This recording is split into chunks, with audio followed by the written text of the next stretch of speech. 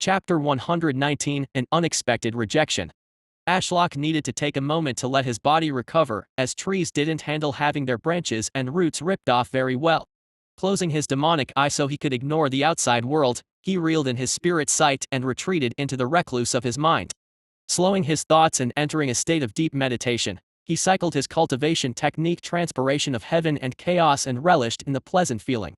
Chaotic chi surged up and poured into his dim star core through his roots buried deep within the world. Meanwhile, nutrients were also pulled up through his roots and redirected toward the bare stalks that once housed his lush scarlet leaves in an attempt to regrow them. Luckily, the fruit he had spent so much chi on had survived the turbulent winds from Larry's ash and the worm monster's screech, which he was incredibly thankful for, as the chi fruit production skill took a large amount of chi initially to create a unique seed imbued with one of his skills from which the flesh of the fruit would grow around. Once this initial chi cost to develop the seed had been paid for, the fruit could grow with minimal resources from him. As Ashlock cycled his cultivation technique, his connection to the heavens was restored as his leaves rapidly regrew. Once his star core had filled a little, he expended some chi to burn his trunk and branches in soul fire to remove the irk felt from the blood and guts of the worm that still caked his bark. With his leaves regrown within minutes, he could fully utilize his cultivation technique as heaven and hell were connected through him. In this deep state of meditation, he could feel his profound connection to all the demonic trees surrounding him. Waves of emotion traveled through the mycelium and root network he shared with them. Usually, he blocked them out as the constant surges of emotion from thousands of trees were a lot to take in. "Don't worry, my children. Dad is all right," he transmitted through his roots and felt warm at the wave of happiness he received back. "Maybe I should talk to them more often." Ashlock took a moment for himself for an unknown amount of time. He knew people were awaiting his guidance beyond his bark, but he was at peace in the darkness of his mind. He felt like there had been drama or fighting for every waking moment recently, and sometimes the need to just breathe and relax became too overbearing to ignore. Stella failed to decipher Ash's mood as his trunk reclosed, hiding away his unsettling eye, and she felt his very weak chi retreat deeper inside his trunk as if he were going to sleep. She knew she had messed up bringing the Redclaw Grand Elder here, but she wasn't willing to risk being away from Ash as he got attacked again. "Last time I had been in Darklight City, Tree was attacked by that brutal storm that reduced him to a smoldering stump. And today, I left to deal with the worm, and after getting hit once, it ignored me and went straight for Ash instead." Stella pouted as she felt the world was unfair. "Keeping up our facade is important, but I felt coming to save you with the Redclaw Grand Elder's assistance was the best course of action." Stella let out a sigh. "If only I could have entered the spatial plane to peer through the concealment and check on you. Alas, ever since the buzz of enlightenment wore off, I have been unable to return there at will." Shaking off her thoughts, her eyes drifted across the mountain peak that smelled of rotting blood and guts. The black blood that painted the rock stuck to her shoe like paint, making her nose scrunch. Stella then heard a cracking and felt movement behind her. Looking over her shoulder at the looming tree, she noticed the stumps of the weaker branches that were torn off during the fight begin to rapidly regrow like spindly fingers, and scarlet leaves sprouted from the other branches. "He's recovering, thank the heavens." She stood there for a while, watching the fascinating scene of regrowth, but then stumbled back when the whole tree suddenly lit up with lilac soul fire. An awful stench wafted from the tree, smelling like burnt, rotten blood. Slowly backtracking away from the tree, Stella carefully sidestepped the massive hole and met with Diana and Larry, patiently waiting off to the side. The Redclaw Grand Elder was also there, still clasping his hands toward the recovering tree with a hint of awe in his aged eyes. Stella ignored the man, half out of embarrassment and also because she had nothing to say to him until Ash decided how to handle this situation. So instead, she stood beside Diana, who was humming to herself while letting Kaida lick her finger. The snake appeared much larger than before, at least a few feet long, so his body was draped on Diana's shoulders like a scarf. His golden eyes were much the same, but their black scales had an almost liquid-like shimmer as if they were dripping in ink. "Kaida seems to love you," Stella noted, trying to distract her mind from how awkward she felt due to the Grand Elder's presence. "Well, I sure hope so." Diana flashed a thin smile. He finished his evolution right as the worm arrived. "Everyone was so busy fighting that he was forgotten about, so I swooped in and saved him." Stella narrowed her eyes. "You didn't help with the fight? How was I supposed to?" Diana shrugged, earning a hiss from Kaida as his body shifted. The monster was in the mid-stage of the Star Core realm. So even if I empowered my daggers with chi, they couldn't penetrate its defenses. Also, the monster was so large that my mist technique would have hindered everyone more. And not to mention the poison that coated its skin. She then glanced around, although I think I can help now that the tree has finished its meal. The air suddenly became a redus, a large ball of water manifested above Diana's palm. Stella noted Diana's odd choice of wording as the Redclaw Grand Elder was still standing nearby, listening to their conversation. Oblivious to Stella's thoughts, Diana splashed the ball of water on the ground, and it spread out with a viscous consistency like slime, collecting all the blood and guts left over from the decimated worm. The awful smell that had been prevalent subsided, and Stella watched as the slimy water pulled all the black blood off her shoes and returned to a ball floating above Diana's palm. "What are you going to do with that?" Stella asked, eating the swirling ball of blood and guts. Diana answered her question with her golden spatial ring flashing with power and the water ball vanishing with a pop of air. "I'll store it in here for now and deposit it out into the wilderness the next time I go training out there." "I see," Stella said, tapping her chin. An awkward silence continued for a while. Then, finally, her eyes darted between Ash, still regrowing, and the Redclaw Grand Elder. Just as she was about to say something random to break the silence, the lilac soul fire consuming the tree vanished. Has he woken up from his sleep? Moments later, a rift formed, and two people she was familiar with stepped through, both wearing black masks. "Holy friggin' shit," Douglas shouted as he saw the enormous hole in the center of the mountain peak. He dashed over to the edge of the hole, practically dragging Elaine with him as he went as she was holding his hand. Stella couldn't help it, but attention was drawn to their interlocked fingers. She flexed her own and then subconsciously looked over to Ash's branches. A frown formed on her face. Douglas, oblivious to Stella's stare, cautiously leaned over the edge. His earth chi channeled through his legs and the now clean stone surged up around his feet, locking him in place and allowing him to stare down into the abyss. "This has to be over a mile wide and goes all the way to the base of the mountain." "Why do you sound so excited?" Stella said, the words coming out a little harsher than she expected. Douglas cocked a brow at her attitude, and then he looked between her and Tree and seemed to come to his own conclusion, which only made her mood sour further. "I'm not mad about Tree being hurt. He's fine." Douglas shook off the stone around his feet and turned to face her with a grin. "I'm thrilled because I can turn this hole into the most awesome spiral staircase on this side of the continent." Stella looked between the excited Douglas and the hole large enough that she wasn't sure she could jump its length. Does this idiot want to make a spiral staircase for a titan? Realizing her mood was affecting her, she let out a single controlled breath and, behind her own wooden mask, offered a smile. "That does sound like a good idea, Douglas." Stella then noticed that Ash was writing something in his soul fire on his trunk. "Stella, translate my following words to everyone." She murmured to herself and then nodded. Everyone quieted and watched as mystical words were written in soul fire on the demonic tree. "First of all, Douglas, I agree that is a great idea, but I have bigger plans for now." Stella read and saw Douglas clench his hand in glee. "Things are moving faster than I would like. It's clear we need an immense amount of spirit stones to build a place of safety for everyone. Immortal, if I may," the Redclaw Grand Elder spoke respectfully, and Stella gave him a nod to continue.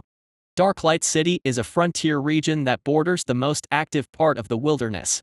As the beast tide approaches, things will only get worse. I felt the deep desire to take this opportunity to apologize to your esteemed self that my family has not lived up to the expectations this city requires and have placed a heavy burden on your shoulders in recent weeks." Stella didn't say it out loud, but she silently agreed with the Redclaw Grand Elder. All of these recent problems could have been dealt with by the old Ravenborn Grand Elder who had been at the peak of the Star Core realm and even stepped into the nascent Soul realm before his death. Even with the Ravenborn gone, the Evergreens and Winterwraths could have defended this frontier region with the Evergreen's strong affinity for the area. But the Redclaws only have a single Star Core cultivator who is weakened due to the environment. Maybe I am being harsh due to seeing how useless he had been against the worm earlier today, but I see where he is coming from. Stella patiently waited for Ash's reply, curious to see his thoughts as words materialized on his trunk. "I plan to wait until after the alchemy tournament for this, but if you all struggle this hard against a single Star Core monster, I will need to move up the schedule." Stella translated, her eyes going wide behind her mask as she suspected where Ash was going with this, yet she was still surprised as she glanced between Elaine and the Grand Elder. The Grand Elder clasped his hands and bowed. "What does the Great Immortal advise?" "Including you, gather your 5 strongest members and come back here in 2 days at the crack of dawn." Prepare for a month-long excursion into a very hostile land with the goal of advancing your cultivation. Tell your family you will be gone for a week, Stella slowly translated, momentarily getting stuck on a few of the words. He is referring to the mystic realm, I'm pretty sure. As you wish. The man bowed, and Stella saw a rift open beside him. Through the slightly distorted view, she could see the courtyard of the white stone palace. The Grand Elder gave one final bow and swiftly left through the rift. Stella had never mentioned it, but either she had spent so much time around Tree, or her cultivation had improved enough that she could feel when his spiritual sight moved around ever so slightly. Her eyes wandered to where she guessed his gaze was and landed on Elaine. Prisoner, decide now. Do you wish to join our sect or remain in the cavern? Stella translated and was glad the mask obscured her smirk, which then subsided. Was she really this much of a vicious person?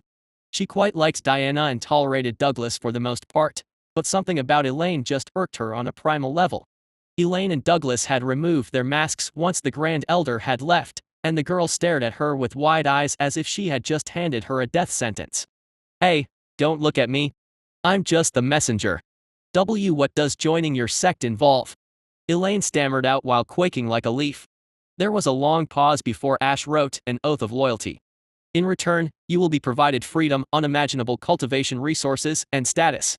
Douglas looked down at Elaine, who was gripping his hand so hard that her knuckles were going white. It's a pretty good deal. I refuse, Elaine said, her voice dying to a whisper at the end. Stella hated to admit a gasp of surprise escaped her lips. It was insanity to turn down such an offer. Ash seemed equally confused because it took him a while to reply through Stella's translation. May I ask why? Your void affinity would be of great value to us, and we will take good care of you.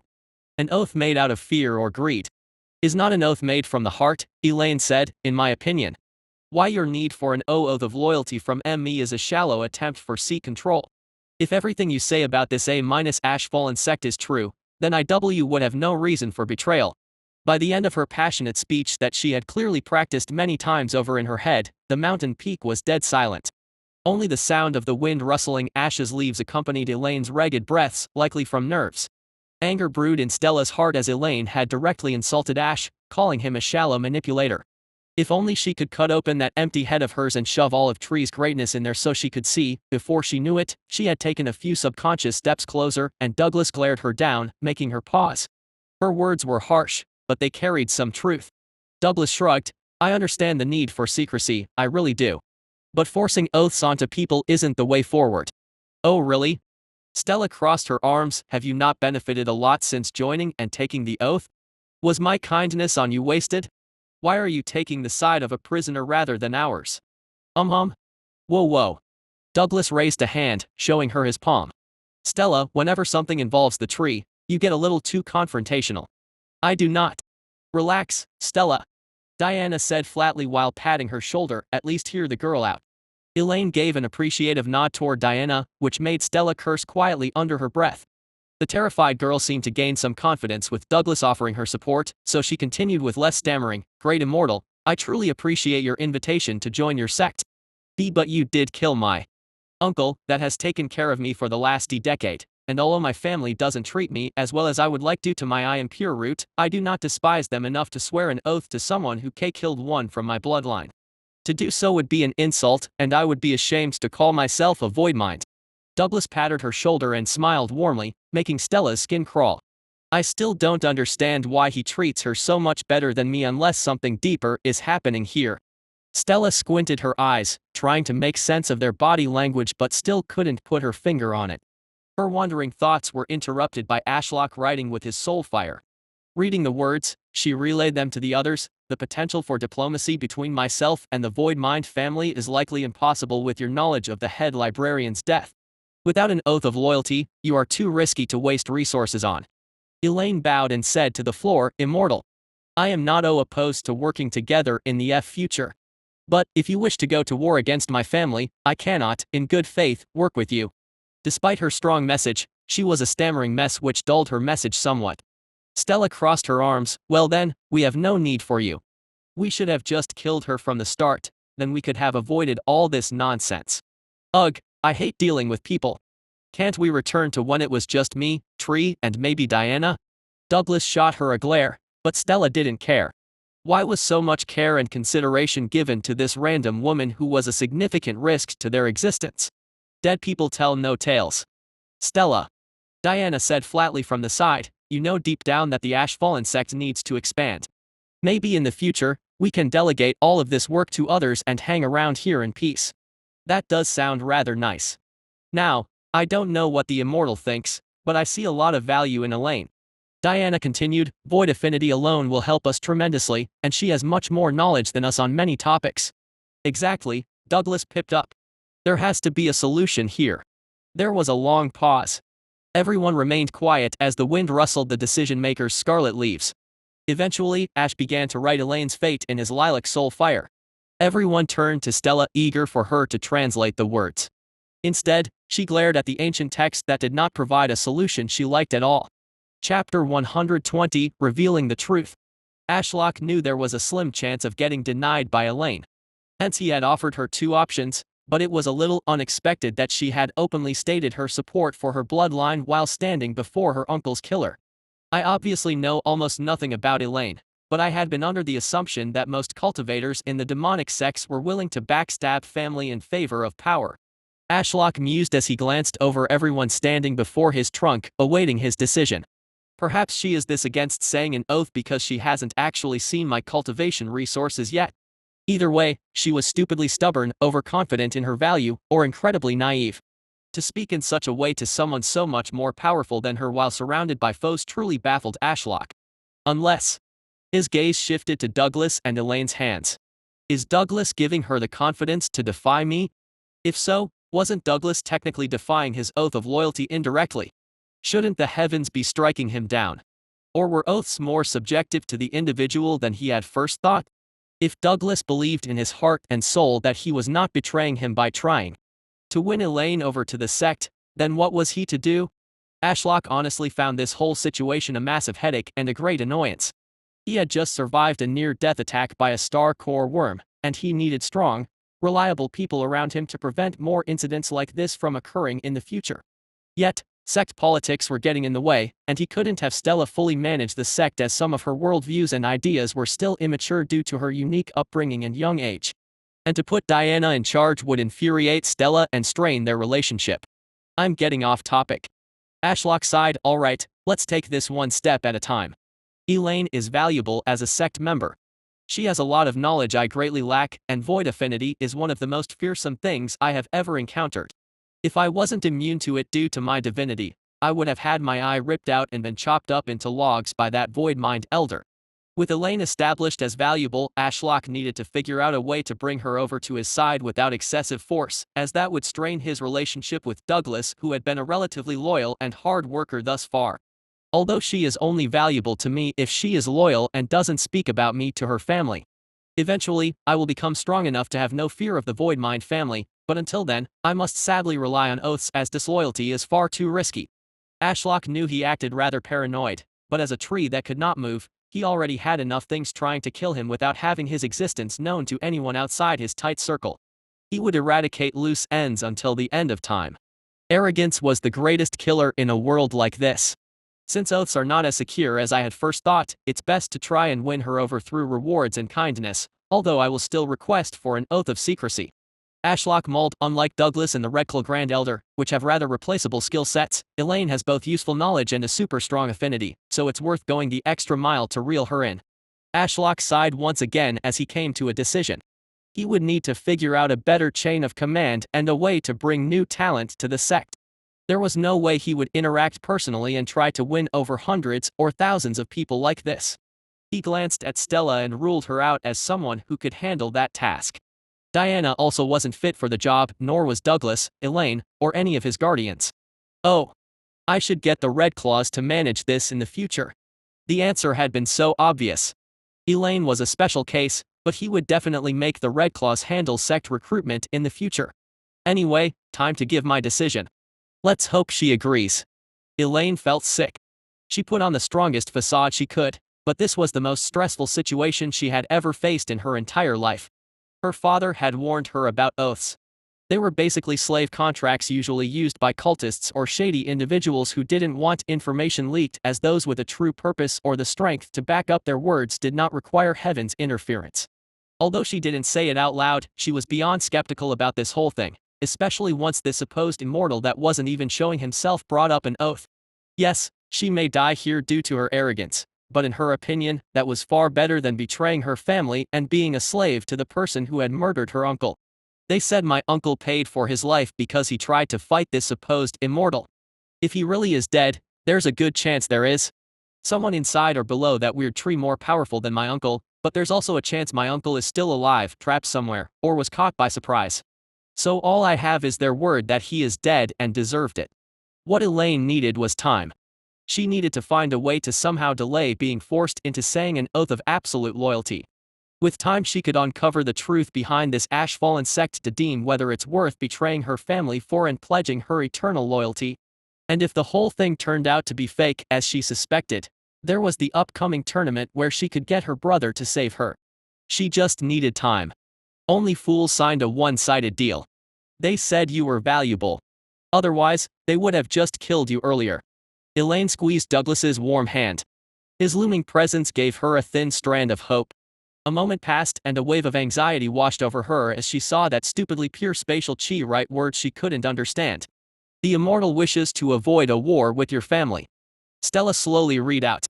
Clearly, she wasn't fluent in the mysterious language and had to translate the words one by one. Therefore, he believes reciting an oath of secrecy regarding your involvement with us and what happened to your uncle is reasonable. In exchange, he will give you a cultivation resource and welcome you into the sect. Elaine bit her lower lip and flexed her fingers. An oath of secrecy was much better than one of loyalty. If my family can somehow figure out what happened to Uncle without my help, then I won't be forced to fight my family alongside my uncle's killer. This gives me a lot more flexibility and options while still allowing them to cover their backs. Smart. I must be missing something here. But I can't figure out what. Her mind raced, and she debated asking to be given a day to mull over her thoughts. But on the other hand, she felt like she was about to pass out from stress and nerves. Although they had been more hospitable than expected to a prisoner, she was still pushing her luck. This oath gives them peace of mind while also giving me more time. It should be fine. Immortal, I accept your oath of secrecy. Elaine stepped forward, releasing her hand from Douglas. Tell me the exact terms of the oath and to whom I should recite it. Her heart was pounding so hard in her chest that she could hear it in her ears as soul fire words manifested on the black trunk of the tree. You will not mention or try to convey anything regarding the Ashfallen sect, including its members and activities, to anyone not recognized as an Ashfallen sect member. Stella slowly read out. Furthermore, you will never disclose what you know about your uncle's disappearance. There was a short silence as the words vanished and new ones materialized. As an oath done under the heavens, failure to abide by the sworn oath will result in the crippling of your cultivation. Stella then gestured toward the enormous spider that had hunted her down, and Larry will be sent to dispose of you. Elaine gulped, and to make matters worse, the trunk of the tree suddenly cracked open like an accursed maw, and through the darkness peered an eye that was incomprehensible to her mind. It made her feel like there was a soup of eyes invading her mind, as they superimposed on each other in an eternal cycle that made her dizzy. A shadow loomed over her, dispersing the visions plaguing her mind and giving her a moment of salvation. She felt vomit rise up her throat, but she barely managed to keep it down. Her breath was shaky, and sweat dripped from her forehead and clouded her glasses. The shadow loomed closer, casting her in darkness. Apprehensively, she looked up, wiping her glasses with quivering hands, and came face to face with Stella, the blonde-haired girl. Her mask was removed, and she could see her perfect skin and crazed pink eyes that seemed to glow with power. You have gazed upon the immortal and know the terms of the oath. Stella said with a smirk, now recite the oath to him so we may move on from this nonsense. Elaine looked past the crazy person taking up the majority of her view at Douglas, who was standing off to the side. He seemed apprehensive about stepping in to help her here. He must fear this girl somewhat. If I don't recite the oath, I really fear she will stab me in the throat. Elaine stood up on shaking legs and looked straight at the tree. She slowed her breathing and thought back to that unsettling gaze. I, Elaine Voidmind, pledge secrecy to the immortal of the Ashfallen sect. I will not mention or try to convey anything regarding the Ashfallen sect, including its members and activities, to anyone not recognized as an Ashfallen sect member. I will also not disclose any information I know about my uncle's disappearance to anyone. As the final word left her mouth, she felt a pressure from above gaze down on her as if heaven had taken an interest in the oath. She had never heard of any mention of this phenomenon before. She then felt as if phantom chains had wrapped around her soul core, and she instinctively knew in the back of her mind what would happen if she broke the oath. Her death would be inevitable. Ashlock let out a long sigh of relief. Of course, it wasn't the perfect outcome, as he would have much preferred an oath of loyalty, but this should be good enough for now. He wanted allies that would cultivate immortality and surround him for eternity, so creating a divide between his sect members this early on by forcing Elaine with an ultimatum of loyalty was a terrible idea. Larry, Ashlock said through the tether, continued to keep an eye on her. He thought about adding that Larry should kill Elaine if she betrayed him, but he didn't trust the spider to discern what counted as a betrayal. Receiving a grunt of agreement, he watched as everyone surrounded the newest member of the sect. With the reciting of the oath as agreed, she was now a member just like Douglas. Diana also removed her mask and pat Elaine on the shoulder while appraising her with her dull eyes. Diana, right? Elaine asked as Douglas moved in to stand beside her. Yeah, that's me, Diana said flatly, welcome to the Ashfallen sect. She then raised the snake, this is Kaida. He is one of the Immortals' pets. Elaine apprehensively patted the large snake on the head, earning a hiss. Wait. Since when did Kaida finish his evolution? Ashlock only now noticed the large snake coiled around Diana's shoulders. While Diana spoke with Elaine, Stella sneaked over to stand beside Ashlock and whispered while distorting her voice with spatial chi. Should we tell Elaine about the truth? That you are the patriarch? If we have Elaine hanging around us all day, one of us will inevitably let it slip by accident. The paranoia in the back of his mind wanted to lock Elaine up in the cavern and tell everyone to ignore her to keep that information secret, but he acknowledged that wasn't possible. Best to get it out of the way, Ashlock grumbled and flashed his leaf once to tell Stella it was all right to proceed. Of course, he expected Elaine to become skeptical, but hopefully offering her a skin improvement truffle would convince her that almost everything else wasn't a lie. Stella strode over to Elaine. I have a confession to make, Elaine. Elaine shrunk back into Douglas's side, clearly quite terrified of Stella. Yes. The Ashfallen sect is ruled by its patriarch, Ashlock. Stella gestured to the demonic tree lording over the mountain peak. Although we tell everyone there's an immortal that rules the sect, that's technically not true. Although the tree is sort of immortal. Elaine tilted her head, a frown forming on her face. So, what are you implying? Douglas laughed heartily as he patted Elaine's back. It means these nutters take orders from a fucking tree. Stella crossed her arms and glared at Douglas. You do as well. I know. Douglas wiped a tear from his eye. It's still hilarious to me, but I have to admit, he is one bloody good patriarch. I don't understand. Elaine tugged on Douglas's arm but became distracted as the stone cracked open nearby her foot, and a root poked out. Growing on its tip was a single truffle. Stella plucked the truffle and handed it to the confused Elaine. Go back down to the cavern with Douglas and consume this truffle. It will make your skin as perfect as mine and Diana's. Elaine's eyes went wide as she glanced between the maskless girls. She then clutched the truffle close to her chest and gave Stella a small nod. Ashlock was curious to see her reaction and enthusiasm regarding the Ashfallen sect once she had consumed that truffle. However, in the meantime, he needed everyone to do things while they waited for the mystic realm to open up again. I need Douglas to integrate Elaine into the sect and explain things to her, and then I need him to help Stella with the formations. Ideally, I want both the concealment and chi gathering formation completed within the next 3 days. Ashlock wrote out his orders on his trunk in lilac flames, and Stella relayed them to everyone. Opening a rift to the cavern below, Elaine stepped through without delay, and Douglas gave Ashlock a hearty grin and thumbs up before following. At least he's happy. Ashlock chuckled and watched as Stella wasted no time returning to work on the concealment formation, which was by far the most important right now, as he didn't have the chi spare to maintain the spatial distortion technique. I must keep some chi in reserve and refill my star core in case I get attacked again. As for the worm, Ashlock shifted his view to the wilderness, and sure enough, the monstrous worm was loitering below the wall of demonic trees, likely for the same reason it had been there the first time. It was hunting to regain its strength. As within just an hour or so, there was already a small gathering of monsters. All of them were weak and unlikely to provide many sacrificial credits, so Ashlock left them alone. Best to leave the bait out to keep the worm happy and away from me. Ashlock mused. He was still excited to capture and kill the monster for all those juicy sacrificial credits, but that would have to wait for now. He needed his sect to become stronger first. Tree. Stella hollered from the side of the mountain peak. I need your help with the runic formation. Oh yeah, I was helping her before the whole worm incident. Ashlock found the giant sword dumped off to the side, picked it back up with a black vine from his consuming abyss skill and returned to work. Chapter 121 Interlude, Lacking Perspective. I knew something was off about all this, Elaine grumbled as she collapsed against a rock and rotated the truffle in her hand, frowning at it. Douglas, who was leaning against a nearby wall, shrugged. You got far better treatment than I ever did. They practically bullied me into an oath of loyalty. An oath? Elaine reached up and touched her chest, feeling the cold phantom chains around her soul core constantly reminding her of the lifelong commitment she had so foolishly accepted.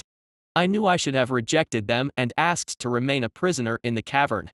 How couldn't I have seen the immortal was fake and they were all crazy people worshipping a talking tree? She clenched her fist and asked Douglas, the oath of loyalty, how does it feel? Feel? If I have thoughts of betrayal, the cold chains around my soul tighten. Douglas said, and I know if I were to act on one of these thoughts, the chain would burn holes in my soul, allowing the heart demons to overwhelm me. Do you regret it? Elaine asked. It sounded awful to her. Would she experience the same if she tried to contact her family and tell them about the Ashfallen sect? Douglas shook his head with a faint smile. I would do it 100 times over if I could. After being kicked out of the Terraforge family due to a lack of talent, I became a wandering rogue cultivator of Darklight City, struggling under a crushing amount of debt with nowhere to go. Yet despite all that, they took me in, paid off my debts without another thought, and have treated me well ever since. Kindness is hard to come by out here in the wilderness, so it should be cherished when given. They didn't seem very kind to me, Elaine mumbled. Douglas laughed. They get very defensive when something threatens the tree, but they are great people once you get to know them. From what I've heard, your uncle caused quite the commotion and almost killed them, so it's no wonder they are apprehensive about you. Why am I being punished for what my elder did, though? Elaine sighed as she leaned back and looked at the cavern ceiling. Her prison. I would say you are fortunate, and this is one of the greatest opportunities you will ever encounter, Douglas said confidently. To call this a punishment means you lack perspective. Elaine snorted. What about this is fortunate? Say Elaine, Douglas said seriously, his joking tone gone, making her look up and meet his eyes. You were a rather sheltered child, weren't you? Perhaps a scion of your house. I remember you shouting about being the daughter of the Grand Elder when we first met. Elaine didn't answer. Why is he asking me such a question? He let off a short laugh and walked over, crouching before her. You are too naive. You could have been turned into a pill furnace where alchemy is performed in your stomach, and they use your own fucking soul and flesh as part of the pill-making process.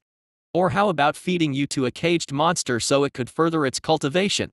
My point is, there are a million ways to treat a prisoner, and you weren't treated like that.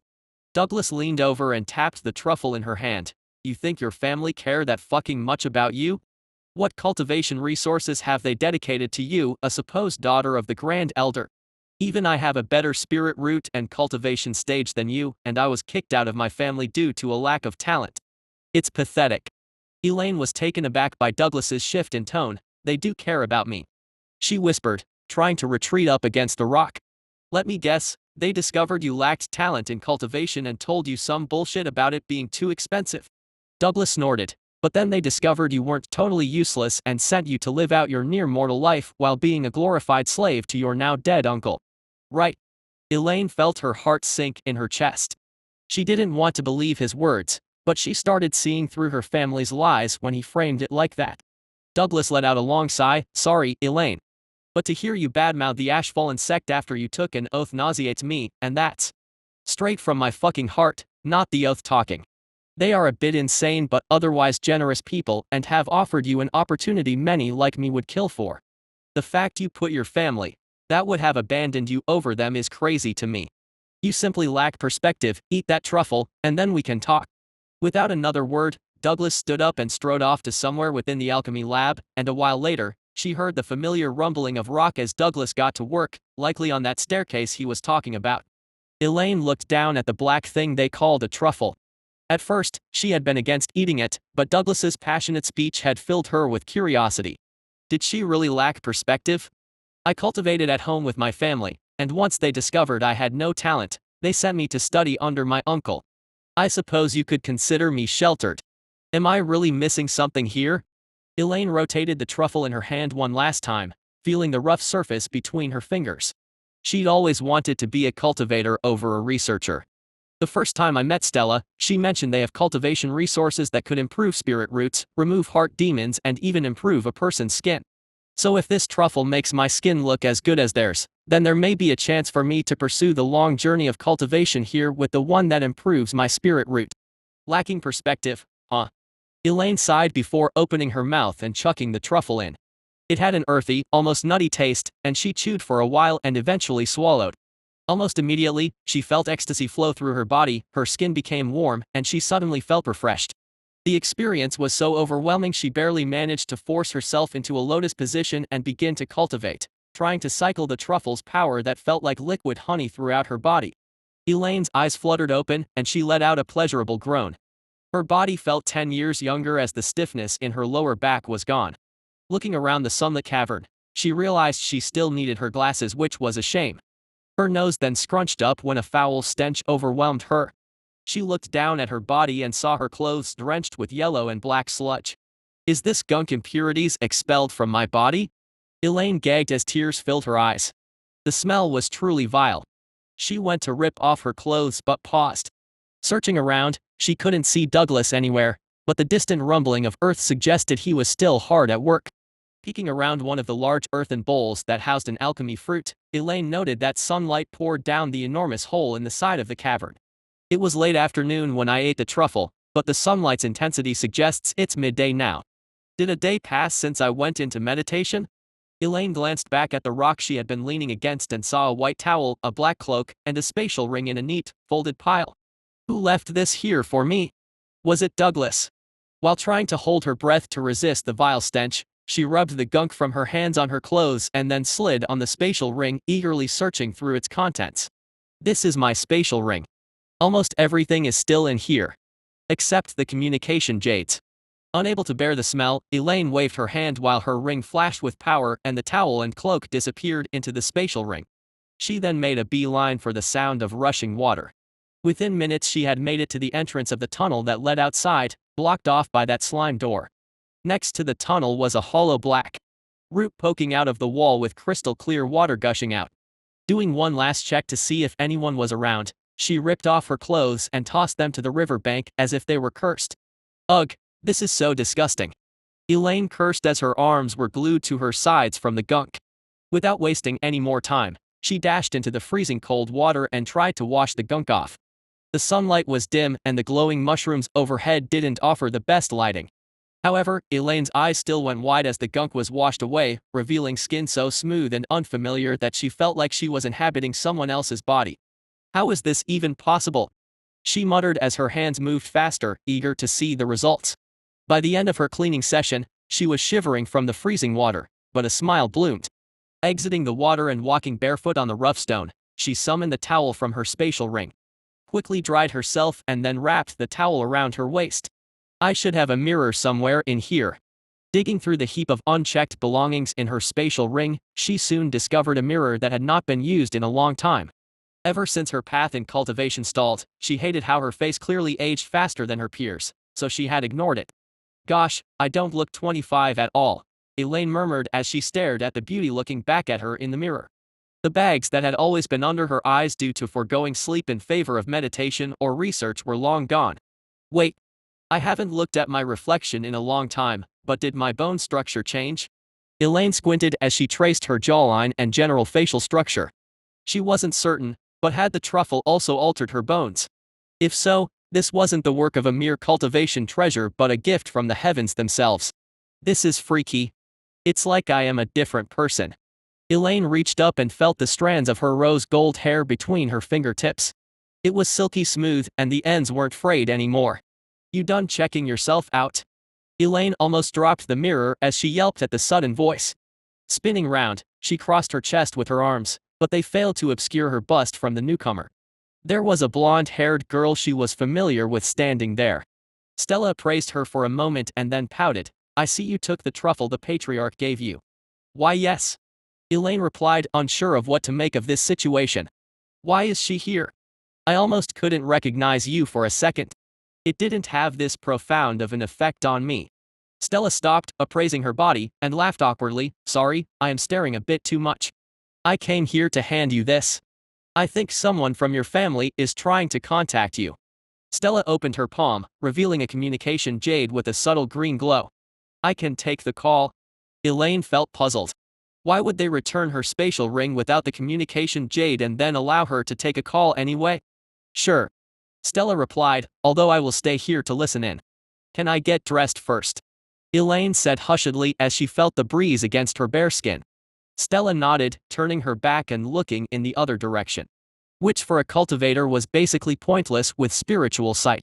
Deciding she didn't have time to fully dress, she summoned the cloak that had been left alongside the towel, hung it over her shoulders, and secured it around her chest. Since it was rather tight-fitting, she kept the towel around her waist as a skirt substitute. Alright, give it to me, Elaine said, and Stella turned around and handed her the glowing jade. Inserting a sliver of her chi, the connection was made. Sister. What took you so long to answer? A voice she hadn't heard in years echoed out of the jade. Forgive me. I was preoccupied, brother. Elaine answered while shooting glances at Stella, who had her arms crossed. Why are you calling me? What's with that tone, sister? I took time out of my cultivation to talk to you, yet you have the nerve to leave me waiting. There was a haunted laughter. Were you too busy following Uncle around like a lost dog? Or lost in research about nonsense? No, brother. Anyway, sister, I will arrive in Darklight City in 2 weeks. You will show me around that backwater city and accompany me. Do I make myself clear? Since when did he speak to me like this? Actually, when was the last time we spoke? Before I was kicked out of the family to this city. Ah, I see. I'm not sure, brother. Elaine replied while looking at Stella. I might be preoccupied when you plan to visit. There was a long pause before the voice coldly asked, doing what? Cultivating? Don't make me laugh. Where are you right now? Elaine was about to tell her brother she was in a cavern, but she felt the phantom chains coldly wrap around her soul core. So heaven sees that as leaking information about the Ash-Fallen sect to my family, which triggered my oath. I see. Without being able to disclose anything to her brother about her whereabouts, she couldn't see a viable way of continuing the conversation. I'm very busy, brother. Please call back another time. Goodbye. Elaine ruthlessly cut off her sibling, and before he could reply, she cut the call. Elaine returned the communication jade to Stella. That was rather embarrassing. I didn't expect him to talk to me like that. Stella took the jade back and shrugged. My human family is all dead, Diana's were also eradicated, and Douglas's family kicked him out to the streets. Compared to that, it seems you have it easy. Human family? Yeah, Stella nodded. Tree and I have been together since I was a child, and he was nothing but a sapling. So I consider him my family now. I'm sorry. Stella tilted her head in confusion. About what? I don't know. Everything. Elaine sighed. Douglas said earlier that I lacked perspective, and it's true. I have eaten a few cultivation resources in the past, and they were just some chi-enhanced grass and leaves mashed together in a disgusting pill that did nothing substantial. I looked down on the truffle your tree provided me as a token of friendship because I was skeptical, but it's hard to deny the results. Your tree is amazing. You should call him Patriarch. Stella quipped back but grinned, although I do agree that tree is amazing. Would it be alright if I apologize to the Patriarch? Or should I remain down here in the cavern? Stella glanced at her hardly put together outfit and laughed. Well, 2 days have passed since you recited the oath, so the red clothes should be arriving soon. So you might want to put on some real clothes. Oh yeah. Elaine noted with a smile. Thank you, Stella, I genuinely mean it. If my uncle really did the things you claim, I apologize on his part and hope you don't hold it too much against me. Stella shrugged. Tree clearly seems to see some value in you, so you better not let him down and get to cultivating. Cultivating. The word felt so foreign to her. Would she really be allowed to cultivate to her heart's content here? If you think that truffle you ate was impressive. Stella smugly grinned. Just wait until you experience the spirit-improving one or get hurled into the mystic realm. Then you will be in for a real treat. Chapter 122 Mystic Realm Preparations. Elaine, Douglas, and Stella stepped through a rift Ashlock had conjured up. It was almost creepy how much Elaine had changed from 2 days ago.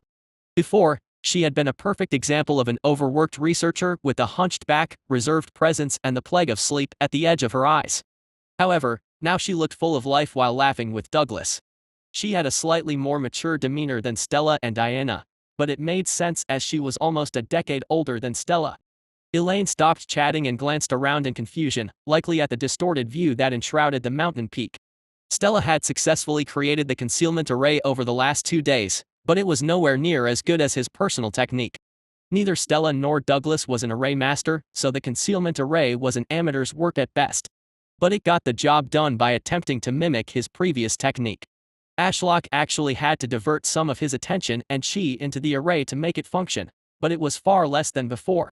The chi gathering array was also almost completed, and Stella had been in the middle of finishing it up when the communication jade in her spatial ring that she had confiscated from Elaine's lit up.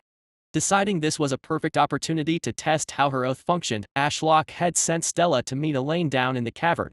It had been unfortunate timing, as Elaine had been in the middle of baying, but even after seeing her bare bust, Ashlock had felt nothing.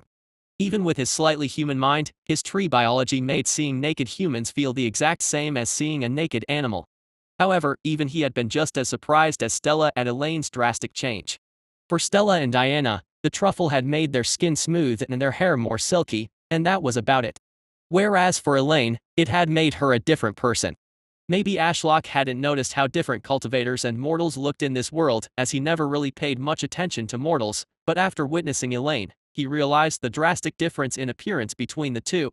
"You can cultivate with us up here if you want, Elaine," Stella said nonchalantly. "The Red Claws will be here soon and then we will head into the Mystic Realm." "What is the Mystic Realm?" Elaine asked. Douglas also seemed curious.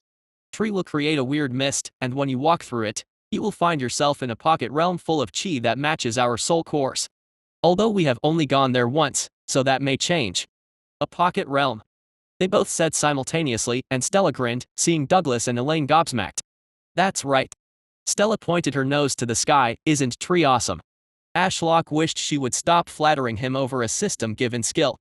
It wasn't like he got the skill out of his own hard work, unlike his cultivation techniques that required hours of meditation for him to reach a mutual understanding with the heaven's will. "Will I be entering this pocket realm?" Elaine asked curiously. "Sure, we all will. Hold on." Diana cut off Stella as she walked over. "We know little about the Mystic Realm, so allowing someone with little cultivation and combat experience to enter may lead to their death." Ashlock had to agree that was a good point. "I wanted to use the Mystic Realm a few more times to gauge its capabilities before sending more people in, but I don't have time to waste months on testing." His current plan was to send everyone in and try to get Maple or someone else to somehow end up in the same pocket realm as Stella so she could ascend to the Star Core realm with less risk. "Patriarch, do you mind if I test Elaine's capabilities?" Diana asked, and Ashlock replied with a flash of his leaf. "I don't plan to bring the Redclaw Grand Elder and his chosen people over for a few hours, so testing Elaine's capabilities is a good idea, as I am also rather curious." Ashlock mused. "Go do it over there." Stella pointed to the area behind Ashlock. "I need to finish up the chi gathering array and don't want you accidentally damaging it. Douglas, come and help me." "But..." Douglas glanced between Elaine and Diana. "Will she be alright?" Diana snorted as she summoned a sword to her hand and walked past Ashlock. "I won't go too hard on her, don't worry." Elaine gave Douglas a reassuring smile before running after Diana. On the way, she stopped before Ashlock and gave a short bow. "Patriarch, I just wanted to apologize for not seeing the greatness of your gift earlier." Ashlock appreciated the apology, and since she didn't know the ancient language, he flashed his leaf to show he accepted the apology. Elaine pointed at the leaf and shouted after Diana, "The leaf flashing once means the Patriarch is happy, right?" Diana didn't turn to look but still chuckled before calling over her shoulder, "If it flashed once, it means yes, twice for no. You can talk to him directly if you learn the ancient runic language like Stella." "Oh," Elaine said, "I'm good at languages. Maybe I can learn it quickly." That reminded Ashlock of the skill fruit he had been growing. "I will give them to her later alongside the truffles," Ashlock decided as he watched her walk away and stand opposite Diana. "Draw your sword," Diana said, and Elaine gave her an awkward smile. I was never given one. You have never held a sword? Diana furrowed her brows. No, no. Elaine waved her hands. I held a sword. Back when I was 15. Diana let out a long sigh. So what? A decade ago? How haven't you held a sword since? You are a cultivator, right? Elaine seemed to suffer emotional damage as she recoiled. I was a cultivator until my family said I was better suited as a researcher at the academy. Ashlock also couldn't believe Elaine hadn't even been able to practice with a sword in the evenings or something. In a world like this, being smart was pointless in the face of overwhelming might. The beast tide wouldn't care about how many hours you spent memorizing textbooks or advancing the primitive science of this world. That's likely why civilization hasn't advanced that much even with the modern style stuff they find from rifts. The cultivators are too focused on meditating to care about research, and those conducting research are either looking for ways to overcome a bottleneck or developing demonic techniques. Cultivators care little about fashion trends or new dishes, and the mortals are too busy trying to get through their day-to-day lives to invent new things.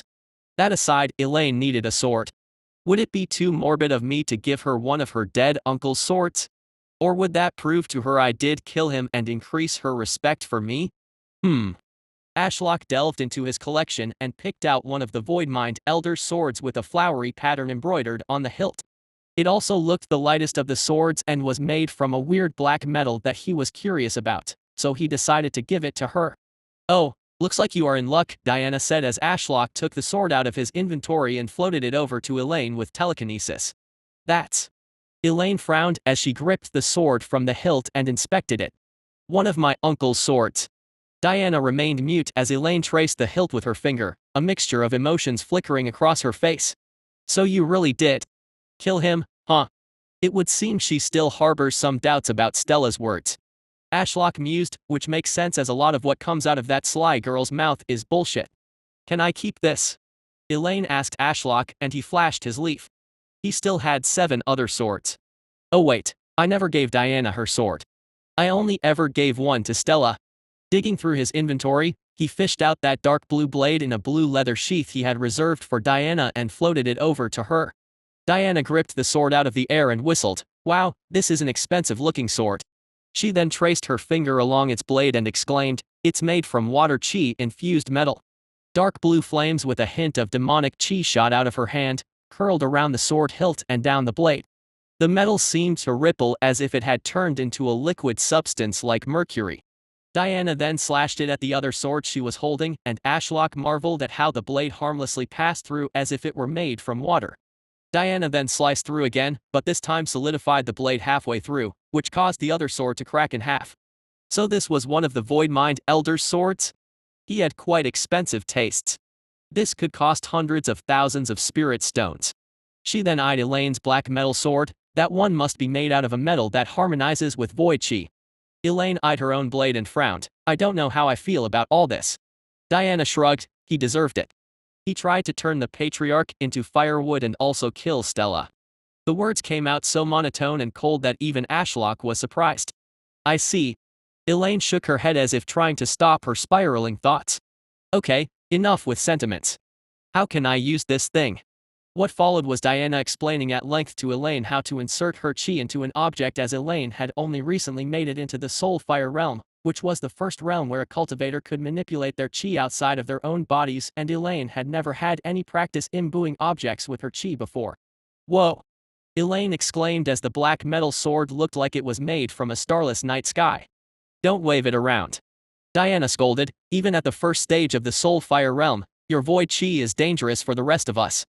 I'm not even certain I could fully resist it with my own chi. Elaine seemed to struggle with wielding the sword and accidentally swung too low, making the blade carve effortlessly through the rock like a hot knife through butter. Shocked, she reeled in her chi and looked at the gash in the rock. Ah. I'm sorry. She muttered while scratching her head. I don't think you would survive even 5 minutes in the mystic realm, Diana ruthlessly claimed while depositing her sword in her spatial ring, signifying the end of the assessment. Elaine let out a tired sigh. That's unfortunate. Diana shrugged. Don't worry too much. There should be another chance in the future. But between now and then, you must advance a few stages in the soul fire realm and learn to fight and wield a sword. That gave Ashlock an idea. He would have a week to kill while waiting for everyone to return from the mystic realm. He could totally have sparring matches with her. Fear not, Elaine. The greatest sword tree on the continent is here to train you. Ashlock chuckled to himself. He still found it rather funny that he could swing swords around as a tree. While he had been thinking, the pair walked past him and over to Stella, who was working alongside Douglas to complete the chi-gathering array. It was smaller scale than the previous one, but it utilized only high-grade spirit stones, so it should have a similar level of performance. Stella was trying to get rid of the ink that was all over her hands while Douglas melted the spirit stones into the grooves. Let me help you with that, Diana said as water from the air coiled around Stella's hands like snakes and washed away the ink. Stella smiled in response and asked about Elaine's sparring session. Meanwhile, Douglas finished his work, and the array was operational moments later with a flash of power.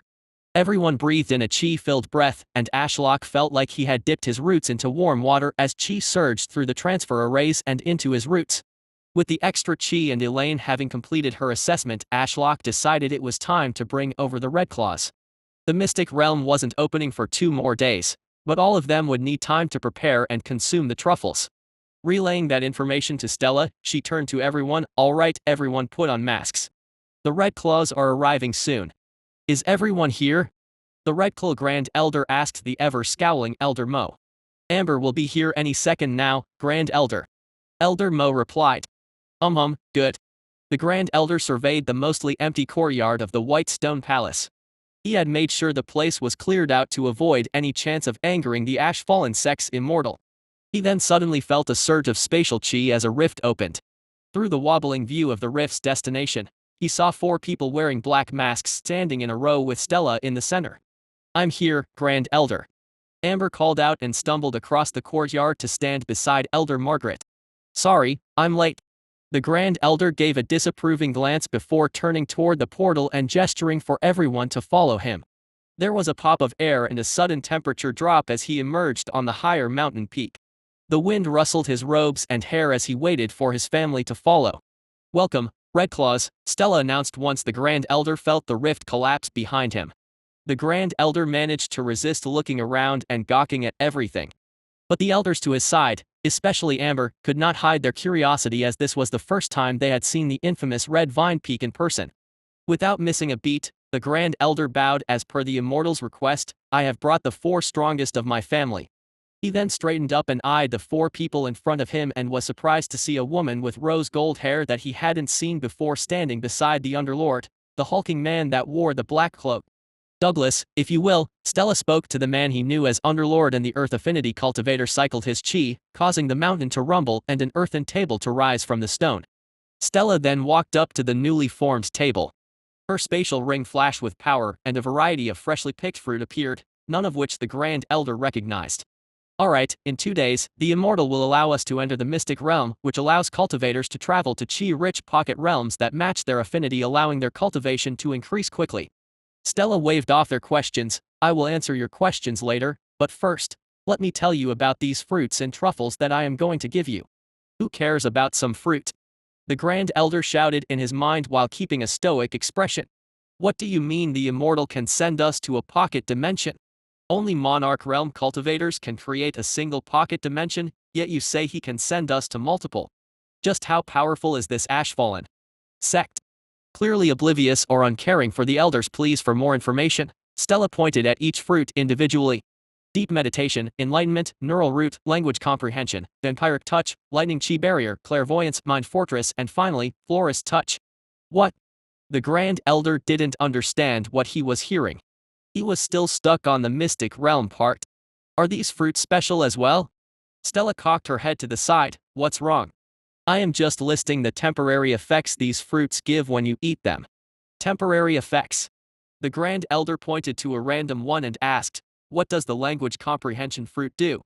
It lets you learn languages super fast, Stella replied as if it was the most obvious thing in the world. Anyway. Wait, the Grand Elder felt a headache creeping into his mind. Not that he blamed them for not giving him such a precious fruit earlier, but he had spent weeks learning the ancient language to converse with the Immortal and save his family, yet there had been a fruit that could help him with that all along. Questions later, please. Stella replied with a huff. Every time you interrupt me, I lose my place. Now where was I? Truffles. The black-haired girl to her side answered flatly. Ah, yes, thank you. Stella said cheerfully, pointing at an unassuming black ball with a stubbly surface. This truffle, when consumed, improves the purity of your spirit root permanently. The Grand Elder felt ashamed to admit he shouted, "What?" alongside his family members, but he couldn't hold back anymore. Yeah. Stella replied with that same dismissive tone, "See, I used to have an impure spirit root." A light purple soul flame flickered to life in her palm, and all of the Red Claws stepped closer, gawking at it. What in the 9 realms is going on? The Grand Elder cursed. He hadn't mentally prepared himself for these gifts. Would they really give them these cultivation resources? Each one could sell for thousands or even cause wars between families. Anyway, Stella pointed to the next one. This one devours your heart demons and lets you overcome a bottleneck. The Grand Elder saw Elder Mo stumble forward, his eyes glued to the truffle. See, can it really? Elder Mo had been stuck at the same bottleneck for so long that he had accepted his inevitable death and turned to teach the younger generation, turning him into a bitter old man that cursed the heavens and barely kept his festering heart demons at bay. Sure. Stella deposited the truffle in his open palm. Give it a try. Elder Mo didn't even take a second to inspect the truffle. As if afraid the opportunity would be seized from his grasp, he desperately devoured the black ball and swallowed. Everyone waited in silence, anticipating the result of the mysterious truffle. Chapter 123, Vanquished Heart Demons. Grand Elder Redclaw watched Elder Mo collapse to his knees, grasping at his throat while he choked. His balding head was on full display as he threw his head back and his eyes stared wide-eyed at the distorted sky. Is this supposed to happen? It looks like he is dying. Unsure of the situation, the Grand Elder remained stoic as he watched with worry gripping his heart. Elder Mo may be a bitter old man, but at the 8th stage of the Soul Fire realm, he was one of the strongest in his family and an excellent teacher to the younger generation. To lose him here would not only be a massive blow to his family's current strength but also its future prospects. Elder Mo. Amber, the youngest Redclaw present, couldn't hold back her worry and stepped forward, but the ever-stern Elder Margaret stopped her advance with an iron grip on the young woman's shoulder. Trust the process. Elder Margaret hissed under her breath. Elder Mo is already near the end of his lifespan. Upon Elder Margaret's words, Amber fell silent and stepped back. It was a silent truth among cultivators, but once someone reached the end of their lifespan due to a bottleneck, it was expected for the cultivator to go insane while furiously searching for a way to overcome their impending mortality. Basically, if Elder Mo died here, it was worth taking the chance. His death was a few decades away at most, so taking a gamble, no matter how foolish, was all Elder Mo could do at this point, and trying to save him right now would only backfire in more ways than one. Ah! Elder Mo screamed as something from within his body pried his mouth open. Grand Elder Redclaw watched in horror as a shifting black mass that he recognized as demonic chi by its feeling of wrongness crawled out of Elder Mo's mouth. Like void chi, demonic chi was difficult to deal with because it reacted violently to natural types of chi. So the Grand Elder, despite being in the Starcore realm, wasn't confident he could defeat this seemingly sentient mass of demonic chi. Nevertheless, his Starcore burned in his chest as he directed his crimson soul fire to his hands, ready to try obliterating the abomination leaving the screaming Elder's mouth.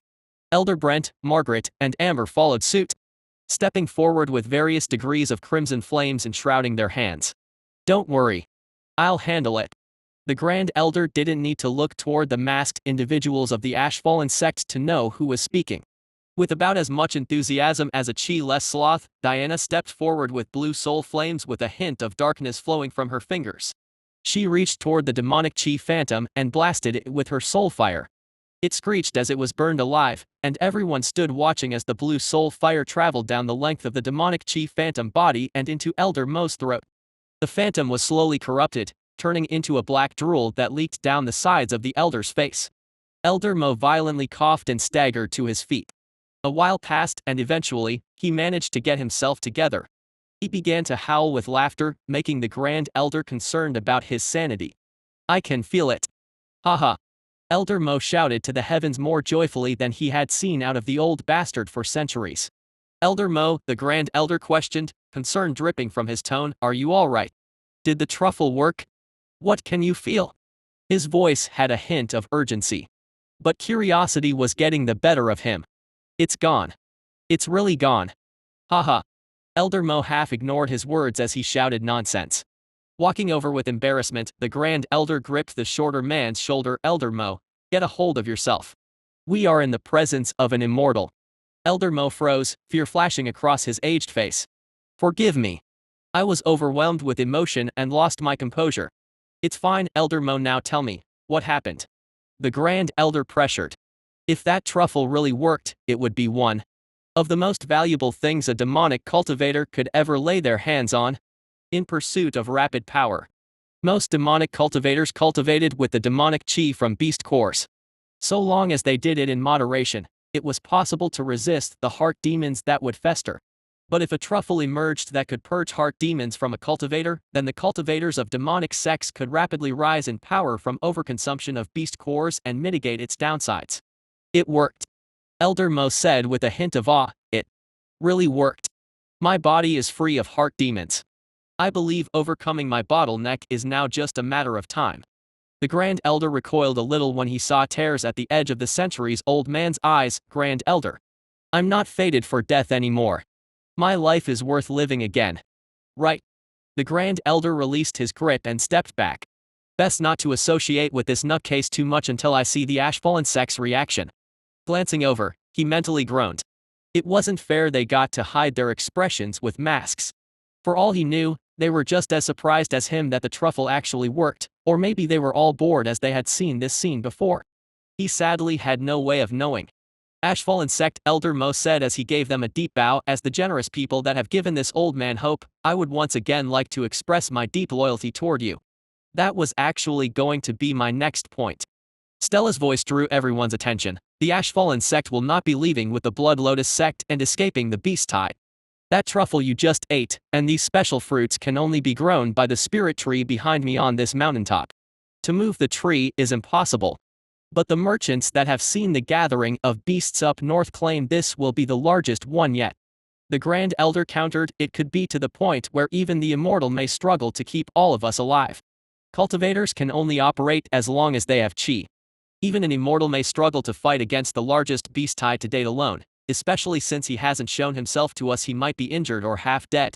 To put my entire family and my own safety in an unknown immortal's hands is far too risky. At those thoughts, the Grand Elder felt the phantom chains of his oath tighten slightly around his star core. Stella tapped the truffle on the table. As mentioned before, this truffle can permanently improve your spirit root, allowing you to absorb and cycle chi faster. With this cultivation resource alongside the others, and access to the mystic realm should be enough to allow everyone here to rapidly rise in cultivation. She then surveyed all of the Red Claws and continued, you have all pledged your loyalty to the Ashfallen sect, and we choose to stay. The beast tide is still a few years away. We have time to become strong enough to fend it off. Elder Mo was the first to break the silence, stumbling forward, collapsing to his knees, and kowtowing toward the spirit tree. My life is for the tree. If I must remain here until my final fleeting breath and my chi runs dry, then so be it. Thank you, Elder Mo, Stella said as she looked toward the Grand Elder. We aren't giving you these precious cultivation resources for free. Your strength is for the Ashfallen sect. The Grand Elder reached up and felt the cold phantom chains around his star core that signified his eternal oath of loyalty. So long as he drew breath and the tree stood tall, he was bound to this land. This is all crazy. But if the claims of this pocket realm and those cultivation resources are true, then surviving the beast tide might be possible. The Grand Elder hated to admit it, but a sliver of greed slipped into his consciousness. At the end of the day, he was a cultivator in the pursuit of immortality. When he reframed this demand as a trial sent by the heavens to test his resolve, he couldn't help but smile. When was the last time he had been needed by someone? The Blood Lotus sect hadn't been at war for a long time, and his days on the battlefield were nothing more than fleeting dreams. He was an old man living out his last centuries peacefully and quietly. Perhaps it was time to fight again. Stella patiently waited for the Redclaw Grand Elder's acceptance. At the end of the day, if she ordered something on behalf of the Ashfallen sect, the oath would be activated, and they had no choice but to agree. Why did Ash tell me to approach the negotiations like this? He even told me to let them see and try his precious fruit. I thought we would just chuck them into the mystic realm and see if any of them managed to crawl out alive. Stella ground her teeth behind her mask. She found having to act as the representative infuriating, but Diana had insisted she take the role for practice. Glancing to the side at the culprit who had forced her into this role, she saw Diana reaching down and picking up Kaida, who had been coiling around her leg for the last few minutes. The inky snake happily licked at Diana's neck as he took his rightful place on her shoulders. Stella reached up and didn't feel Maple on her head. Looking to the side, she noticed Maple relaxing in the sun on Larry's back. The large spider's eyes were glaring at Elaine, never leaving her for a moment. I bet Tree asked his pet to keep a sharp eye on Elaine. Stella felt her mind wandering, totally bored and irritated with her current role. If not for the mask, she feared her ability to maintain a presentable facade would overwhelm her. Stella, I believe your proposal has merit, the Grand Elder eventually answered. We need to get stronger. I couldn't even leave a lasting impact on that worm monster from a few days ago, and the beast tide will comprise thousands of monsters far stronger than that worm was. But if you have such rare cultivation resources and access to pocket dimensions, it may be possible to train us all up to a point we can fend the beast tide off. Stella honestly didn't care about the Grand Elder's speech. She would remain here with Tree whether she had the strength to fend off the beast tide or not, as she trusted that Tree would take care of her somehow. Perfect. With your help, I believe we can overcome the looming threat, Stella said with as much fake enthusiasm as she could muster. Please step forward and retrieve all of the cultivation resources we have designated for you. I assume you all remembered what each one does from earlier. They all nodded. Even though Tree had provided her with skin-improving truffles, she had deliberately kept them in her spatial ring. They weren't necessary for advancing cultivation, and she didn't like the idea of these old men suddenly turning into handsome teenagers. The drastic change in Elaine had been disorienting enough. The Red Claws formed a line based on authority, so the Grand Elder was the first to step up to the table and receive his bundle of fruit and truffles. Waving his hand over the stone table, his spatial ring flashed with power and the pile vanished. Should I use any of them now? The Grand Elder inquired, and Stella realized she hadn't explained that part yet. Listen up. Before entering the mystic realm, you should consume the truffles as they provide permanent effects that will help with your cultivation inside. She then looked down at the pile of fruits, trying to remember the names that Tree had told her earlier. Wait, did I forget one of the truffles? I know the beauty one is taken out, but there's still one missing. Ah. The Tao Enlightenment one that I took and then Larry distracted me in the past. Should I also not give it to them because they were the ones that caused me to waste it? That's maybe too spiteful. Stella's ring flashed, and another truffle appeared on the table, earning a raised brow from the Grand Elder. I forgot one. This truffle lets you understand the language of heaven. It's the only one I would save for using in the mystic realm. The Grand Elder picked it up as if it were the most precious treasure and deposited it into his spatial ring. If these truffles are capable of even a fraction of what you claim, they are undeniably precious, so you have my eternal gratitude. Stella shrugged. It wasn't like she grew these truffles and fruit, so the praise was wasted on her. With the Grand Elder still standing there, she remembered his previous question and pointed at the fruit. Where was I? Ah yes, you asked what fruit to consume now and which to save for the mystic realm. I would say that fruits providing deep meditation, enlightenment, and mind fortress might be ideal to consume in the pocket realm to boost your cultivation speed, as you will only remain there for a month, so every second counts. Stella then pointed at the other fruit in another neat pile. Lightning Chi Barrier and Neural Root may also be useful, depending on the situation. However, I would save the language comprehension and others for when you return.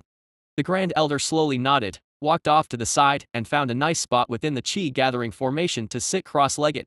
While Stella handed out the fruit and truffles to the other Red Claws, she kept the Grand Elder in the corner of her eye. He was inspecting the truffle and running his finger across its surface. He even tried sniffing it. Eventually, he chucked it into his mouth and seemingly disliked the taste as his face twisted. That's certainly the spirit improvement truffle. Stella was very curious to see how the truffle would work on someone in the Star Core realm. She had absolute faith in Tree's cultivation resources, but even she knew to keep her expectations within reason. The stronger a cultivator got, the less impact the same resource would have.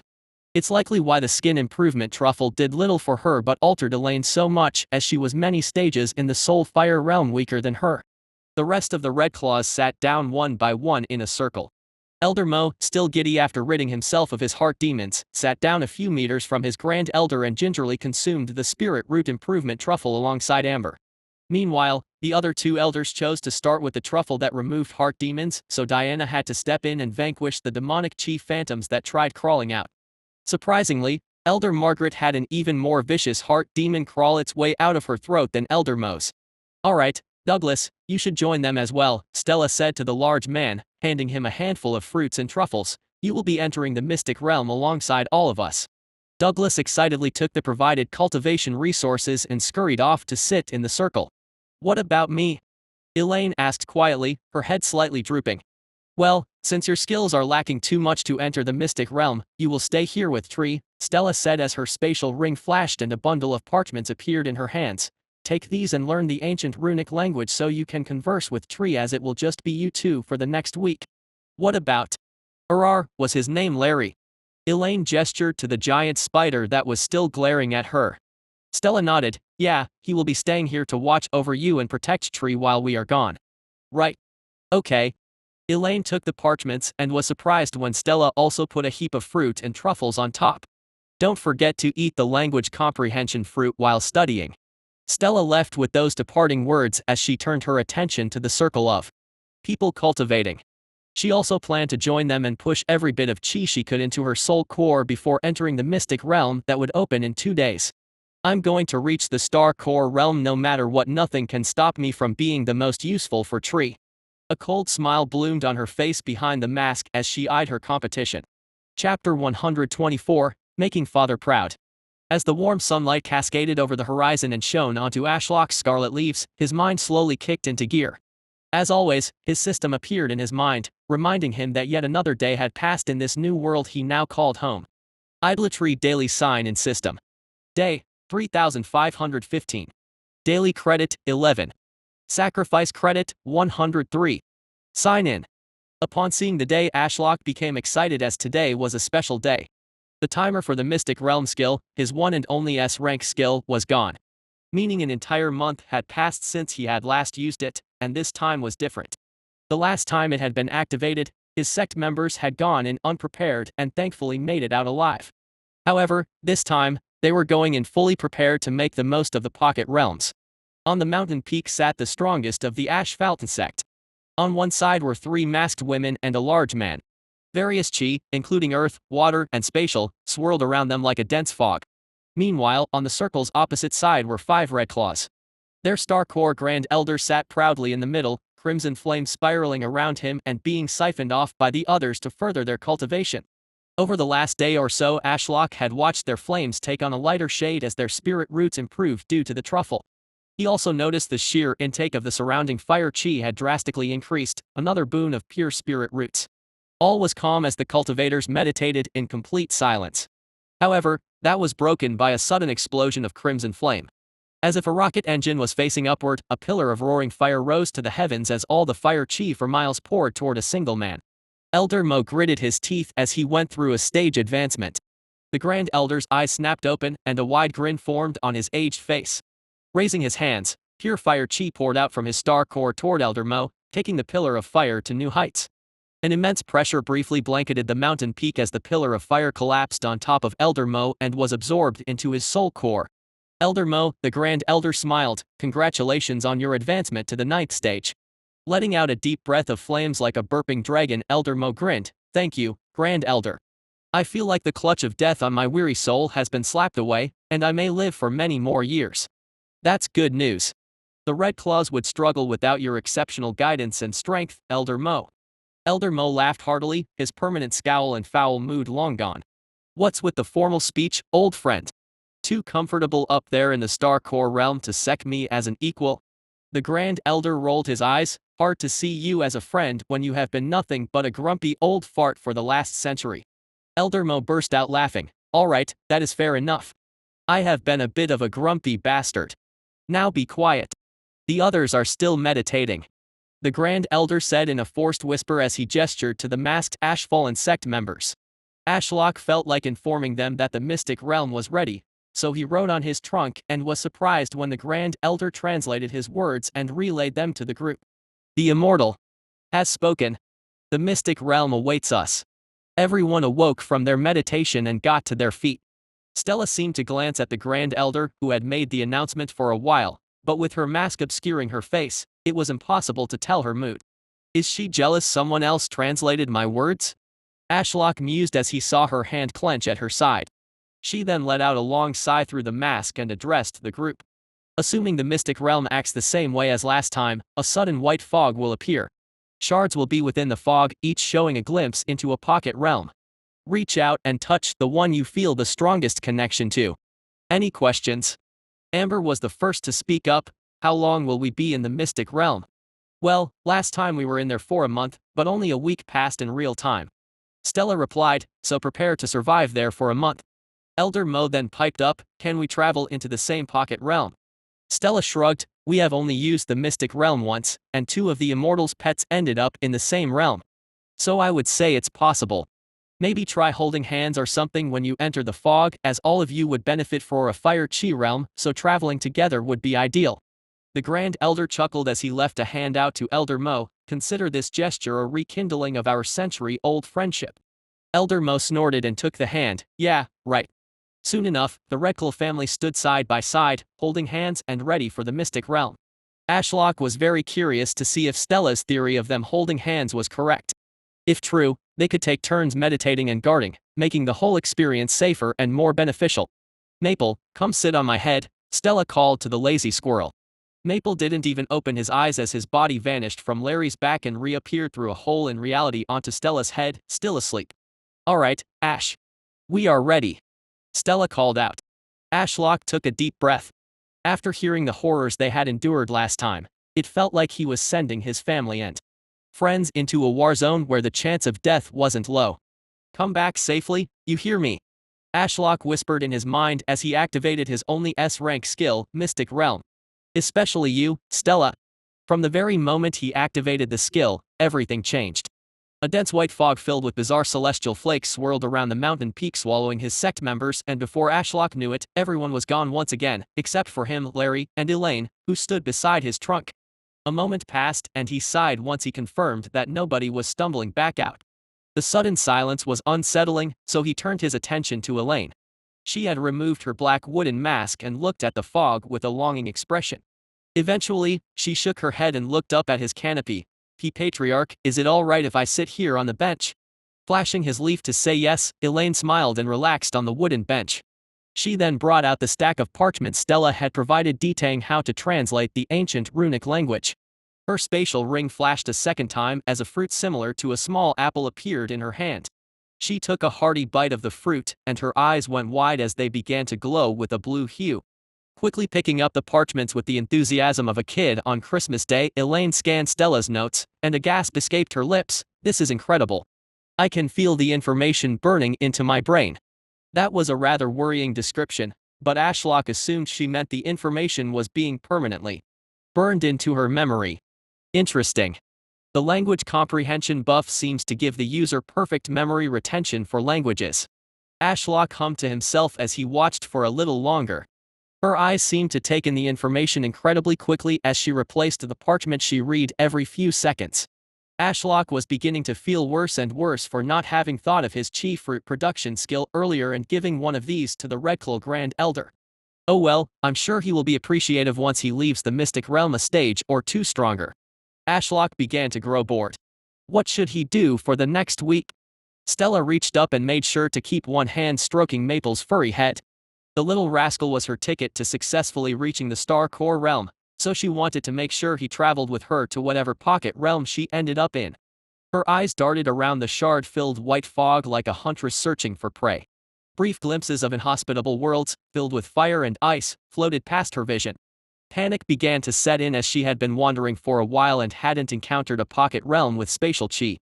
Eventually, she closed her eyes and felt out with her spiritual sense. A smile appeared on her lips as she noticed a distant hint of spatial chi. Moving in that direction, she soon hunted down the shard and, still keeping her eyes closed, she reached out and grasped it. Her eyes snapped open as a violent and freezing wind smashed into her, causing her to almost lose her footing on the jagged black rock that lay underfoot. Glancing around, she found herself at the peak of a mountain surrounded by an ocean of liquid metal. A ferocious storm system of glowing blue clouds swirled overhead, flashing brightly as thunder roared loudly in her ears. Maple shifted around on her head, seemingly glancing around in annoyance. Sorry, Maple, any pocket realm with spatial and lightning Dao is going to be a nightmare to try and sleep in. Maple snorted and rolled over, somehow falling back asleep. With the squirrel asleep, Stella looked around for a place to conduct her ascension.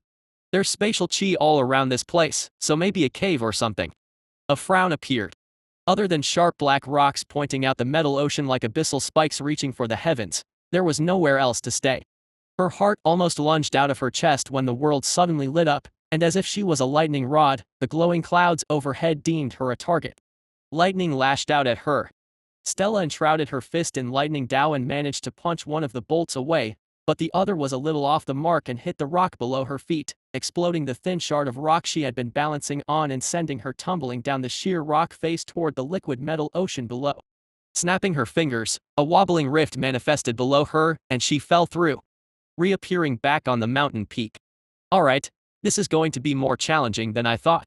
The abundant spatial chi here makes traveling around by rift easy, but how can I ascend to the star core realm when lightning keeps trying to blast me? Stella cast her mind back to when Tree had ascended to the star core realm. His soul had left his body and taken on the golden lightning to rapidly grow to a truly monstrous size. I don't think human souls can leave their bodies like that.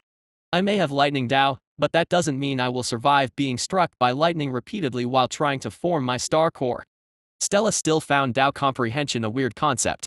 It wasn't affinity, as she couldn't cultivate lightning chi, but due to her deep understanding of the natural laws behind lightning, she could utilize lightning to empower her body and also knew how to punch it away. But unlike spatial chi, her body couldn't deal with being overwhelmed with lightning chi, so it was still lethal to her in large amounts. Didn't Tree give me one of his fruit that could help with this? Stella went through the mental list of fruit in her mind and remembered the lightning chi barrier fruit. Looking down, she decided this bit of rock seemed flat enough, so she sat cross-legged, trying to ignore the harshness of the jagged rock on her butt, and bit into the fruit. Almost immediately, she felt a foreign but comforting power envelop her. A weird purple energy enshrouded her body like an extra set of clothes and stuck to her arm as she waved it around. How weird. Stella muttered. The sky overhead flashed again, a lightning bolt heading straight for her. Holding out her palm, Stella was surprised to see the purple energy surge outward and meet the lightning bolt, effortlessly absorbing its power. After the initial awe, a sense of urgency followed as Stella remembered Tree telling her it was a temporary effect, which made sense since she didn't feel any of her own chi being used to fend off the lightning, so this purple energy must have come from the fruit. Alright, time to form my star core. Stella grinned as she summoned multiple fruit and truffles. I hope my body can handle all these resources Tree gave me. For some reason, Stella felt warm and happy, feeling the weight and texture of the fruit and truffles in her hand, knowing that Tree had been the one to carefully grow them for her. It almost felt like a graduation present or a parent's love. Other scions received their first swords for getting into an academy or maybe a bunch of pills to help them reach the next realm. But those were gifts bought with coin rather than meticulously grown and nurtured with love like these fruits and truffles. Stella looked up at the ferocious storm system of glowing clouds swirling overhead with great determination. Tree, as your daughter, I will follow in your path and cultivate the purest and largest star core the world has ever seen. I want to make you proud. Without another thought, Stella bit into each fruit she held. First, the neural root fruit, which suddenly made her hyper-aware of every nook and cranny of her body, and she could control everything at will without a problem. Being able to control each lung individually is freaky, Stella mumbled with her mouth full of fruit. Next up was the mind-altering fruit such as deep meditation which, upon eating, made the outside world vanish with ease, and she found herself in the darkness of her mind. However, with the help of the neural root, she was still able to control her body while in this state of meditation. Stella manipulated her body to eat the enlightenment fruit next, which flooded her mind with wispy streams of spatial chi, with a few other streams of chi sprinkled in. The benefit of being in a spatial chi-rich pocket realm. Not many other chi types here to distract me. Stella then switched it up and gobbled down the truffle she had told everyone to save for the pocket realms, the language of heaven truffle. The one that had allowed her to understand heaven's whispers a while ago. As she felt the truffle travel down her throat, the confusing whispers from the streams of spatial chi within the darkness of her mind almost all at once became a chorus of crystal clear shouts. The problem was there were too many competing for her attention, and she hadn't come here for enlightenment but rather to form her star core, so she needed them to be quiet in order to have a Clear state of mind. That's where the Mind Fortress fruit came in, that apparently made cultivators immune to mind-altering effects.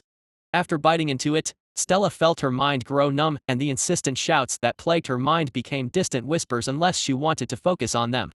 Stella let out a deep breath of relief. All was going well so far.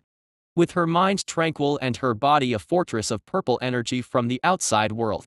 It was finally time to form her star core and make Tree a proud father, as his daughter was finally growing up and reaching the next stage in her life. Chapter 125 Interlude, Spirit Forge Master. Amber clenched Elder Mo's hand harder than she felt comfortable, but it was hard to ignore the pain of having such dense fire chi flowing through her spiritual roots.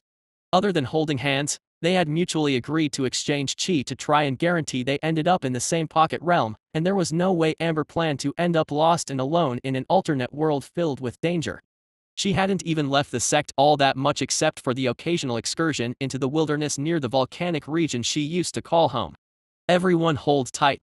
I found a shard with immense fire chi coming from it. The Grand Elder's calm voice reached her ears, and Amber gripped Elder Mo's hand tighter. There was a sudden flash as the white fog with drifting shards vanished and was replaced with a scorching wasteland. Extreme heat she hadn't felt in months blasted her in the face, and the dry air burned her lungs. Cycling her chi, the uncomfortable environment soon became hospitable. "You can let go of my hand now, Amber." Elder Mo chuckled at her side, and Amber released his hand with a hint of embarrassment. All of the elders had their eyes closed as they stood in silence. Amber was confused but didn't dare disturb whatever they were doing. After a while, the Grand Elder's eyes snapped open and looked behind them. Oh, they were searching around with their spiritual sight. Just shows how clueless and out of my depth I am that I didn't even think of that. "We really are in a pocket realm," the Grand Elder said calmly. "I can't detect any immediate threats or life forms. However, there is an immense gathering of energy in that direction." Amber followed his finger but couldn't see or sense anything. The fire chi in this place was so overwhelming that she wanted to sit down where she stood and cultivate. A day of meditation here would equal weeks back in the White Stone Palace courtyard, where the only source of fire chi was those plants growing on the demonic trees. Well, that's rather ominous. What could be causing such a gathering of fire chi? Should we investigate? Elder Mo pondered while stroking his chin. "I vote we remain here." The usually silent Elder Brent offered his opinion. "With no threats detected within the Grand Elder's range, we should be able to cultivate here safely." "I will have to agree with Elder Brent here," Elder Margaret said. "The fire chi all around us is many times denser than back home, and any time we spend traveling over to the gathering of fire chi is time we could have spent meditating." The Grand Elder looked over his shoulder. "Elder Mo, what are your thoughts on this?" Elder Mo grinned. "No pain, no gain. We already sat on our butts cultivating for the last few days, and did you all forget about the cultivation resources the Immortal gave us? What if that is a one-time deal? Do you want to waste those resources cultivating the chi here rather than closer to that immense gathering of chi?" The Grand Elder nodded, and then his calm eyes met Amber's. "What do you think?" "He's asking for my opinion." Amber was baffled. She searched the faces of her elders. Was this a type of test? Why would they care about the opinion of a younger generation? They were the ones that fought in wars, not her. Amber clenched her fist. She saw the logic in Elder Margaret and Brent's words, but Elder Mo also had a really good point. She already felt like she was behind the two Ashfallen sect girls, as their cultivation stages were a few higher than hers. "It's not like I am trying to compete with them, but I have been heralded as the genius of my generation since I was little, but compared to them, I feel like a failure." "I agree with Elder Mo," she said as confidently as she could, and her facade almost cracked when she saw Elder Margaret and Brent's deep frown. The Grand Elder glanced at everyone. "Well, I believe we should maximize this opportunity, so I am with Elder Mo and Amber here. We can reach the location within a few hours by flying sword." He then smiled thinly. "However, I can only support 3 people at most, so Elder Brent and Margaret, you can remain here." The two had looks that could kill, and Amber felt their glares to her core. But what could she do about it? Call her young and reckless, but she was bubbling with excitement, and the thought of sitting around here on a small mound of red sand for the next month and meditating when there was something out there of interest didn't sit right with her. Cultivators should seize every opportunity given to them. Who knows when we will be next allowed in this mystic realm? If Stella's words are correct, we only have a month in here, so we should make the most of it. The Grand Elder snapped his fingers, and a broadsword appeared floating before him, wrapped in crimson flame. Come on, Amber and Elder Mo, let's go and see what lies on the horizon, shall we? Amber felt the burning wind rush through her hair as she stood on the back of the Grand Elder's sword and soared through the orange sky. Down below was an endless desert of red sand dotted with random outcrops of rocks and molten rivers. Eventually, even Amber could feel the immense pressure of fire chi from a building in the distance. Monsters are guarding that temple up ahead. The Grand Elder commented from the front of the sword without turning his head. His words were crisp in her ears as if he were beside her. They seemed to be at the peak of the soul fire realm.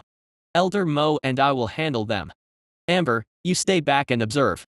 A while later, the sword began to descend and touch down.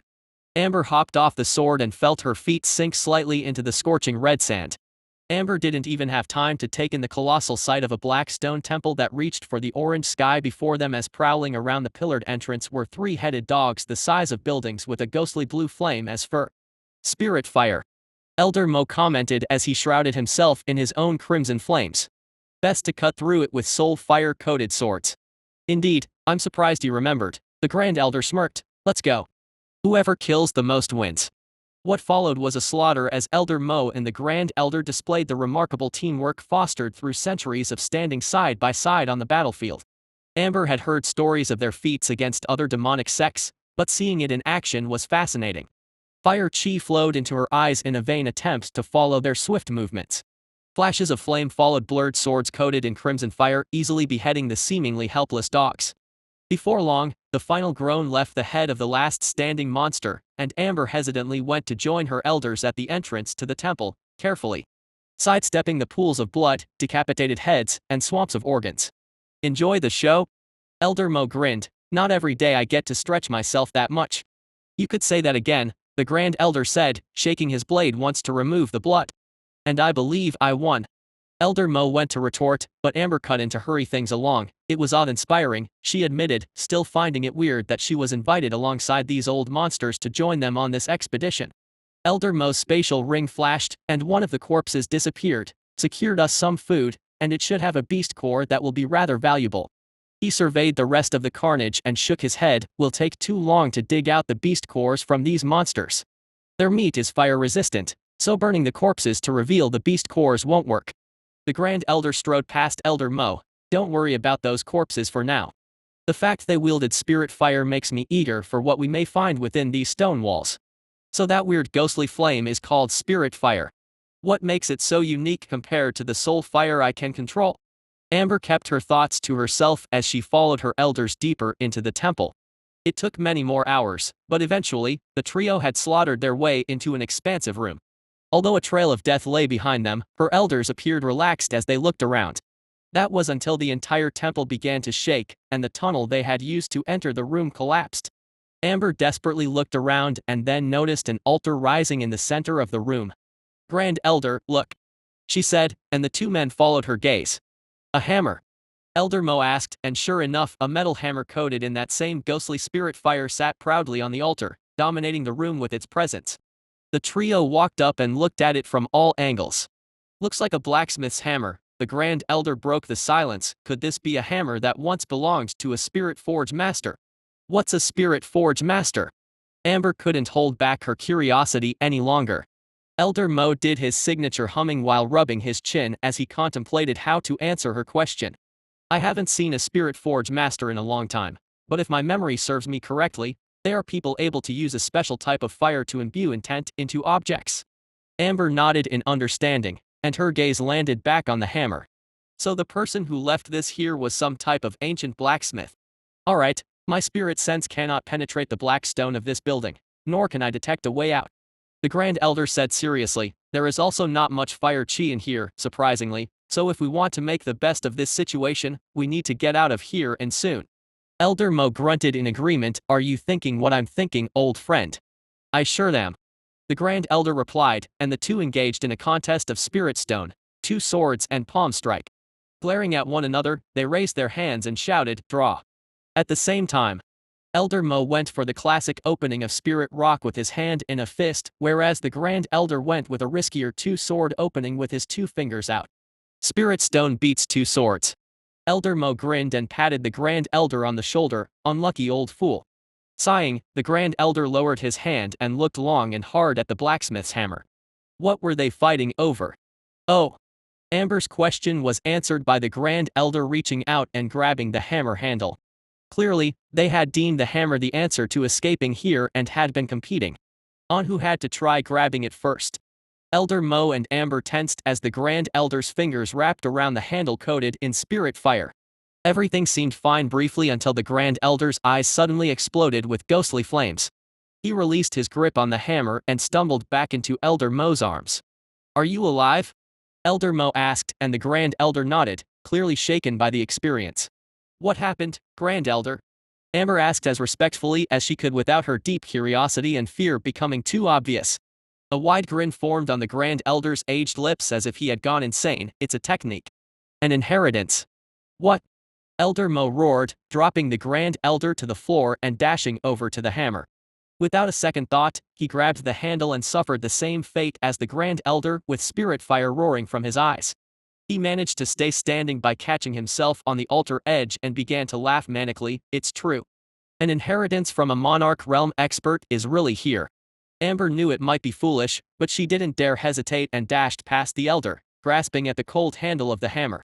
Spirit fire has no heat? Amber frowned. The metal was far colder than expected, and the ghostly flame wrapped around her hand.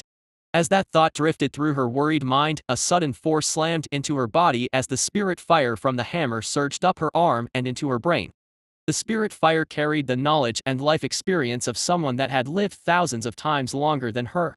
Naturally, so much information was impossible to grasp within a single moment, so the spirit fire carrying the vast knowledge was expelled from her eyes. As she stumbled back and felt the cold stone hit her butt, she was too overcome with everything that she could not form words. Her eyes flickered to the hammer, and a realization from the memories made her overcome with greed.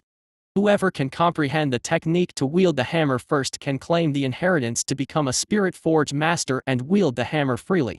Her eyes flickered to the Grand Elder, who had a grave expression. Would he kill her and Elder Mo here to guarantee ownership of the spirit hammer? A cough from Elder Mo drew her attention. I believe we have all realized the seriousness of the situation before us. Amber and the Grand Elder nodded. Now, you may both have some nefarious thoughts, shall we say, going through your mind, but I ask you two to see the bigger picture. Whatever do you mean, Elder Mo? The Grand Elder questioned. This is the opportunity of a lifetime.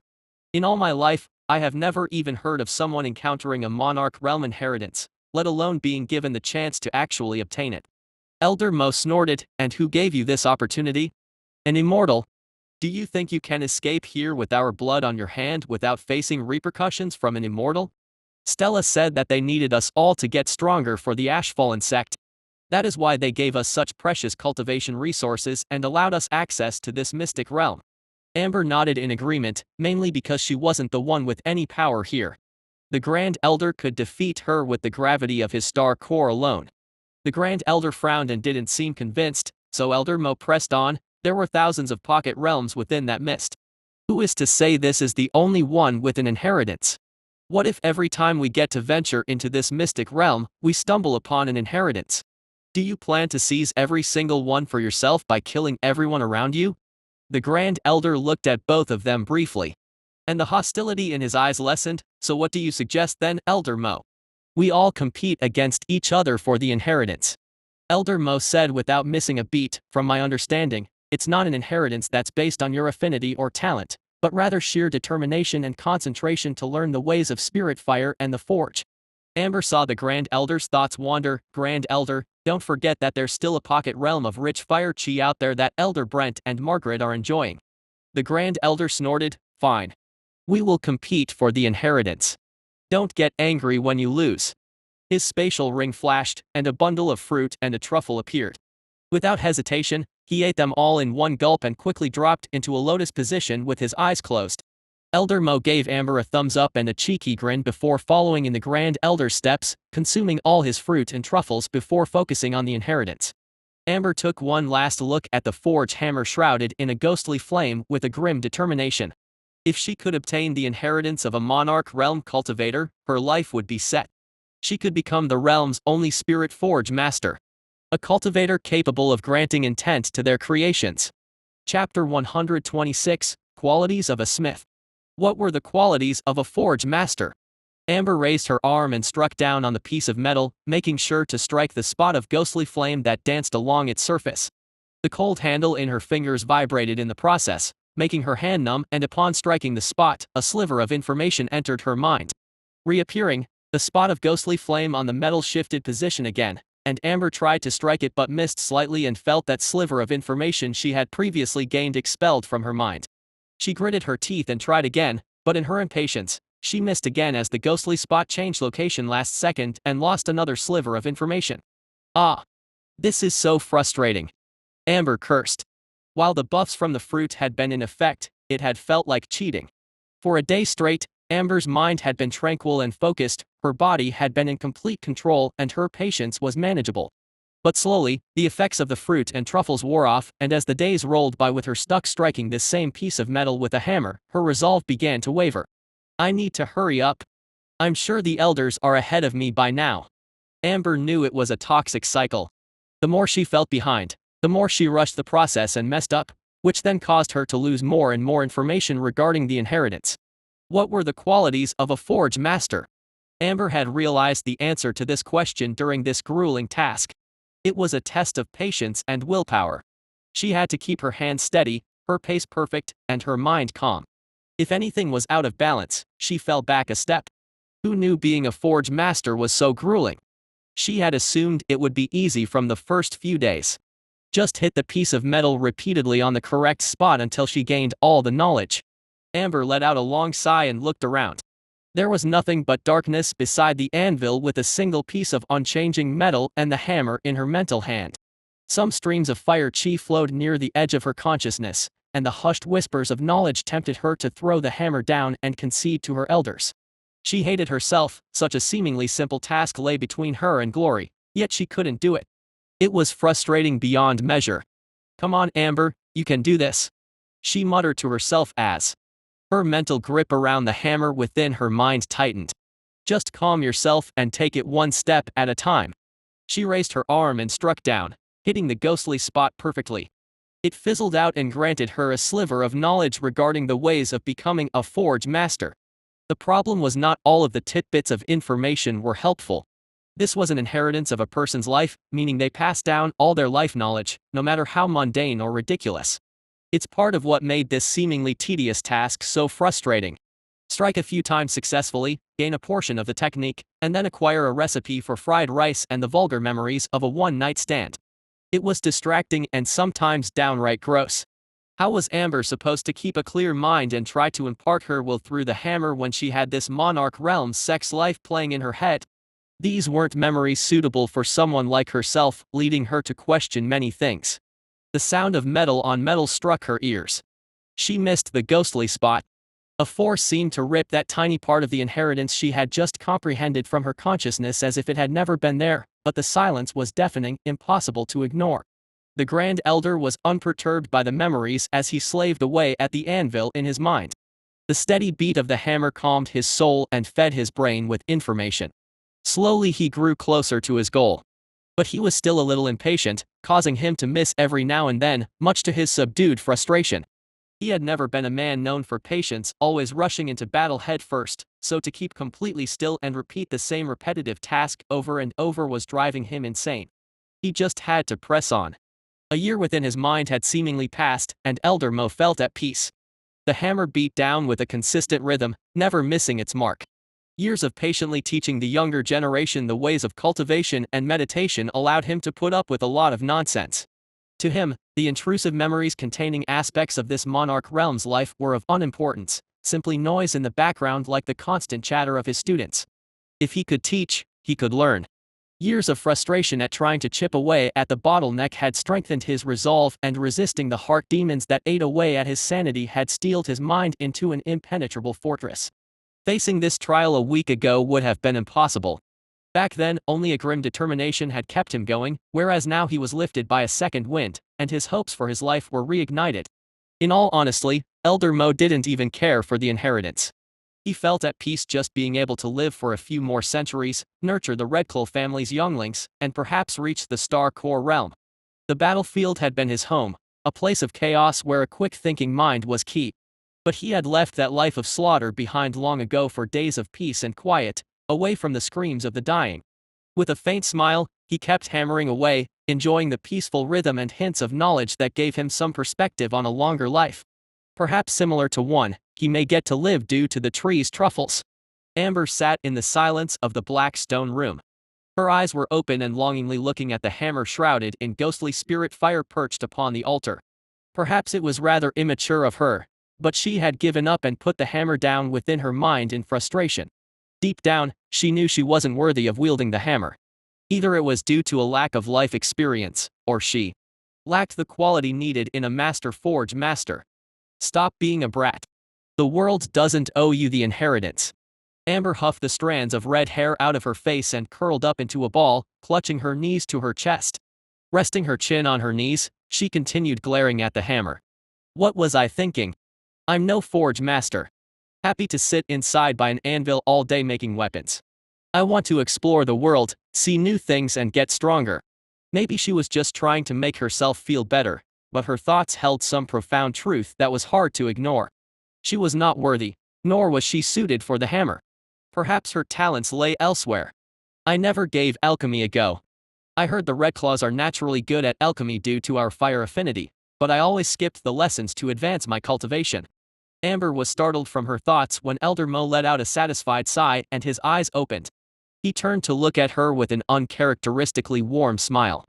She was so used to seeing a permanent scowl on his face that she almost feared that some haunted spirit had overtaken him. Relax. Elder Mo has been a changed man since overcoming the bottleneck. No luck? Elder Mo asked calmly as he got to his feet and stretched his back, seemingly in no rush. Amber reluctantly shook her head. I just couldn't keep it together. Kept getting frustrated and rushing, which only made things worse. I figured I was too far behind at some point, so I quit. Elder Mo nodded. I see. Young with a lot to learn. This was an interesting test of patience, willpower, and resistance. Resistance? Amber asked. Indeed, resistance. To be unbothered by outside forces and pressure. One of the hallmark truths of being a smith is to hammer away rain or shine. Never rush a job, or leave one unfinished. See it to the bitter end. Amber felt her heart clench. She had done everything wrong. What use was a smith that constantly let the world affect their work and then quit halfway through a masterpiece? But wait, why isn't he stepping forward to claim the inheritance? Elder Mo, Amber asked cautiously, why don't you pick up the hammer? The man chuckled, I have no need. I know the Grand Elder well enough. We fought side by side for many years. Just like you, he never had a chance. Amber tilted her head, how so? Everyone has their own strengths in life, Amber. Elder Mo lectured as he always did. He had been the one to teach her how to cultivate when she could barely walk. You can't teach a fish to fly or a tree to walk. That is what this inheritance test was all about. Finding someone worthy. A person with a perfect match to the original owner. For some reason, Elder Mo's words made Amber feel better. She had been beating herself up over it, but maybe they weren't compatible. The Grand Elder's eyes snapped open a while later and immediately groaned when he saw the smug Elder Mo leaning against the altar. You could have just woken me up, you bastard. The Grand Elder huffed as he got to his feet and stretched out his weary joints. You wouldn't have forgiven me, Elder Mo smirked. I knew you would spend the rest of our lives claiming you were mere moments away from enlightenment. You're a sore loser after all, always have been. Just grab the darn hammer and be done with it. The Grand Elder didn't even want to glance at the majestic hammer on the altar that had provided him so much grief. The closer he got to the truth, the more impatient he became, leading to him losing more and more knowledge. And the idea that the other two elders are meditating in such rich fire chi outside made me feel like a fool for wasting my time here. I hate that. Darn hammer with a passion. The Grand Elder had lived long enough to know when something didn't suit him. He belonged on the battlefield blasting monsters with his flames, not holed up in a cave crafting weapons.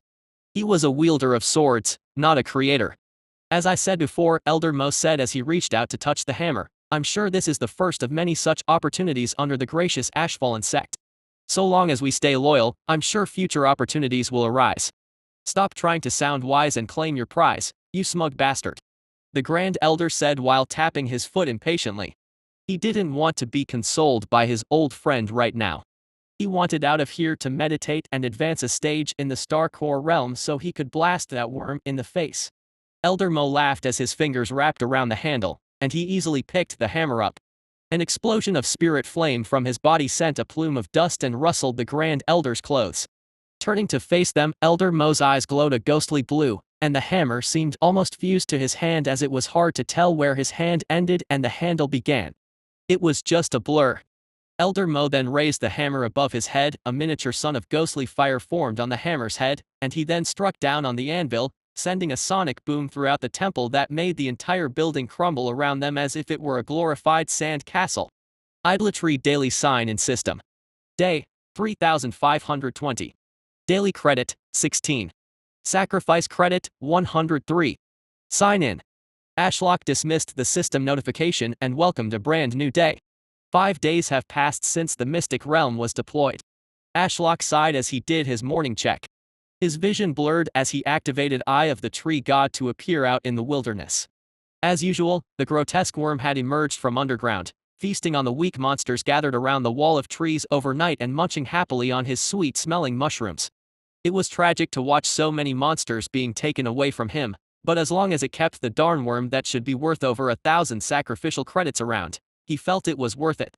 Casting his view back to Red Vine Peak, he saw Elaine wipe the sleepiness from her eyes. Over the past few days, she had rotated between learning the ancient language, practicing her sword fighting skills, and consuming truffles.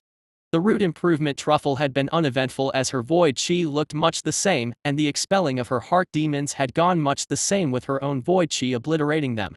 Elaine yawned. Good morning, Patriarch. Up for more sword fighting today. Unlike Stella, who usually spent hours lazing around under his shade and talking nonsense, Elaine was always straight to business first thing in the morning. How does she have so much energy when the sun has barely even risen yet?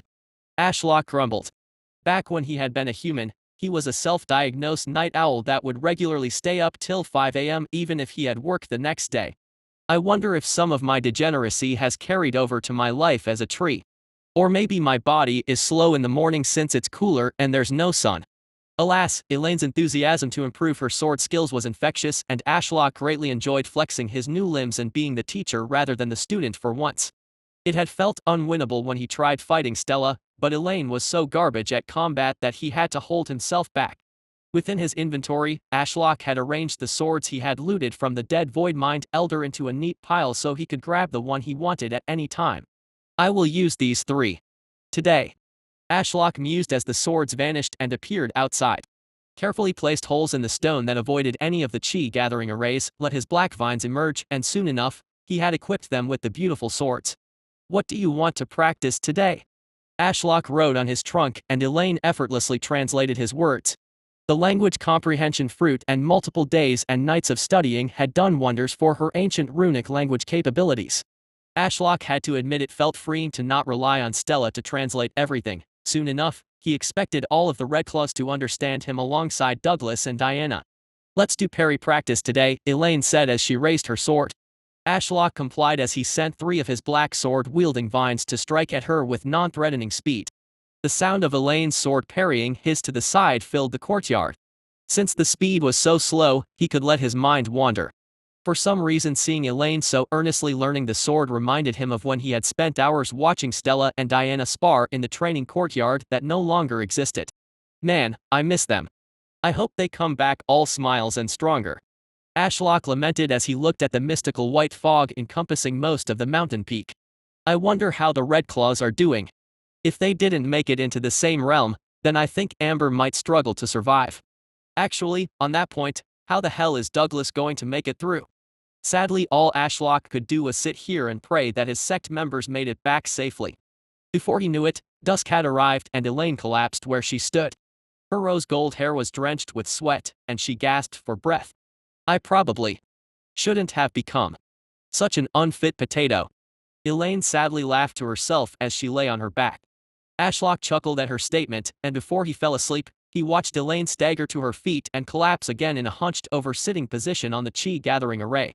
The world rippled slightly as she cultivated void chi, and he soon felt the coldness of sleep envelop him. However, when he awoke the next day and dismissed his system notification, he immediately felt like something was coming his way. His mind kicked into gear far faster than even Elaine, who was stirring awake, and his vision blurred as he went to look at the tree wall. Oh shit.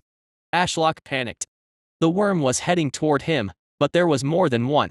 There was an entire family of the grotesque things. Chapter 127, Feast and Slaughter.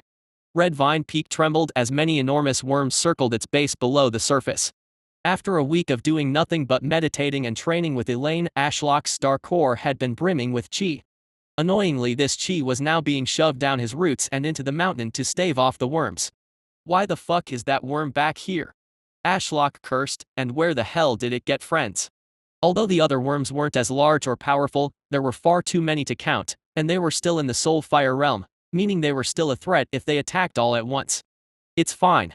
They seem unable to dig up through the mountain so long as I keep pumping it full of spatial chi. I have so many roots throughout this lump of rock I call home that it's an impenetrable fortress for these worms so long as I have chi on hand. Ashlock mulled as he tried to mentally calculate a way out of his situation. Things were okay for now, but there was still a full day and night until the mystic realm disappeared and everyone came back out. However, he didn't even know if they could make a difference. Even with power-ups, he suspected they would struggle to deal with the star core worm just like last time due to its ability to stay underground. If only Douglas was stronger. Or Elaine. Her void affinity would be beneficial here. Ashlock's gaze drifted to Elaine, who was cluelessly swinging her sword around. She didn't even seem to notice the trembling of the mountain, or perhaps she assumed it was his doing. Sighing deeply at the useless ally he was stuck with, Ashlock kept his vision below ground and tracked the worm's movements. They were like sharks circling a wrecked ship. There were multiple problems. Ashlock only had enough chi to keep the 8,000-meter tall mountain full of spatial chi for a day at most, and that wasn't even the biggest concern. The White Stone Palace is mostly undefended with all the elders gone. Ashlock could open portals to get the Redclaw youngsters to safety, but who was to order them around? All the elders had gone into the mystic realm. Maybe I should have suggested the Grand Elder left one of the elders behind. Ashlock realized that had been a slight oversight on his part, but that was something to keep in mind for the future. Right now, he needed solutions. Red Vine Peak was safe for the next few hours due to his spatial chi, but those worms were totally free to attack the White Stone Palace or even ignore the mountains completely and go gobble up all the people in Darklight City. All I have on hand to fight is Larry and myself. Everyone else that could fight is in the mystic realm for another day. Shit. Ashlock tried to keep calm, but it was hard. If he ran out of spatial chi and the star core worm traveled up the massive hole it had made last time, it could aim for him this time and eat him in one bite. Only a mile of spatial chi-filled roots under the mountain kept it at bay. Hours of stress passed, and by late evening something had changed. The worms had stopped circling the mountain, perhaps because they deemed there would be no end to the spatial chi, and they began to target something else. His children. Ashlock felt a wave of pain and fear through the mycelium network as the mountain range between Red Vine Peak and the peak with the White Stone Palace became the hunting grounds for the worms. He watched in horror as a worm surged up through the rock like a great white shark and swallowed up a demonic tree as if it were a tasty fish. Other than the immense pain Ashlock felt through the network as his child was ripped from the network, shivers ran through his mind hearing his child's bark cracking. As it was devoured by the monster's thousands of teeth. You fucker. Ashlock's mind grew deathly cold with fury. The air around his swallowed child became drenched in spatial chi as he unleashed spatial blades that tore through the exposed worm whose mouth was still enclosed around the tree with only its scarlet leaves poking out of the top.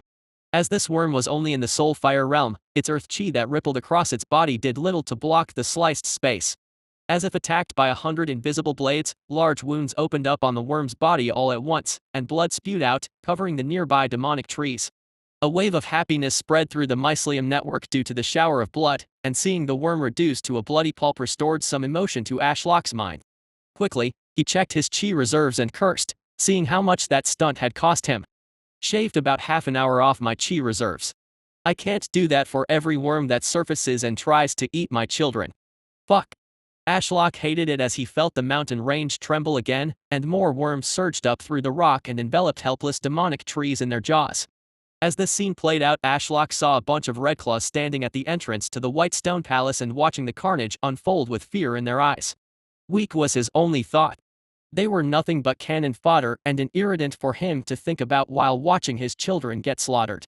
If they were stronger, maybe they could step in and help.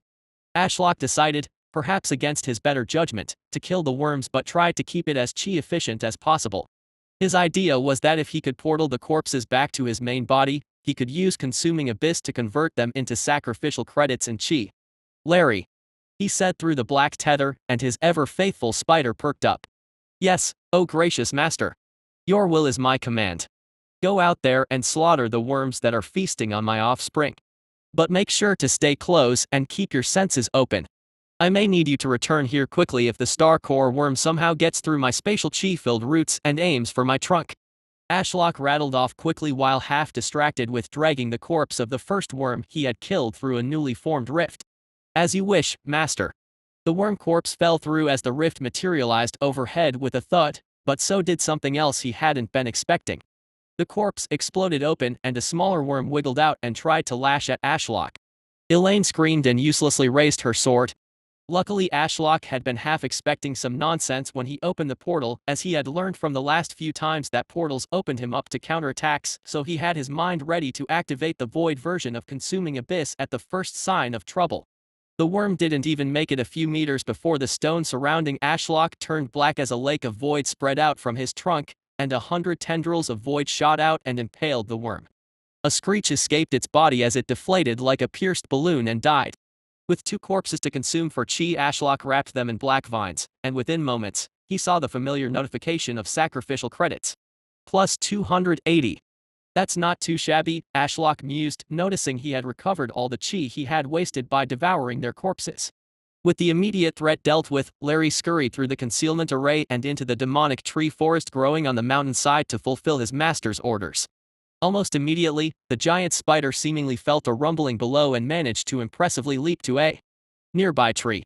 The worm that had missed its prey screeched as Larry sunk his 2 fangs into its side, easily shattering any pathetic earth chi defenses it had tried to muster up. Once out of the ground, they are quite weak, Ashlock noted. The problem was getting the star core worm to come above ground without him being the tree in its mouth. Last time he had baited it with a large gathering of chi off to the side, so it missed him. But he feared that cheap trick wouldn't work again. Putting those thoughts aside, Ashlock tried to ignore the waves of fear and misery through the mycelium network. He knew his children were suffering for his gain. Screeches rang out as Ashlock sliced another 5 worms to death, his spatial chi blades easily cut through their own chi defenses and their slimy poison-coated skin. There wasn't much wind today, so the poison from the slain worms lingered more than Ashlock would like as they burned the bark and killed the leaves of his children, as they didn't share the same poison resistance that he did. If he didn't kill the worms, they would chew his children to shreds, and if he did, their poison burned them alive. It was a truly fucked up situation. Why are the worms even targeting my children? Ashlock wondered as he opened portals and deposited the fresh corpses on the mountain peak to be consumed. Is it because they noticed my children were feeding me chi, and they think if they kill my children, then they can reach me? If so, that was terribly concerning. Not because killing a few hundred of his children would make a huge difference on his chi supply, but because that level of planning suggested intelligence, and the last thing Ashlock wanted was to face a wave of powerful beasts all smart enough to find ways around his defenses and kill him. Plus 570. Ashlock's eyes went wide at the system notification. Despite all the suffering around him, it was hard to ignore the monumental gains. He had been hoping to devour the star core worm for 1,000 credits, but after eating just 7 of the smaller ones. System. Show my credits. Idolatry daily sign in system. Day, 3,521. Daily credit, 17. Sacrifice credit, 952. Sign in. Holy shit, that's nearly enough for an S-grade draw already. Ashlock turned his attention back to the mountain in search of more prey. This felt like some special event in a game where he could harvest a stupid amount of XP. Alas, real life wasn't a game. It seemed the constant rumbling had awoken someone he really didn't want getting involved. Standing on the wall of the White Stone Palace was Sebastian. His silver hair shone in the evening sunlight as a stream of silver liquid orbited his body.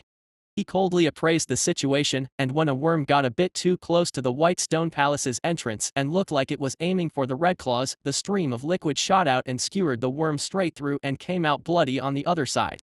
It then cycled back and returned to orbiting around Sebastian. The butler then waved his hand covered in many silver rings and the body vanished. "Fucker is stealing my credits," Ashlock grumbled.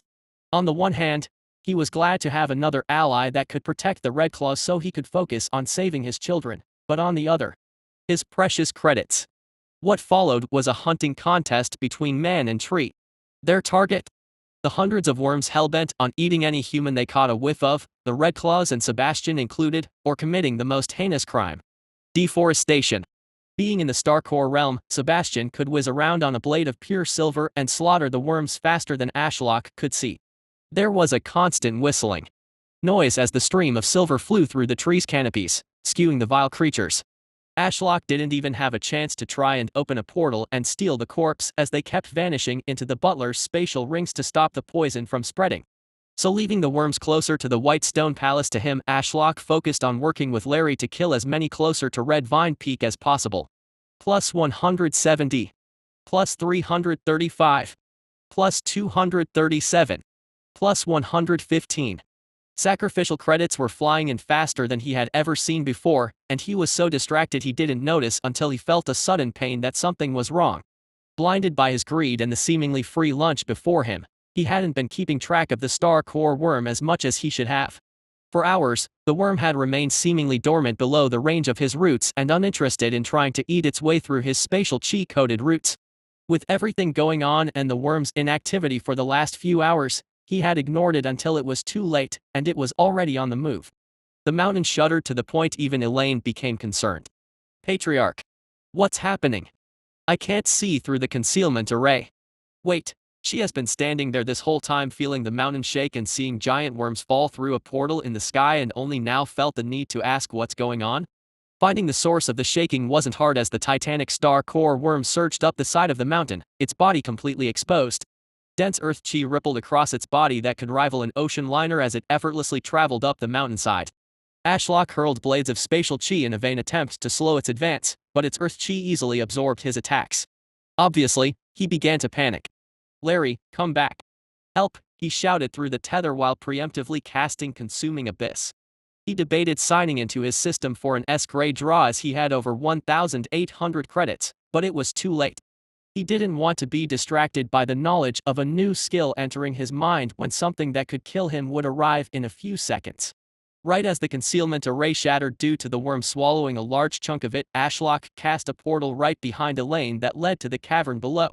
As expected, she stumbled back in fear from the sudden appearance of an abyssal mouth of human-sized teeth that took up her entire view. Her words were cut off as she walked back through the portal, and it snapped closed. With Elaine out of the way, there was nothing between the worm and Ashlock apart from his Consuming Abyss skill and Larry, who had just arrived.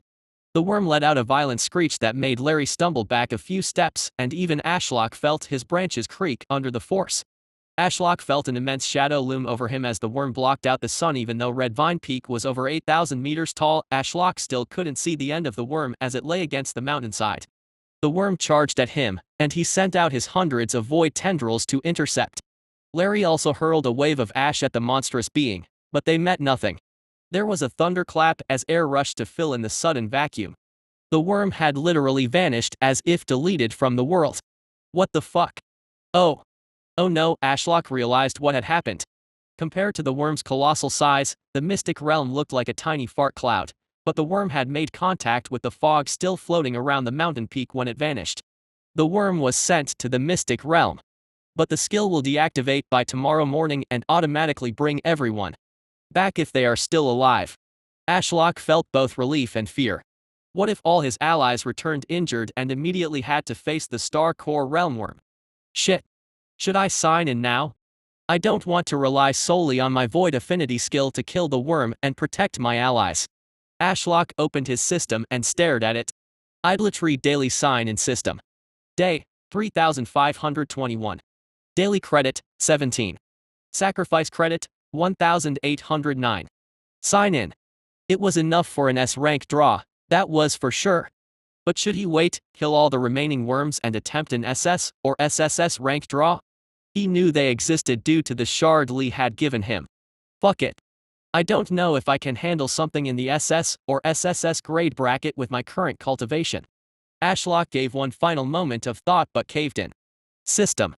Sign in. Sign in successful, 1,826 credits consumed.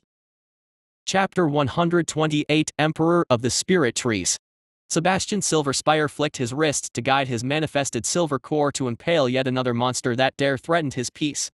Recalling his silver stream to orbit around himself, he put his hands behind his back and felt the air rush through his robes as he rode his sword through the sky above the sea of demonic trees. All the worms dealt with over here. How is the Ashfallen sect handling their side of the mountain range? His spiritual sense was spread wide to ensure nothing snuck past him and attacked Riker, who was still meditating without worry back in the White Stone Palace. Glancing over at Red Vine Peak to sate his curiosity, he noticed a surge of earth chi followed by a distant rumbling. Moments later, he saw a titanic worm surging up the side of the mountain. He was about to rush over to help kill the monster but paused mid-flight. His objective was to keep Riker safe and earn some trust from the Red Claws by keeping their youngsters alive while the elders were gone somewhere unknown. To leave Riker's side to chase a distant threat was too risky, and this was the perfect opportunity to witness how the Ashfallen sect dealt with threats. Alchemy wasn't just about finding alchemists and securing ingredients. It was a ruthless industry full of sabotage. Since arriving here, he hadn't been idle. Information got leaked here and there, and his Star Core spiritual sense was able to help him listen in on conversations happening within the White Stone Palace. Few details slipped, but sometimes they did.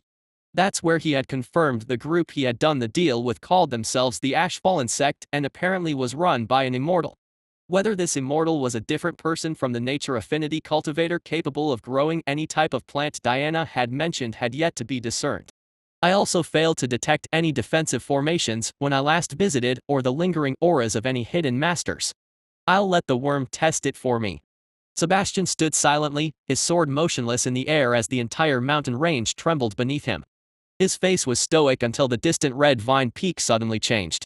It was as if a distorted veil had been shattered and everything altered. A concealment formation on such a grand scale? How peculiar. All of a sudden, he saw the large demonic tree on the bare mountain peak surrounded by void chi. Tendrils of pure void surged upwards.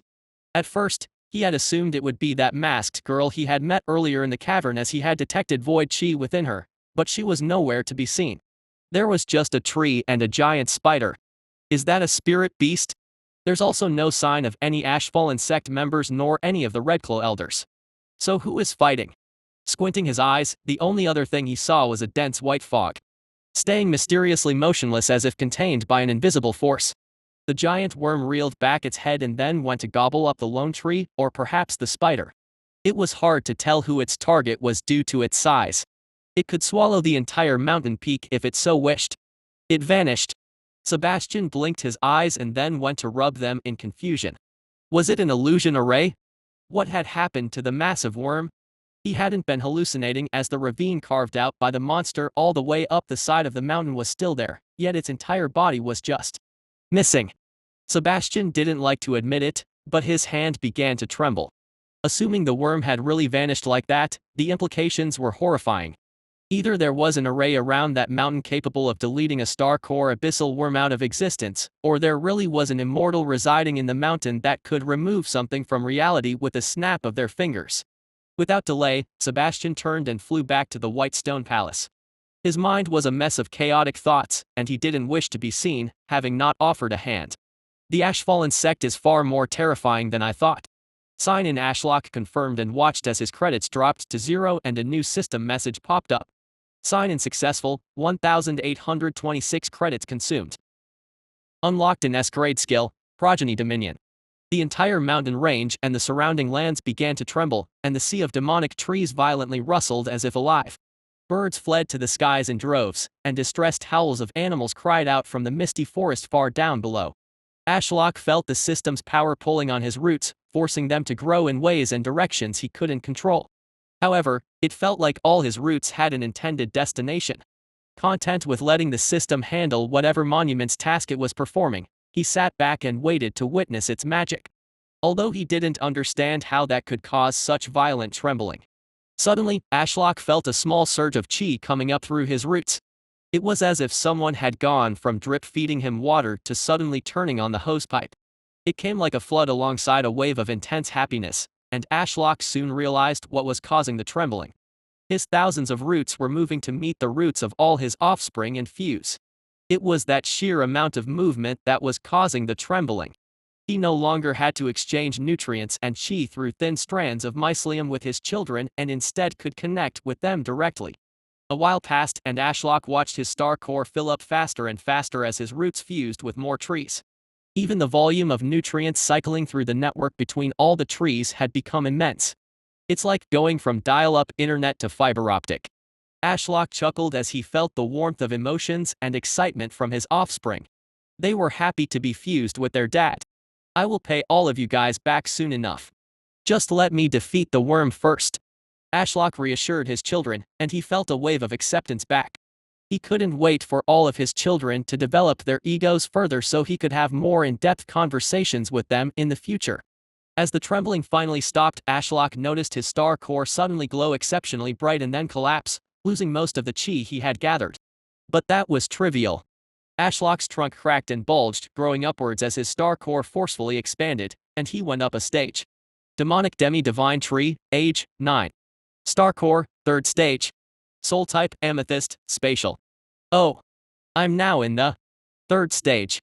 I was worried I would never advance at this rate with all the bullshit I have to waste. Chi on Ashlock's rant was cut off as he felt information regarding his new S-grade skill flow into his mind, and it felt as if a veil at the back of his consciousness had been lifted.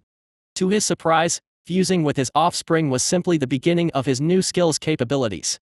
Ever since he had gained the ability to spread his offspring via seeds in his fruit, he had felt a compulsion to do so.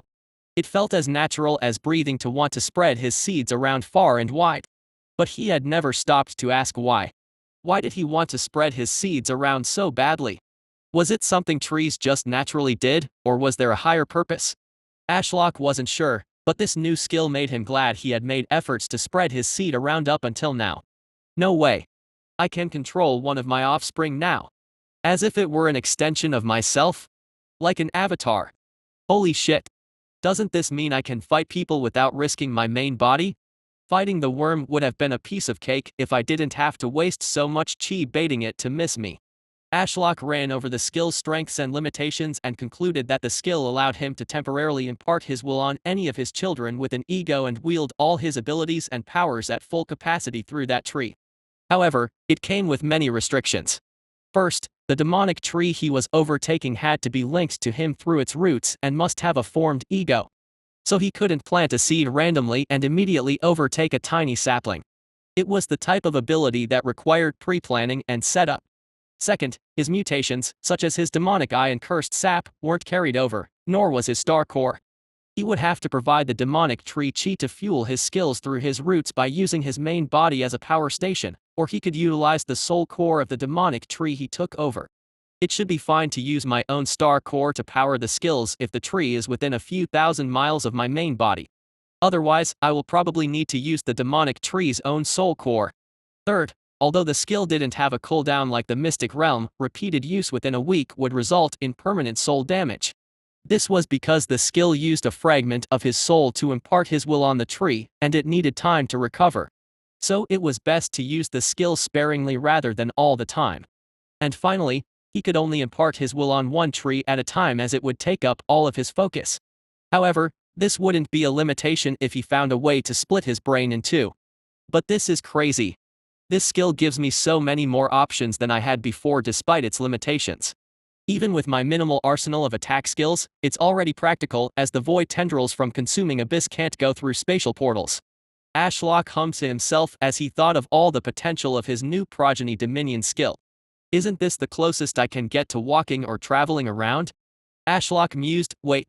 Couldn't I enter the mystic realm with this skill?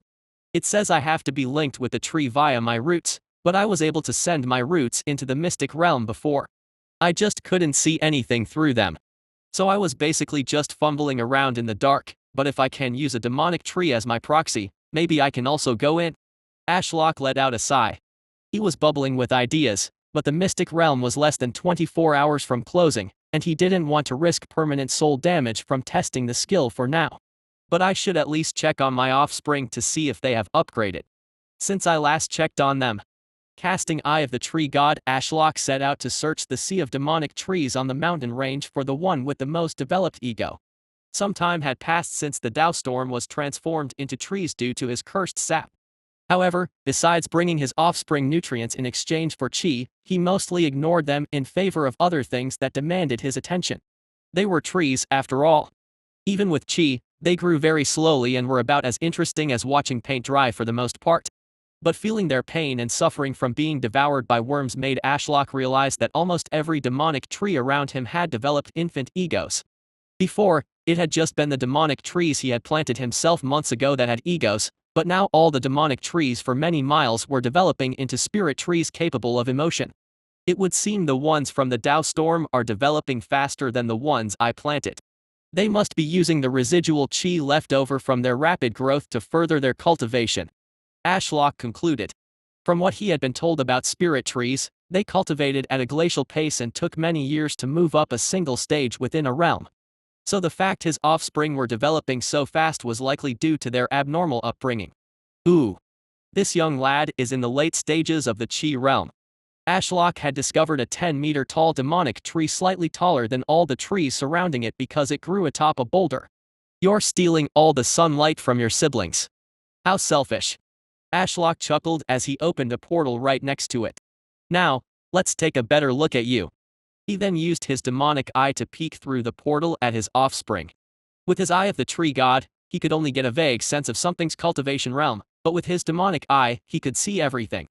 9th stage of the Chi realm, and it appears to have fire affinity. Ashlock watched as some of the fire chi coming from the blaze serpent rose was absorbed through the demonic tree's leaves and cycled through its body. Weirdly, Ashlock identified various chi types competing for dominance within the tree's body. Although fire chi was the current winner, there were traces of spatial, water, wind, lighting, and nature chi within its trunks that had yet to form a soul core. Ashlock spent a long time observing the tree and then switched to look at a demonic tree at the mountain's base in the misty forest between Red Vine Peak and Darklight City. He noticed this offspring had no fire chi and was instead dominated by water chi due to the serene mist camellia. While searching the misty forest some more, he was shocked to find one of the demonic trees had actually broken through the chi realm into the soul forge realm, where it would try to forge a soul core of a particular affinity. Within the trunk of the demonic tree, he saw water chi slowly filling up the inside of its trunk and forcing out all the other chi types. Ashlock couldn't believe it. This was proof that he could undoubtedly steer his offspring into a particular affinity by altering their environment. Hold on.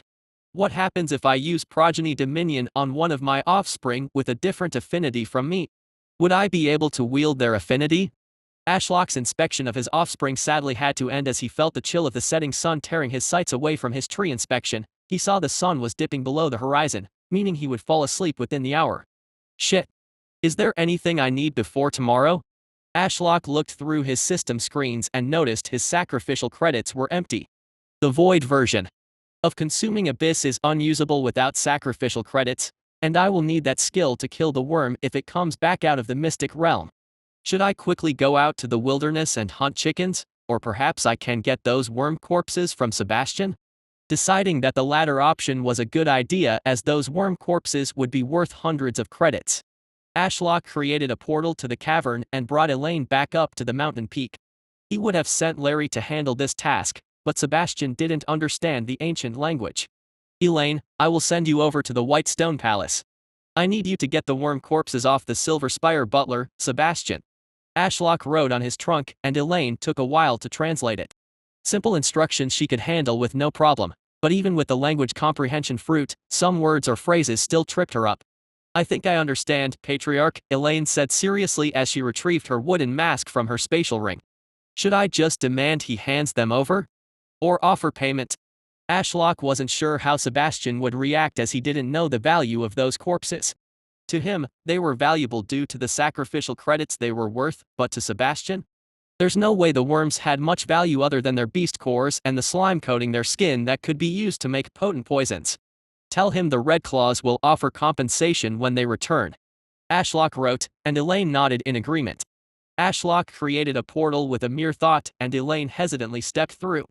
Because Elaine didn't know her way around the palace, he had created the portal through a route in the white stone palace's ceiling to lead her directly to Sebastian, pacing around the corridor outside his room. The butler seemed to pause his pacing and slightly freak out like a child caught stealing cookies when a portal manifested right before him, and a masked woman stepped through. To what do I owe the visit?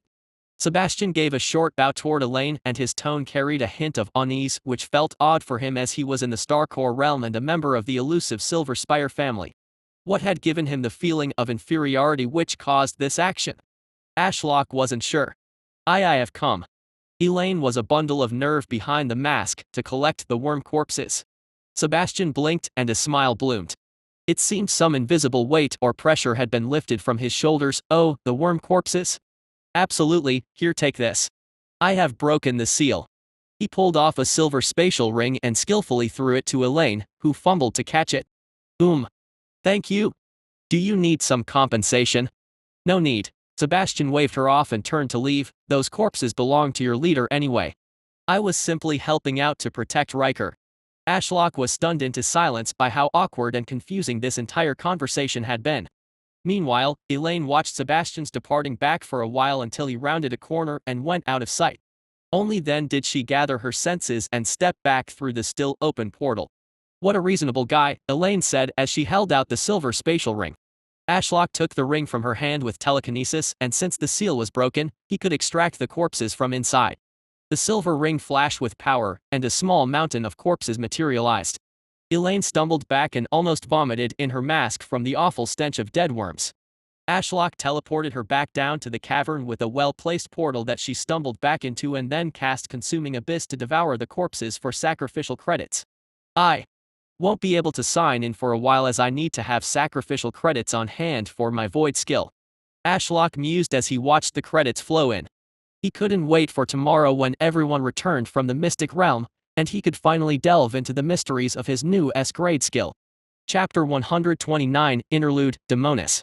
Diana finally felt free within the Mystic Realm as she could be herself away from prying eyes. Last time she had chosen a world of pure water chi as she desperately tried to suppress the darker side of herself that she wanted to keep hidden away. However, things had changed since her last visit to the Mystic Realm a month ago. The darkness within her soul was becoming harder and harder to suppress. The monster within was trying to claw its way out, and she couldn't hold it back anymore. It wasn't until she saw the Red Claws take the heart demon truffle that she realized she was different from them. When she had taken the truffle, she had been able to beat down and suppress the demonic chi within herself, subduing it with dominance. Whereas for the Red Claws, the truffle forced the demonic chi outside their body like some cursed-looking creature. Luckily the mask had hidden it, but when she saw the demonic chi crawling out from their throats, she had licked her lips and felt hungry. Perhaps foolishly, she had given in to her primal desires and stepped forward, offering her assistance. She destroyed the first few with her own demonic chi, but for the last one, she had absorbed it and barely managed to suppress the sudden increase of demonic chi within her soul for a few minutes. So when the mystic realm shrouded her in celestial fog, like a starved beast, she ran through the dense fog in search of a pocket realm overflowing with demonic chi where she could run wild. She had chosen hell. A realm of scorched earth shrouded in a haunted fog. If one looked closely, one could see red eyes and shifting shadows within the fog accompanied by the occasional howl. Diana's eyes of pure darkness snapped open and she exhaled a breath of demonic chi. Ninth stage of the soul fire realm. She grinned, showing her newly grown fangs. I wonder if I will be stuck in this demonic form when I reach the star core realm. A sudden tickle on her cheek made her look down to the side. You hungry, Kaida? The inky black snake had grown during their month together, and Diana reached up her clawed hand of shadows to scratch him on the head. She had done extensive testing, and all her demonic features seemed to be a step up from illusions. She liked to call them manifestations, as they looked like shadows but were solid enough to tear into the flesh of monsters. Although she looked like a demon, Kaida didn't shy away from the sharp claws her fingers had become and happily closed his eyes while sticking out his tongue. Kaida, do you think Stella will see me differently if she sees me like this? Diana wondered aloud, and Kaida seemed to look at her curiously. Sometimes she wondered if the snake was actually very smart and could understand her. I mean, just look at me. I have feathered wings sprouting from my back, my eyes are pure black, and I have claws. Even my body has changed shape. I almost look like a succubus. What if she gets jealous of me? I've seen how jealous she gets of everyone around her. Kaida nudged her on the cheek with his head. You're right, Kaida. I shouldn't worry so much. Diana sighed deeply as she stood up, looked around the haunted mist, and spread out her improved spiritual sight. Now, where can I find you some food? Picking a random direction, she began to walk. Even though she had large feathered wings almost identical to a raven, she could not fly despite her best efforts. Maybe once I reach the Star Core realm, I can fly. I mean, it only makes sense. It would be silly if I could fly around on a sword but not with these massive wings. Even without flying, she could move through the Pocket Realm's haunted fog with immense speed due to her water affinity. She could also detect anything alive for 1,000 miles in all directions. Where is everything? I know I have feasted on the flesh of one too many demons over the last month, but for there to be none around me is bizarre. Oh. Right on the edge of her spiritual sense was a demon she detected around the 5th stage of the Soul Fire realm. Switching her direction, she headed straight for it. Once she got within a few miles, it seemed to sense her incoming presence and turned to escape. A savage grin appeared on Diana's face. Something about being in her demon form made her enjoy the thrill of the hunt. Within seconds she had arrived right behind the demon. It reminded her of a hideous fish as it seemingly swam through the haunted fog. Spikes jutted out from its purple-skinned body. It turned to face her with a malformed mouth of sharp teeth. Diana coated her manifested claws in demonic chi, gripped the fish between its teeth, and held it in place. There was a brief moment where the demon seemed to realize it was about to die and let out a screech. Ignoring it, Diana grunted as she ripped the fish in half down the middle. Its clump of organs slid out of the carcass and dropped to the scorched ground alongside a beast core which Diana grabbed and chucked into her mouth. While absorbing the beast's core, she tore off bits of flesh from the carcass and fed them to Kaida, who greedily gobbled them down. As Diana cycled the demonic chi from the beast's core through her body, her mind drifted to something that had been bugging her. My family name is Reborn, and my claws resemble that of a demonic bird, and my wings also match that of the birds that used to hang around in our courtyard full of scorched trees. There's a good chance this is all a coincidence, but what if it's not? What if I was always supposed to turn into this demon? If that were true, she would feel more comfortable revealing her transformation to Stella and Ashlock. Whenever she remained in her human form, she felt the need to suppress her emotions or risk showing this side of her. My memories are vague, but didn't I turn into a version of this form when Ashlock gave me the heart demon truffle the first time and I fought down in the cavern with that slime? There's no way Ashlock didn't notice me then. Right? I mean, I was hidden within my haunted mist technique, but at least a shadow of my monstrous form should have been visible. Diana shook her head to clear her thoughts. It wasn't an ideal situation. If the Ashfallen sect deemed her a monster and kicked her out, she would have to retreat to the wilderness as no demonic sect would accept a demon, and neither would the Celestial Empire. Demonic cultivators would hunt me down and devour my soul core to further their cultivation. I would become the ultimate prize for them. A shiver ran down her spine at the thought. She didn't feel in the mood anymore to eat the demon's meat, so she gave a few more chunks to Kaida until the snake was satisfied and tossed the carcass to the side. As Kaida finished his final bite, Diana detected something suddenly appearing within her spiritual sense as if it had been teleported into the realm. What the? She muttered as she closed her eyes and became one with the mist to try and figure out more about the new threat. Earth Chi, and I can't detect its cultivation realm. But why does it feel so weak? One of the features of her demonic form was the ability to gauge an opponent's threat level. It seemed to be a survival instinct of all demons, as Diana had noticed some demons gave off the feeling that they were much more threatening than they actually were, almost like animals that color themselves to seem poisonous. Kaida, there's some weird Earth Chi monster in the mist. Should we go and fight it? The snake tilted his head and flickered his tongue at her nose. Diana chuckled, I'll take that as a yes. Without wasting any more time, Diana began to dash through the mist, which swirled around the large manifested raven wings on her back that was thrice her size. Within a few minutes, she arrived a few meters from the target. Up close, she could see the grotesque thing was like a segment of a giant worm as if it had been cut on both sides. It didn't appear conscious as it kept convulsing and spewing out blood. Diana cautiously approached and noted the foul-smelling slime that coated its skin. That's definitely the worm Ashlock had fought before we entered the mystic realm, but why is it here? Diana ran through some scenarios in her head, and none were good. Ashlock had been left alone with only Larry for protection, so if a part of the worm had ended up in her pocket realm, had Ashlock cut it up and thrown it into the mystic realm? Was the patriarch fine? Or was she about to leave the mystic realm and see the Ashfallen sect gone? With a bloodthirsty rage rising in her chest, Diana summoned a ball of water above her palm. She then loaded it up with demonic chi to the point it turned pitch black and then hurled it at the motionless piece of worm. To her surprise, the segment of worm that still towered over her by many times seemed to react to the incoming threat as earth chi rippled across its surface. The slime coating its skin then began to boil and rise off its flesh as a poisonous cloud. Diana snapped her fingers, and the mist swirled around her, directing the toxic cloud away from herself. I doubt this segment has a beast core, so it's just a large chunk of flesh making use of the latent chi left over to defend itself. Therefore I should win in a battle of attrition. Diana collapsed to the scorched earth, out of breath. Her ninth stage soul core was near empty, yet a grin arose on her face, followed by exhausted laughter. Haha. What a tough bastard. She groaned as she flipped her body over onto her back so she could rest. Beside her, Kaido was slowly pulling off chunks of the star core realm worm meat and gobbling it down. You're such a glutton, Kaido. Diana petted the top of his head, but the snake was too preoccupied with his meal to pay her any attention. The worm corpse looked like an archery target board with how many holes had been made by Diana's claws and thrown balls of demonic chi. I don't see how any of the others could have even put a dent into this thing. Except maybe Elaine with her void affinity. After a short rest, Diana staggered to her feet and put her hand on the worm's side. All the poisonous slime had long boiled away, so it was safe to touch.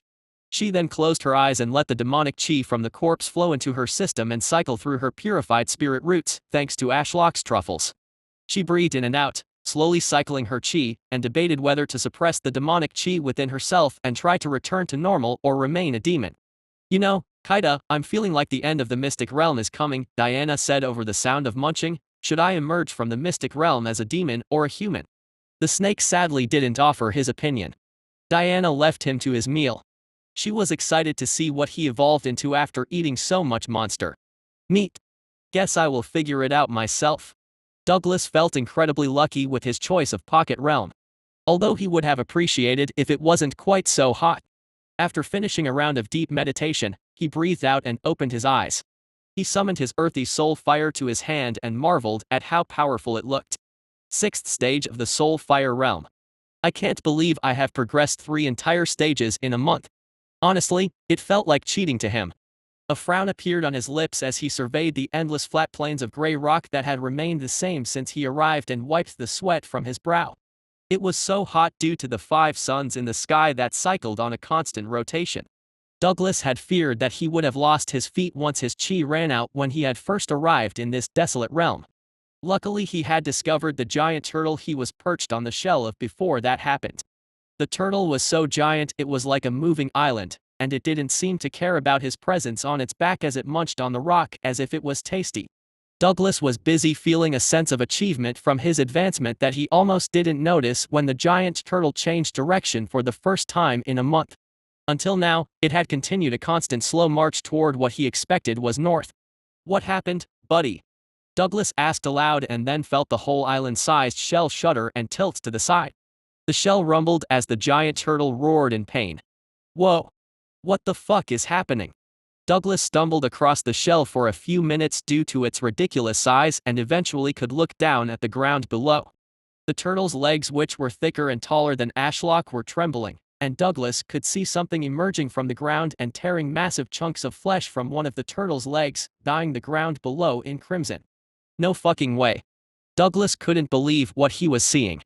How had the worm followed him into this pocket realm? Looking closer, he noticed it was injured but was rapidly absorbing the earth chi in the area and healing itself. Douglas began to panic as he stood up. Till the horizon in all directions was nothing but burning hot gray rock. If he got down from the turtle and tried to run, there was no way he could survive if the worm switched targets and went for him. Or if there were more worms. The turtle's shell continued to vibrate, throwing him off his footing as the turtle roared in pain and tried to move its leg to crush the worm underfoot.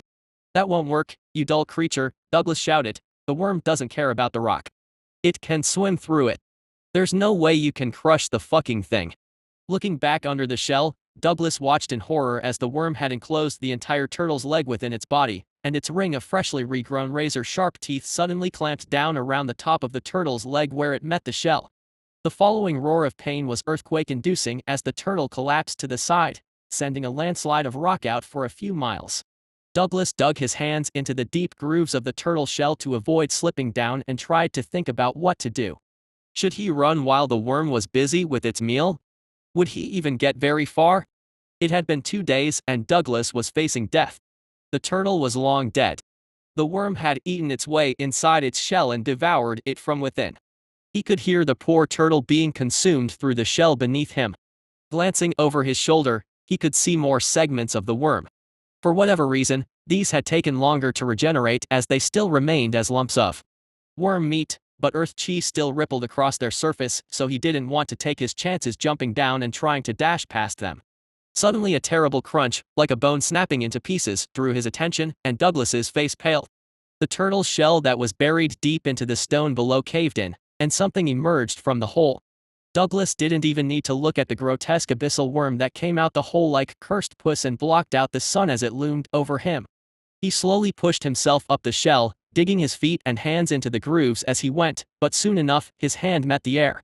He was hundreds of meters above the gray rock as he sat at the peak of the turtle shell. All around him was endlessly flat rock and regenerating segments of worm. And before him was a somehow still hungry star core worm that he swore he would have nightmares about if he managed to live through this somehow. "You don't scare me, you fucker," Douglas shouted as the worm seemingly stared him down. "I'm the great Douglas Terraforge, the greatest builder of the Ashfallen sect." The worm reeled back and let out an ear-shattering screech that almost pushed him off the edge of the shell. Douglas gripped the shell tightly to hold on and wasn't very proud of the words that escaped his lips. "Mommy, save me." Chapter 130, End of the Mystic Realm. Ashlock awoke to birds chirping in the warmth of the morning sun as always. His body took a while to slowly wake up. "Why can't I drink coffee as a tree? Being so sluggish in the morning is annoying," Ashlock grumbled as he looked around. Like every other morning, the sign-in system popped up, signifying yet another day had passed. Idolatry Daily Sign-in System. Day 3522. Daily Credit 1. Sacrifice Credit 871. Sign in. Those worms from Sebastian gave me more credits than I had expected. Ashlock debated signing in as it should be enough points to guarantee at least an A- grade draw, but he decided against it. Since I should eat some more worm today, I should wait for the main course and get the best rewards. He did have plans to sign in for lower grade rewards in the future, but being only a few hundred off from another S-grade draw made him hesitant to spend. What if he drew a fantastic new A- grade skill when it could have been S rank instead? Dismissing those thoughts, Ashlock glanced at the Mystic Realm fog. "Today's the day that I see my sect members again. I wonder how much they have grown in our short time apart." He hoped the answer was a lot. Tensions were rising, and he feared an all-out war between him and another family like the Void Minds, or perhaps the entire Blood Lotus sect was only a single tiny slip-up away. There were simply too many loose ends mounting up and people witnessing his absurd feats. A city with millions of people suddenly found themselves living alongside demonic trees with bizarre mushrooms growing on their trunks and pink flowers on their branches.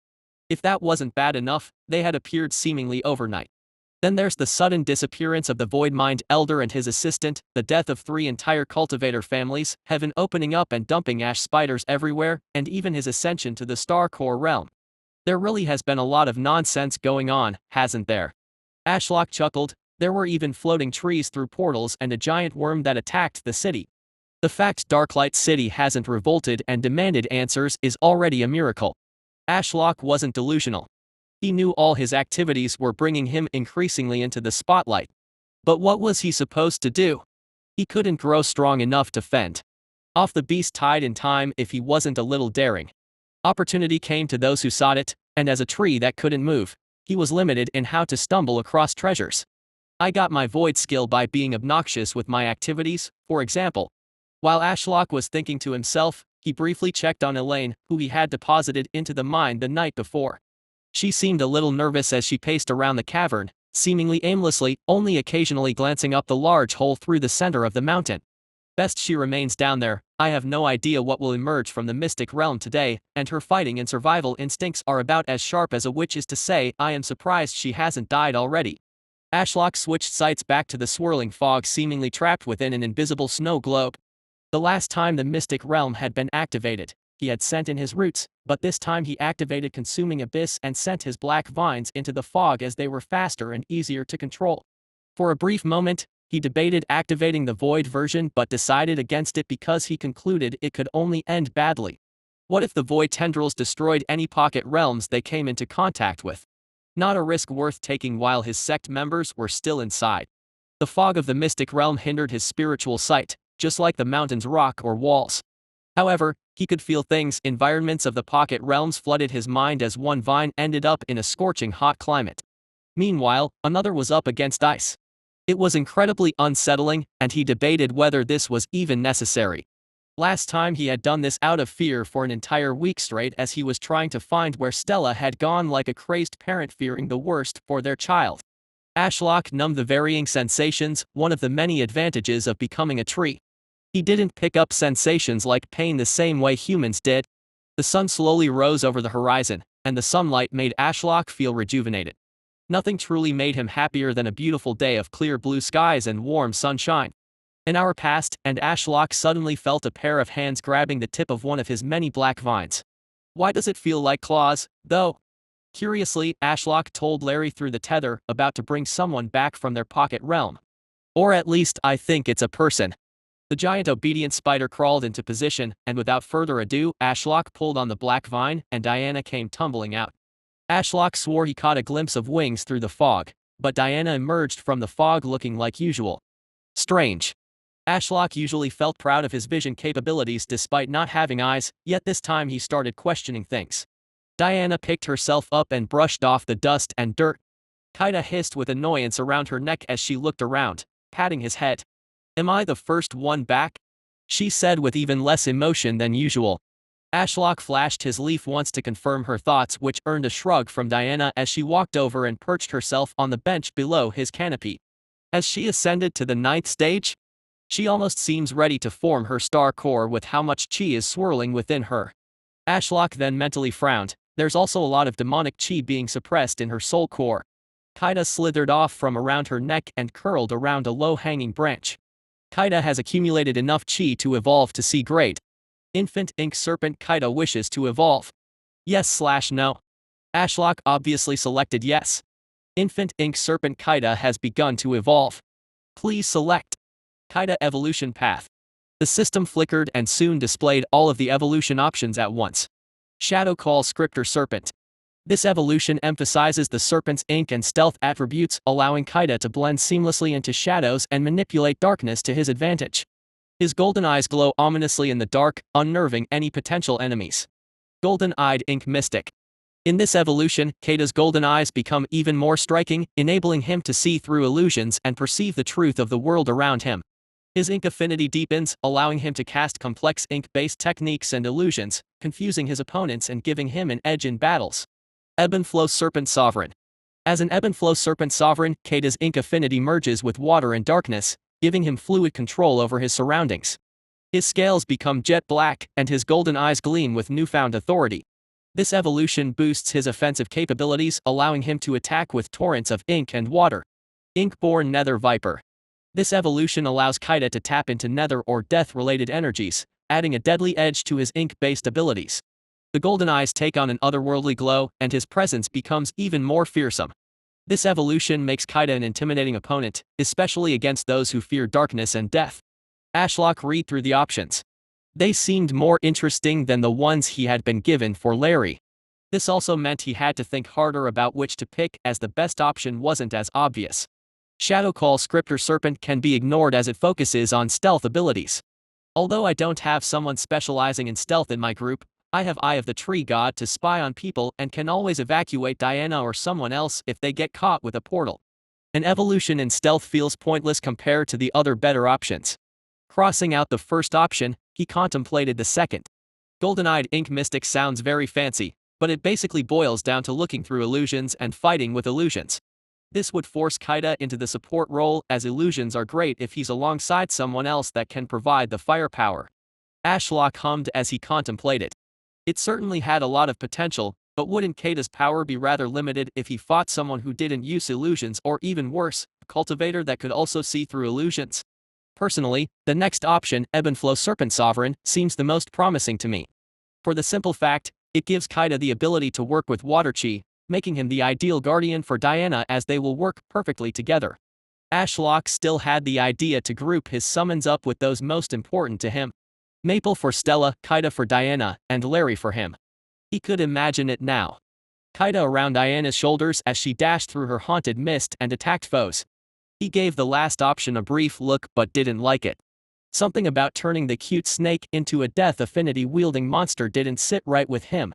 Also, the fact it mentioned a snake species in the name made him fearful that it was a dead-end evolution.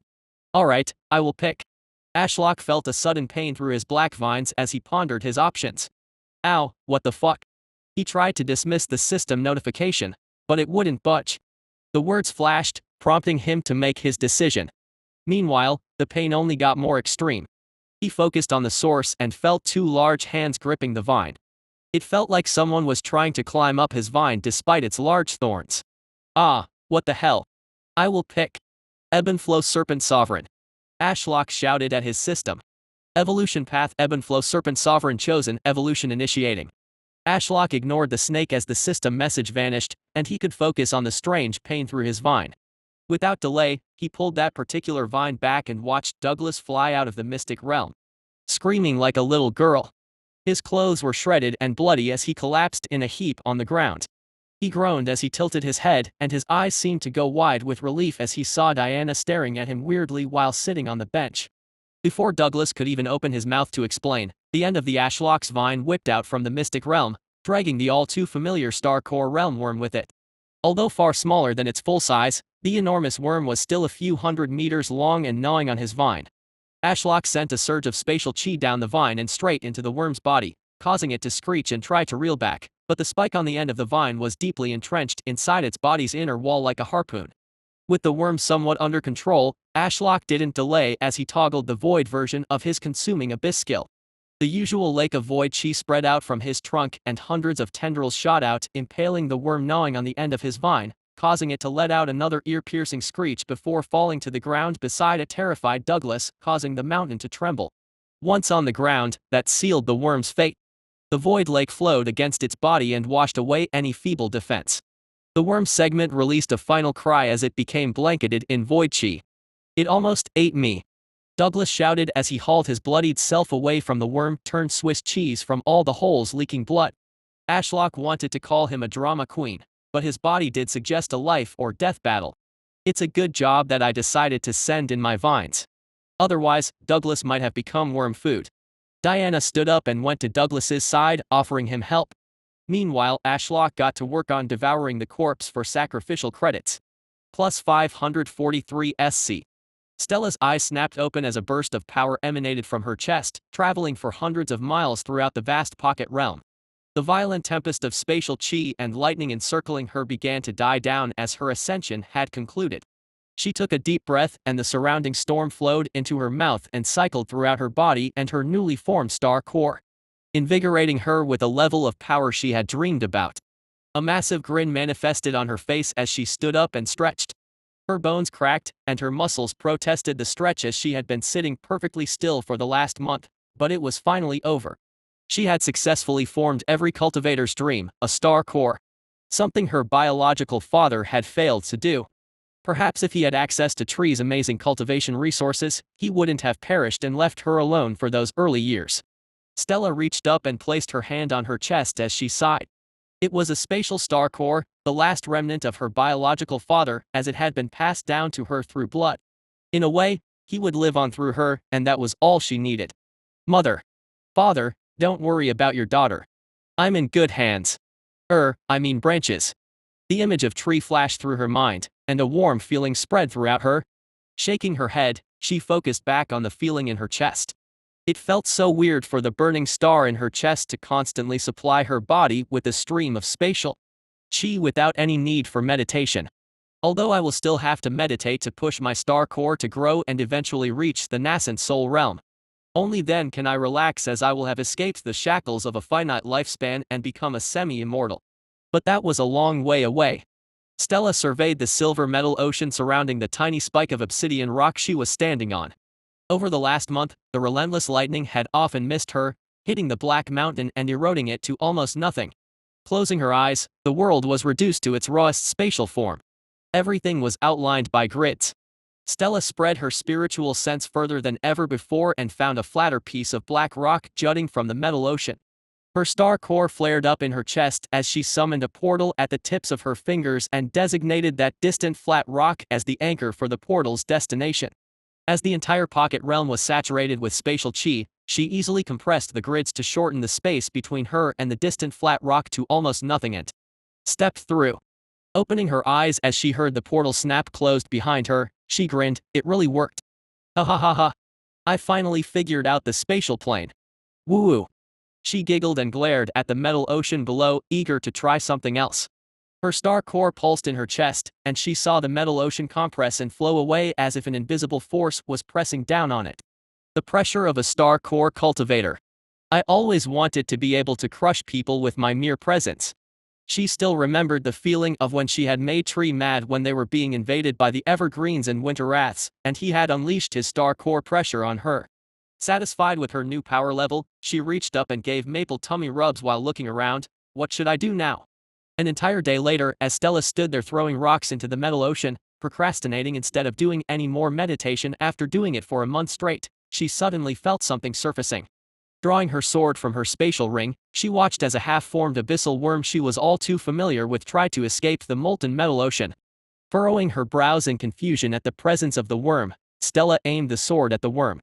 It crackled with golden lightning as she unleashed all of the lightning Tao stored up in her body after being struck by lightning for a month straight. A concentrated bolt of golden lightning arced out the tip of her sword and slammed into the worm halfway out of the ocean. The sheer force of her attack nearly pushed it back under, but its scorched, malformed head remained on display. The smell of cooked worm meat mixed with decay and poison made Stella reel back. Even after ending her attack, the lightning arced on the metal ocean's surface, further cooking the worm alive. Does it not have any earth chi left to defend itself? Stella wasn't sure, but she had no intention of sticking around to find out due to the rancid smell and poison. Closing her eyes and entering the spatial plane again, she picked a location near where she had initially landed in this pocket realm and exited there. To her surprise, moments later, a black vine coated in spikes she was familiar with appeared seemingly out of nowhere. Tree. Is it really time to leave? Have you come to get me? The vine offered no words or signs of hearing her, so she grabbed it. The vine rapidly pulled back, causing her to yelp in surprise. It brought her through a tear in reality, rushed her through the dense white fog of the mystic realm, and threw her out onto the mountain peak. Landing gracefully, Stella glanced at Douglas, who was crawling away from her in tattered rags, and Diana, standing over him.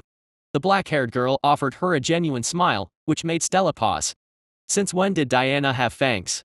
Chapter 131, Necroflora. Stella carefully sidestepped the encroaching lake of void chi originating from ash as she walked over to Diana.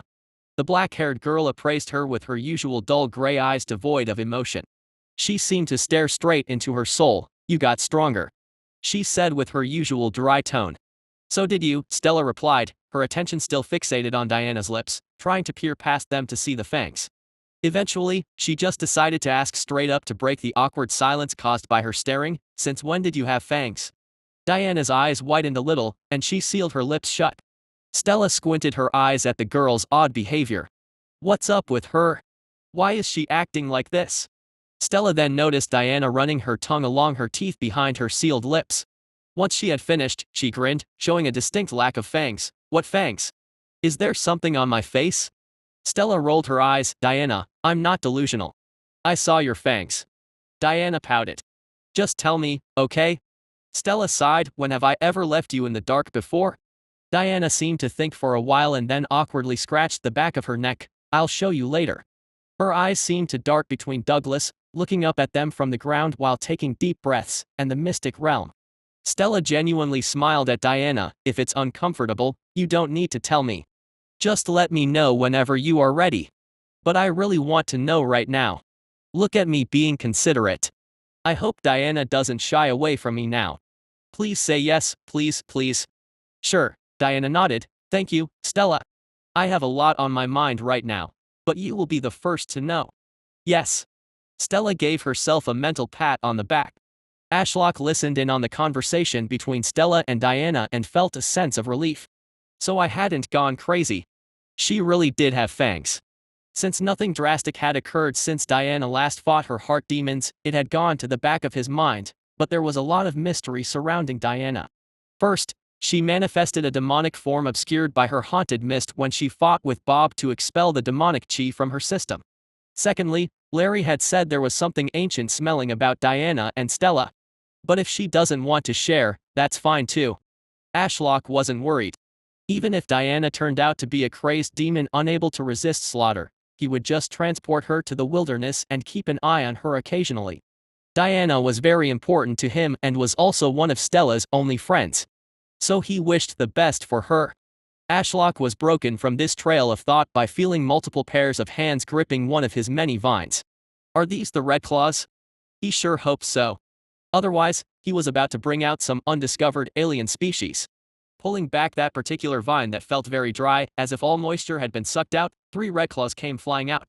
The Grand Elder, Amber, and Elder Mo landed with varying degrees of gracefulness, but Ashlock wasn't paying attention. He was more concerned about where the other 2 Red Claw elders were. Standing up and brushing himself off, it seemed the Grand Elder shared his concern as the aged man glanced around. Where are Elder Brent and Margaret? We searched for them throughout the Pocket Realm but couldn't find them anywhere, so we assumed they arrived before us. Stella shook her head. We haven't seen them. Ashlock quickly sent his black vine back into the Mystic Realm and tried to return to that Fire Chi Pocket Realm and search for the missing elders. He had no control over which Pocket Realms his vines ended up in, as he had sent in over 100 vines, and there was no way there were that many Pocket Realms with people in them, so it was totally random and dependent on his luck if he managed to get a vine to someone. Or so he thought. But that theory didn't make sense, considering he found and pulled out his sect members within a few minutes of each other. This mystic realm sure is a mystery. An annoying mystery if it kills my people. Focusing on that black vine, he suddenly felt a damp climate. Nope, not this one. He pulled it out and then ended up in a cold environment. He repeated this process a few more times and eventually felt a dry climate, but it felt different from the one where he had found the Red Claws. While this was happening, the Grand Elder was getting restless on the mountain peak due to his missing elders. Don't worry. The Patriarch will find a way to save them. Stella reassured them. He is very reliable. The Grand Elder let out a nervous breath. I have full faith in the Patriarch's capabilities. Ashlock certainly didn't have the situation under control and really wished Stella wouldn't put him on the spot like that. Sometimes, her almost zealous faith in him became dangerous to his reputation. While he continued searching the mystic realm, he felt the sun slowly climb the sky overhead, and the second the sunlight sneaked past his canopy and hit the mystic realm, he saw the celestial glitter that represented the shards to the pocket realms within the fog begin to vanish as if they were reactive to the sun. On the dawn of the 7th day, the mystic realm closes, Ashlock murmured as he tried to send more black vines into the mystic realm and desperately searched around but had no luck. Looking into the fog closer, Ashlock watched as each pocket realm vanished under the sunlight and was surprised when a giant worm segment popped out from the mystic realm, followed by another and then another. What the fuck? Ashlock couldn't help but swear as everyone stumbled back at the sudden appearance of the worms. Some were frozen solid in ice and others seemed charred like they had been deep-fried in lava. Ashlock sent in his void lake and tendrils as he had kept the skill active this time. Some worm segments were still alive as he saw earth chi ripple across their skin upon sensing a threat, but most were utterly unmoving and devoid of chi, making them easy to devour. However, they were each around 100 meters long, making them hearty meals. Plus 280 SC. Plus 263 SC. Plus 127 SC. Plus 198 SC. Not much chi compared to the worm that had been attacking Douglas, Ashlock noted as he saw the sacrificial credits flow in, but still a substantial amount. I believe it's due to all of these being nothing but chi-filled meat, as any semblance of a star core in any of these is long gone. Hey, that's the worm I encountered right before I returned here, Stella said while pointing to a worm coated in a silver metallic sheen. It didn't seem to be moving, and the charred flesh within its malformed mouth seemed like something had fried it alive. Plus 134 SC. Ashlock devoured it and then was about to move on to the next one when the Grand Elder stepped forward. Patriarch, please wait. Pulling his void lake and tendrils back, Ashlock watched as the Grand Elder drew his sword and approached the worm. This one was more active than the others and had a semi-formed mouth filled with half-broken brittle teeth. The thing seemed to be convulsing as if trying to throw something up. Surrounding his sword in crimson flames, Ashlock felt the weight of the Grand Elder's heightened cultivation as he slashed down against the worm's side. The attack was blocked by Earth Chi, but the Grand Elder didn't relent. The attacks kept coming until the Earth Chi rippled away by the 10th overhead slash, and he cleanly sliced through. To Ashlock's surprise, 2 humans with fire chi blazing around their bodies emerged from the hole. They looked haggard as they gave the Grand Elder a grateful bow. What in the 9 realms happened to you two? The Grand Elder looked between the almost unrecognizable visage of Elder Brent and Elder Margaret. Elder Brent staggered a few steps before collapsing to his knees and seemed to kiss the ground with tears of joy. We were both cultivating back where you left us, Elder Margaret said, but then this worm came out of nowhere and ate us. We cut ourselves out multiple times, but every time we escaped, it would heal and chase us down. Without our fire chi keeping us safe from the digestive fluids and poison, we would be dead. Elder Brent added while lying on the floor, we are both in the soul fire realm. We never had a chance against a star core threat while running across a seemingly endless desert. We tried heading toward you but never made it in time. The Grand Elder crossed his arms and frowned. I should apologize then, as it was my idea to split up. I searched the entire area with my spiritual sense and couldn't even detect a fly, let alone a star core realm worm. Elder Margaret looked like she was about to say something but then refrained. Elder Brent, on the other hand, shook his head and laughed. No, Grand Elder, we were simply too weak. This was our fault. Ashlock was certain they were trying to help the Grand Elder save face as they were currently in the presence of the Ashfallen sect. The trio continued to speak for a while, and eventually, they got to their feet and went to talk with Elder Mo, who was holding a very impressive hammer surrounded by ghostly flames. You got an inheritance? From an immortal smith. Elder Brent looked like he had eaten shit by his facial expression. That's right. Elder Mo chuckled while showing off the hammer. I can now utilize spirit fire to imbue my will into weapons. Imagine my vigor and battle spirit living inside your blade. Alright, I take it back. Elder Brent glared at the Grand Elder. You should have come back to get us. You really left us to almost perish in a desert because you were greedy for an inheritance? The Grand Elder blinked and seemed to find the sudden change in Elder Brent's opinion on spending the last month or so being chased down and inside a worm's stomach rather hilarious as he burst out laughing. While the Red Claws were conversing, Ashlock resisted asking about the inheritance as that could wait for later and kept an eye on the Mystic Realm. It was rapidly shrinking as the sunlight made the pocket realms vanish. If I built a hut to shade the Mystic Realm from the sun, would it always stay open? Actually, even better idea. I should plant a tree right in the middle of the Mystic Realm to provide shade, and then I can overtake it with Progeny Dominion and enter the pocket realms too. That should work, right? But that would have to be for next time. For now, Ashlock let the Mystic Realm fade away as he wanted to ensure all worm segments were brought out. The last thing he wanted was for one of the worm segments to remain in the pocket realm, grow super strong over time, and then kill one of his sect members the second they stepped foot in its territory the next time he used the Mystic Realm. Just as the Mystic Realm was about to fade away, he was glad to see 3 more worm segments suddenly appear. Seeing a colossal-sized worm that could rival the size of a whale materialize out of thin air was a bizarre sight. Moments later, the Mystic Realm ceased to exist, and he saw in his skill list that it had gone on cooldown for a month once again. So these are the last few segments of that giant worm. Ashlock noted as he identified the 2 most active worm segments. I should eat these 2 and then sign in. Best to keep some sacrificial credits on hand to fuel my void skill. After attacking the 2 worm segments, which Ashlock suspected had come from an Earth Chi realm as they were far more reformed and full of Chi than the last few, he also devoured the worm that had swallowed the elders. Plus 430 SC. Plus 390 SC. Plus 398 SC. System, sign in. Ashlock said with excitement. Idolatry daily sign in system. Day, 3522. Daily credit, 1. Sacrifice credit, 3,630. Sign in. Holy shit. 3,000 credits. Ashlock gawked at the number for a long time. Was this the highest number he had ever seen? I won't get an SS grade draw, right? I don't know if my body could handle it with my current cultivation realm. He refused to believe a single star core realm threat could result in this many sacrificial credits. Actually, it's also strange that the mystic realm pulled the worm apart and sent it to different pocket realms. Was the worm not one creature but multiple working or attached together? Each worm segment seemed to have the ability to be cut off from the others and still thrive. Humans and other monsters Ashlock had encountered had a single soul core or beast core within their body that provided them with chi converted into their affinity. Yet each part of this worm seemed capable of producing chi independently. While pondering these ideas, Ashlock killed the last worm segment left with his void tendrils, as he knew the void part of his consuming abyss skill would vanish the second he signed in and ran out of sacrificial credits.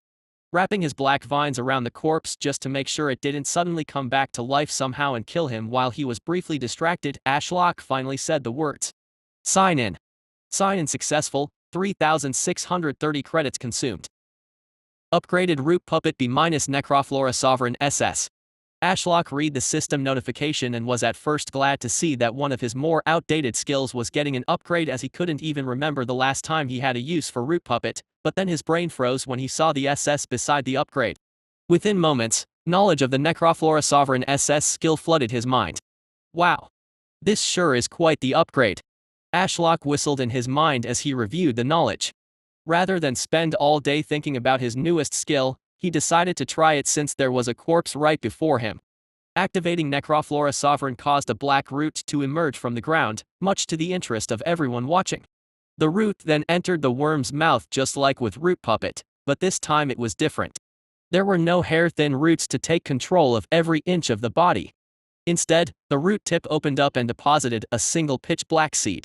Both the Grand Elder and Stella instantly drew swords from their spatial rings and pulsed their star cores as if on instinct. Tree, what in the 9 realms was that? Stella asked urgently as spatial flames coated her sword. The feeling of imminent death washed over me. The Grand Elder nodded at her side. Me too. It felt like death itself had a grasp around my neck. I'm testing a new technique, Ashlock wrote on his trunk. Stella and the Grand Elder translated his words aloud for the others to hear. Everyone exchanged a weary glance as those weaker than the Star Core realm seemed to shiver in fear rather than feel the instinctual need to fight something. As if their bodies instinctually knew they could only cower in fear. You're welcome to go down into the mine if you don't want to stay and watch, Ashlock offered as he felt the Necroflora Sovereign skill move into its next phase. The reawakening. Everyone shook their heads, clearly eager to see the result of an immortal's new skill. Ashlock had debated sending them away, but he had already let them try his fruit and truffles and even enter the mystic realm. At this point, the only secret he wanted to keep from the Red Claws was that the immortal they idolized was actually the demonic tree right behind them. Anyway, now comes the fun part if my knowledge of the skill is correct. Ashlock laughed evilly as the seed-emitting pure death chi bloomed within the worm. Restrained by his black vines, the worm corpse began to metamorphose into black wood. Before his spiritual sight, the worm's corpse began to fight against the black vine restraints, so Ashlock released them and allowed his new creation to stand up. At first, it looked like a tree, but slowly it split up and 2 thick legs and arms became apparent, and then finally, a maw and 2 empty eye sockets that ignited with his lilac soul fire. He had created a 20-meter-tall ant, a humanoid tree monster from the worm corpse, and by the looks of it, the Titan was in the Star Core realm. It loomed over everyone, only almost matching Ashlock in height. An immense pressure suddenly blanketed the area, causing everyone but Stella and the Grand Elder to struggle to stand.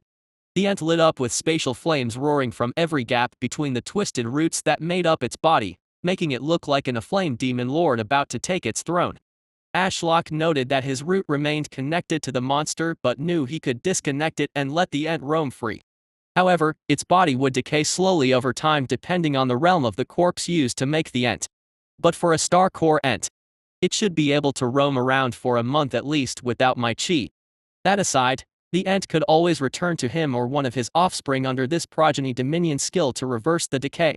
So if managed well, Ashlock now had an eternal Star Core servant that he could dispatch into battle without worrying about it dying, as it was nothing but a mindlessly reanimated corpse. The immortal never ceases to impress me. The Grand Elder muttered under his breath as he lowered his sword. This is truly a servant befitting one such as him. Chapter 132, Goodbye Old Friend. Ashlock excitedly tried to send a command to his new ent, but it refused to move no matter how much effort he put into it. Huh? Why isn't the skill working? Is my realm not high enough to command it? Ashlock glanced around in confusion and noticed it wasn't only his ent stuck in place and refusing his commands. His leaves were stuck, and none of his sect members were moving. Everything was perfectly still, as if time had been frozen, but if he looked closely, he could see the eyes of his sect members still moving around in their eye sockets, and the spatial flames burning within the ent were still flickering. My friend, we need to have a talk. A voice Ashlock was all too familiar with drew his attention. Senior Lee stood on the edge of the mountain peak, his back facing Ashlock as he gazed at the distant Darklight City.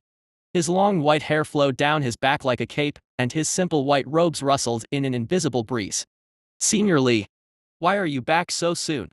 Ashlock questioned the back of the man. I thought you said you would meet me at the top. Turning to face him, Senior Lee glanced up at the int's maw lilac flame-filled eyes. Well, I felt a sudden wave of death chi near an old friend, so I came to check up on you before I entered my final meditation. Final meditation? Ashlock asked. Indeed, what may be an entire lifetime to you is but a passing moment for me. Yet my time is running out.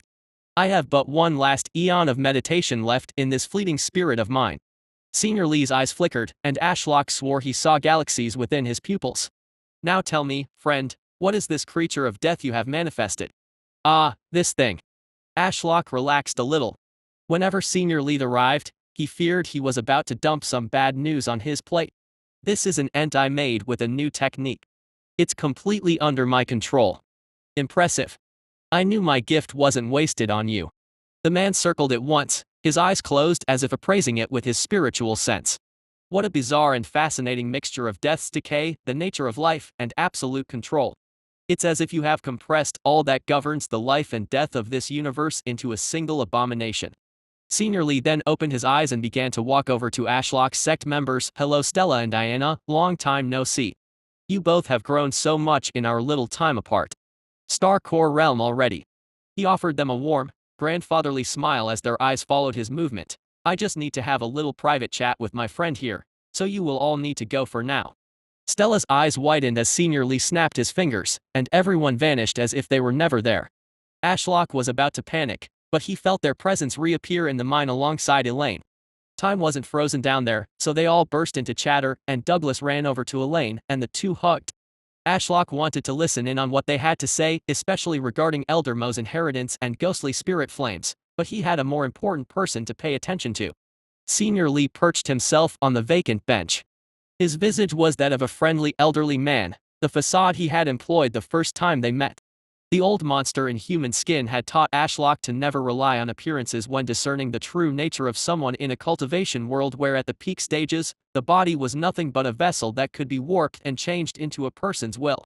I believe the first time we met, I spoke of visiting an old friend.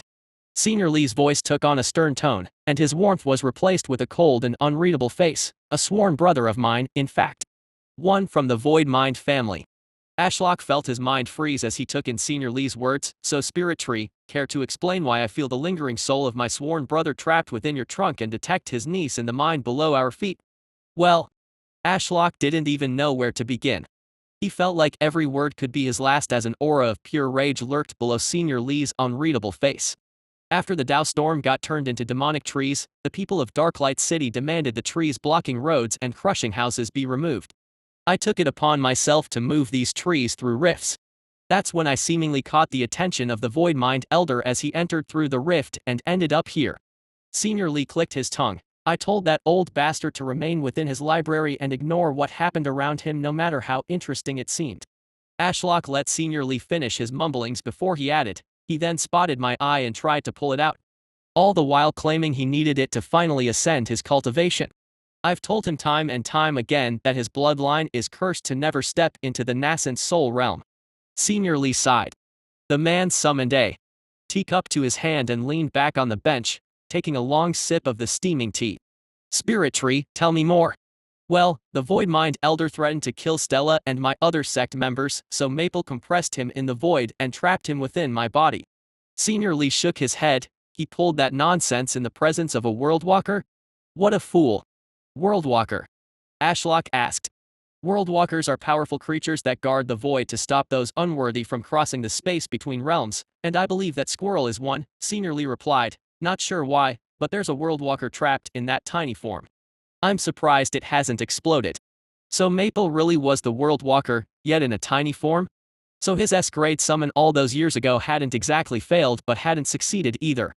He does sleep a lot, Ashlock chuckled, and often collapses after a single big technique.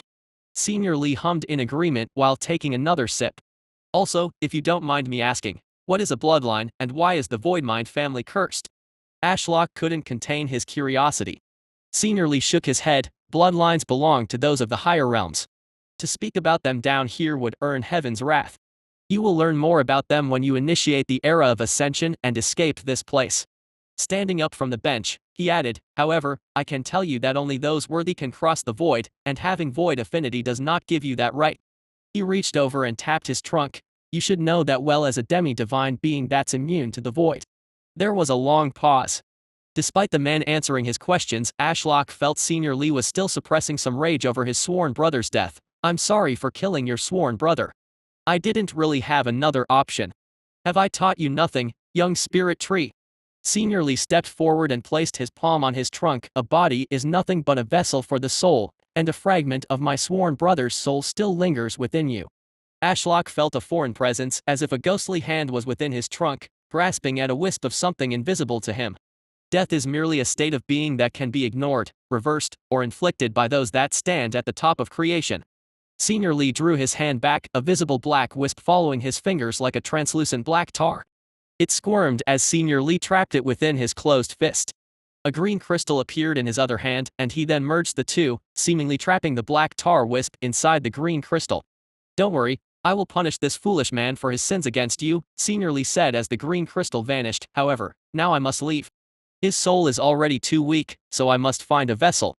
He turned to leave, but his eyes landed on the looming ent. Actually, talking of vessels for the soul, could you make another one of these? Ashlock mentally checked the skill description in his mind and confirmed that so long as he had a corpse, there were no problems. If you can provide me with a corpse, I could. Senior Lee rubbed his chin and grinned. Interesting, very interesting. Why don't we give it a try? Although Ashlock was a little mad about Senior Lee wanting to bring the Voidmind Elder back to life, as that old bastard had tried to kill everyone he loved and even blew himself up in a vain attempt to kill him. Alas, Senior Lee was some kind of godlike being, and it wasn't worth arguing with someone that had given him so much help over something that had occurred in the past and given him a void-based skill. A sudden pressure descended on him when a corpse materialized on the stone between him and Senior Lee. The man wasn't wearing rings, so Ashlock had no idea where he was summoning things from. Ashlock simply couldn't describe what he was even looking at.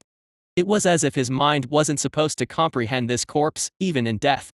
It had a similar shape to a giant squid, but its body was overwhelmingly bright, while its tentacles were like the night sky.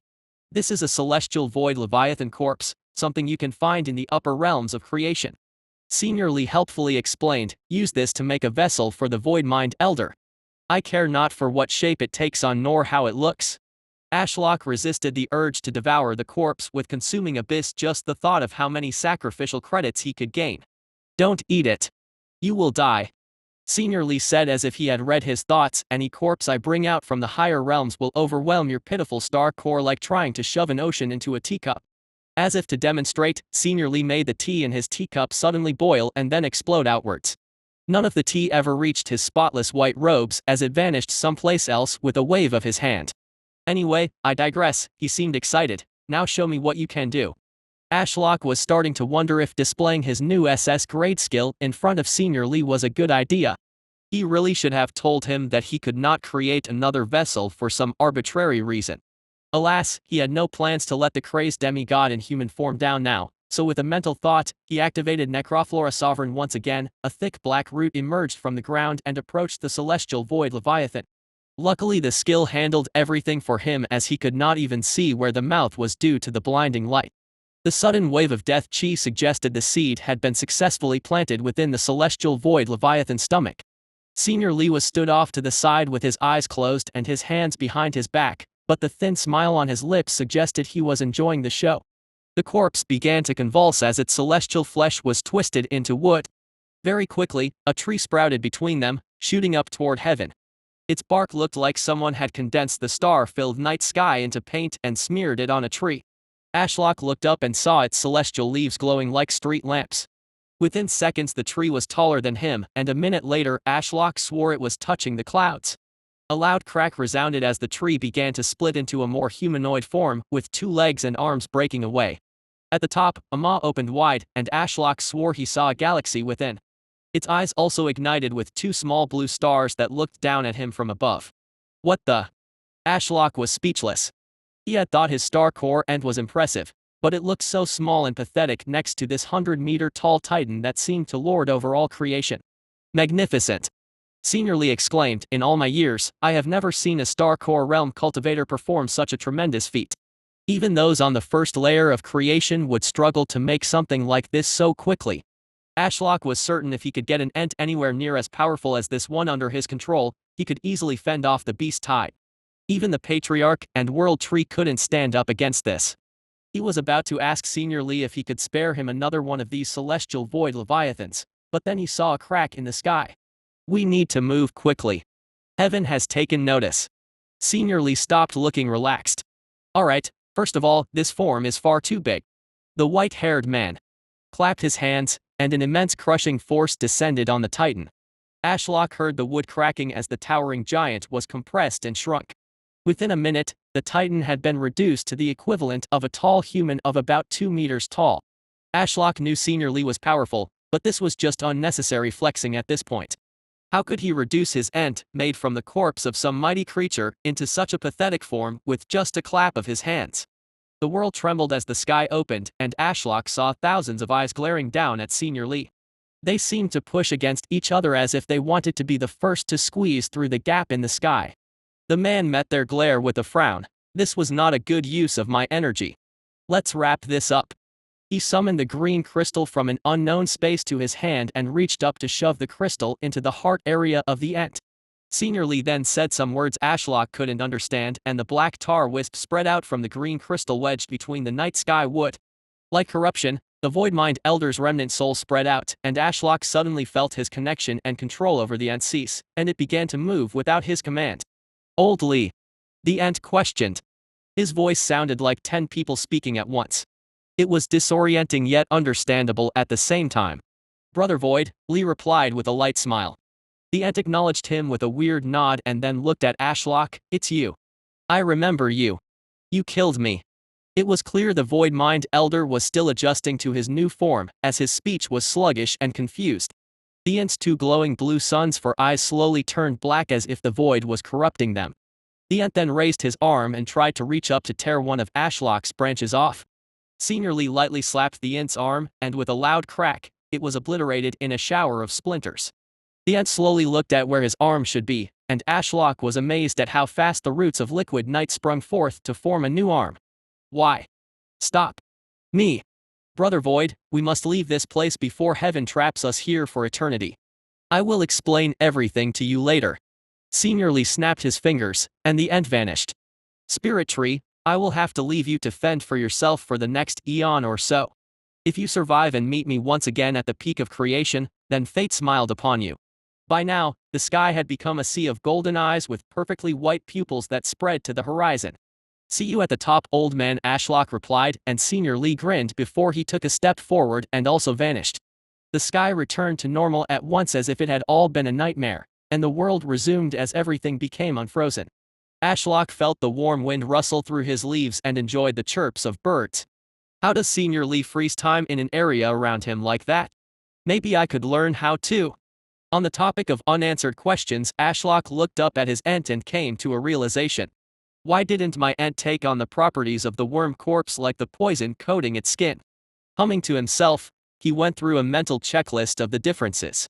All I can think of is that the worm corpse had little chi left in it, so it was just a slab of monster meat, whereas the corpse of the Leviathan still had chi. Whatever the reason, he would discover it with more testing.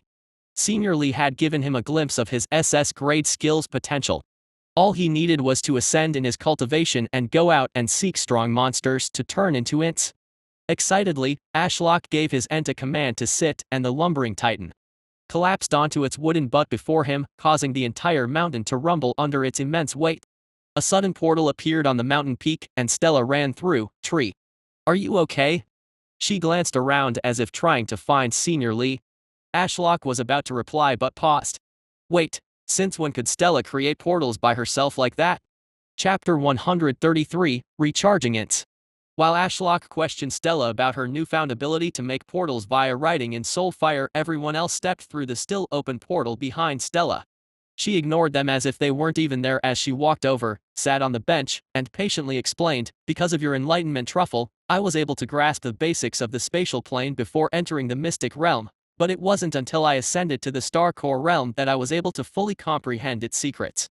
That's how I can make portals so freely now. She then explained how she could close her eyes and see the world in grids. Ashlock knew of the spatial plane's existence as it had been mentioned in Spatial Techniques of the Azure Clan Technique book, and he had been utilizing it himself for his portals and other spatial techniques like telekinesis. But it appeared Stella comprehended the abstract concept more profoundly than even himself, to the point that she could open short-range portals across a vast distance without having a tree body. Interesting, Ashlock mused as he listened to Stella rambling on. Maybe I should spend more time learning techniques and practice with my spatial chi. I feel like I have been neglecting meditation and improving my techniques in favor of system skills recently. So yeah, that's about it, Stella said while swinging her legs off the side of the bench. The mystic realm was a lot more pleasant this time, despite being struck by lightning for a month straight while sitting atop a spike of rock jutting out of a molten metal sea. Ashlock found Cultivator's concept of what was pleasant to be so far removed from any logic that it was hard to comprehend. How could sitting still in an alternate dimension surrounded by molten metal while being attacked by lightning be considered pleasant? Just how bad had the previous time been? That aside, Ashlock was confused about why the mountain peak was dead silent except for Stella's ramblings. Diana was off to the side, playing with Big Kai now. The inky snake was going through his evolution and was already 2 meters long and looked barely small enough for Diana to have draped over her shoulders. It certainly didn't help that Diana was short, so Kai's tail almost touched the floor. Diana aside, 7 other people were present, but they were all kneeling toward him with the Grand Elder at the front. Looming behind them was the motionless ent that cast a flickering shadow due to the spatial flames. What are they doing? Ashlock was baffled. Had he done something weird without knowing it to cause them to kneel before him like this? Deciding to break the awkward atmosphere, as he had no idea what was happening, he asked Elder Mo a question that had been on his mind. Elder Mo, tell me more about this inheritance. Ashlock wrote, and Stella relayed the message. Elder Mo stood and had an almost fanatical demeanor. Due to the immortal's infinite generosity, this humble one was able to obtain the inheritance of a spirit forge master. He then raised the mighty hammer that almost seemed glued to his hand. With my ghostly spirit fire, I can imbue weapons with my will, turning them into spirit weapons. Upon hearing that, the only thought that went through Ashlock's mind was if he should ask Elder Mo to make the swords he stole from the Void Mind Elder more tree-friendly somehow. After all, he was the most extraordinary tree swordsman on the continent. He could also turn Stella and Diana's swords into something special. Actually, I will wait until he has had more practice first before requesting anything from him. Other than that, the fact there were inheritances of ancient cultivators within the pocket realms made Ashlock even more enthusiastic about sending his sect members in whenever possible. Maybe I should even send in the entire Redclaw family next time. Although what happened to the 2 elders concerns me regarding safety. While he was lost in thought, Elder Mo kept rambling on. Of course, such an insignificant inheritance pales compared to you and your delectable fruits and creations. Elder Mo added as he looked up at the ent. Okay. Ashlock wasn't sure where this sudden off-putting flattery was coming from. He had given them overpowered cultivation resources and even sent them into pocket realms, and they hadn't been this enthusiastic. They hadn't even seemed this enthralled when he demonstrated his SS-grade skill, which had been impressive enough to impress Senior Lee. Are they flattering me in hopes of getting closer to Senior Lee? It was hard to know for sure, but he understood it must have been a humbling experience being frozen in time and then removed with a finger snap from a cultivator that suddenly appeared and called him a friend. Whatever the reason, Ashlock wasn't interested in speaking with them when they were acting weirdly like this. Let's get this over with so I can send them away. Having so many people up here on the mountain peak makes it feel crowded, and the giant ant over there isn't helping. However, before I wave them off, I want to see their progress. Ashlock had already felt the difference in the Grand Elder's cultivation when he had sliced the worm apart, and Stella naturally had reached the Star Core realm. I will now check everyone's progress, and then you can leave. Ashlock wrote as he opened his demonic eye. All of the kneeling people shivered slightly and kept their eyes glued to the stone to avoid eye contact. Ashlock looked at them one by one. The Grand Elder is now in the 5th stage of the Star Core realm, and Amber is in the 7th stage of the Soul Fire realm, although I can't remember what she was before. He glanced at the elders and was somewhat disappointed. Although Elder Mo got the inheritance, he is still at the peak of the Soul Fire realm. Meanwhile, Elder Brent and Margaret seem to have made some progress, each going up a single stage in the Soul Fire realm to the 8th. Perhaps their lack of talent is holding them back. Actually, to be fair, they had been running away and burning their stored-up chi to survive the worm segment hunting them down. Ashlock had learned through a lot of observation and testing that combat was a great way to refine and learn techniques but an awful way to advance cultivation stages as it was a waste of chi. Elder Mo had advanced right before entering the mystic realm and was likely too busy learning the secrets of his newfound inheritance to sit down and meditate to gather chi. So his lack of progress also makes sense. Ashlock watched as the ghostly flames filled Elder Mo's entire body. It would seem the inheritance had somehow altered his affinity, a concept he had never seen before. Ashlock then glanced at Douglas and noticed he had gone up 3 entire stages. That's almost a stage a week. That cultivation speed is absolutely insane. Is Douglas secretly a genius cultivator? Or did he just get lucky with his pocket realm? Whatever the reason, Ashlock was delighted with Douglas's progress and was also glad to see that Diana was at the peak of the Soul Fire realm and on the cusp of ascending to the Star Core realm like Stella. He studied Diana's Soul Core, a light blue storm tainted black due to the prevalent demonic chi that was barely being suppressed. When his eye focused on her, the demonic chi seemed restless, as if trying to escape and overtake Diana. Seeing her pained expression and heavy breathing, Ashlock looked away as he wasn't interested in causing unnecessary discomfort. He skipped over Elaine as she still hadn't progressed from the 1st stage of the Soul Fire realm, and he moved on to the final person here, Stella. Unlike the others, she didn't shy away and openly accepted his gaze as if trying to show off her new power. Within her was a pulsing lilac star, much like he had before turning fully tree. Except hers was special as lightning arced between the star and the rest of her body. It was to Ashlock's understanding that once Stella used the lightning chi stored within herself, her star core wouldn't generate any new lightning chi, only spatial chi, as that was her affinity. With his demonic eye still open as he had one last thing he wanted to check, he summoned a portal in the White Stone Palace's courtyard and ordered the Redclaws to return home. The Redclaw Grand Elder relayed his ancient words to his family, and they all gave deep bows and expressed their gratitude before stepping through and leaving the mountain peak. Elaine and I would also appreciate being excused if that's all right with the Patriarch. Douglas humbly requested. Ashlock actually had something he wanted to tell Elaine, so he wrote on his trunk, "Elaine, did your uncle ever mention someone by the name Senior Lee?" Elaine translated his words and tapped her chin. "Lee. That name does ring a bell. My uncle often said Lee had cursed him to die and had told him not to go outside. I also heard my uncle ranting that this Lee person was supposed to show up months ago yet never visited." Ashlock suspected that was his fault as Lee had stopped by his mountain on the way to visit the Void Mind Elder and left after saving Stella. "Well, Senior Lee stopped by earlier, and I passed him a fragment of your uncle's soul," Ashlock wrote, and Elaine seemed confused. "So my uncle isn't dead?" She scrunched up her face as if deep in thought. "He did perish," Ashlock replied, "however, a part of him will now live on, so in a way, he is still alive." Elaine readjusted her glasses and seemed rather flustered. "Well, that's good then. I think that's all I had to say. You may leave now," Ashlock wrote and summoned a portal down into the mine.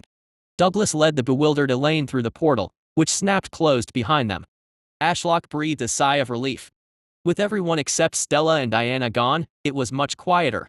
A lot had occurred in the last few hours, and he needed time to test and process everything. To do that, he needed peace of mind. His demonic gaze drifted to the impossible to ignore ant that almost rivaled him in height, as this was the first thing on his list to investigate. For this titan of a monster, he couldn't look down or even straight ahead with his demonic eye. He actually had to look up toward the creature's maw. To his surprise, Ashlock felt intimidated by his own creation as it was at the 5th stage of the Star Core realm. Searching the information in his mind about his Necroflora sovereign skill, he realized the skill would always produce an ent of equal strength to the corpse, assuming the monster still had enough chi left in its body to fuel the seed's growth. The corpse of choice impacted the ent's features, size, and capabilities. However, if the corpse didn't have enough chi to fuel the seed for all those additional features like the corpse Senior Lee had provided, it would turn out as a basic demonic tree ent like the one standing before him. I see, so the skill hardly uses any chi or nutrients from me to form the seed as it feeds off the chi left over within the monster's corpse. As great as that sounded, Ashlock knew this world had no free lunches. Something had to be powering this ent that was 2 stages above him. Following the flow of chi throughout the ent's body, he confirmed that, just like himself, the ent's own star core provided enough chi to function independently. However, it was near empty right now, and it was drawing on his star core through the link to fill itself up, which was a big problem. Ashlock was 2 entire stages below the ent, and its star core wasn't exactly small. Furthermore, Ashlock felt a significant strain on his body's nutrient and water reserves as the ent had another problem. It was a walking tree. Even magical trees needed a steady stream of nutrients and water to live. But because the ent was designed to always be on the move, its body hadn't come equipped with roots to acquire nutrients and water. So no upfront cost other than losing out on potential sacrificial credits by not devouring the required corpse, but the maintenance cost of an ent, especially of one stronger than me, is rather high. Ashlock ordered the ent to remain still and detach itself from him. The root connected to its leg fell to the ground with a thud, and Ashlock suddenly felt his star core begin to fill back up instead of being drained. With his demonic eye, he continued to track the changes occurring within the ent's body post-detachment. Okay, the ent's star core is still working and producing chi, but it's not filling up or depleting. Just remaining perfectly stable. Ashlock's star core naturally produced chi by itself without needing to cultivate, but it was a minuscule amount compared to what he gained when meditating with his cultivation technique or drew in from the thousands of trees he was linked to. But the ent doesn't seem to have a cultivation technique, nor is it attached to my network of demonic trees. Ashlock was starting to understand what he was working with. The ent was powerful, but like an electric car, it needed to be charged or plugged into function without depleting its reserves and rotting into nothingness. Although the ent's star core produced some chi, it wasn't enough to support any more than its massive body just standing there. So charge it up and then send it to war, Ashlock mused. Wait, if I nurtured hundreds of trees to the star core realm, couldn't I use them as charging stations like those that charge electric cars back on Earth? That way, the ents won't use my chi reserves. It was a ridiculous sounding idea. Ashlock could already imagine out in the wilderness a massive hub of star core trees all protected by a concealment formation with them charging up hundreds of ents, which he could then transport anywhere within his root network at a moment's notice through portals. Despite the ideal vision in his mind, it had some problems. Trees cultivated very slowly, and even his offspring were only around the peak of the chi realm. He had to make some sacrifices here. Either he continued consuming a large portion of chi from all the thousands of offspring around him to fuel his activities and advance his cultivation, or he could reroute some or all of that chi to a small group of trees to power level them up to the star core realm. I think that's a good idea, but what group of trees should I pick?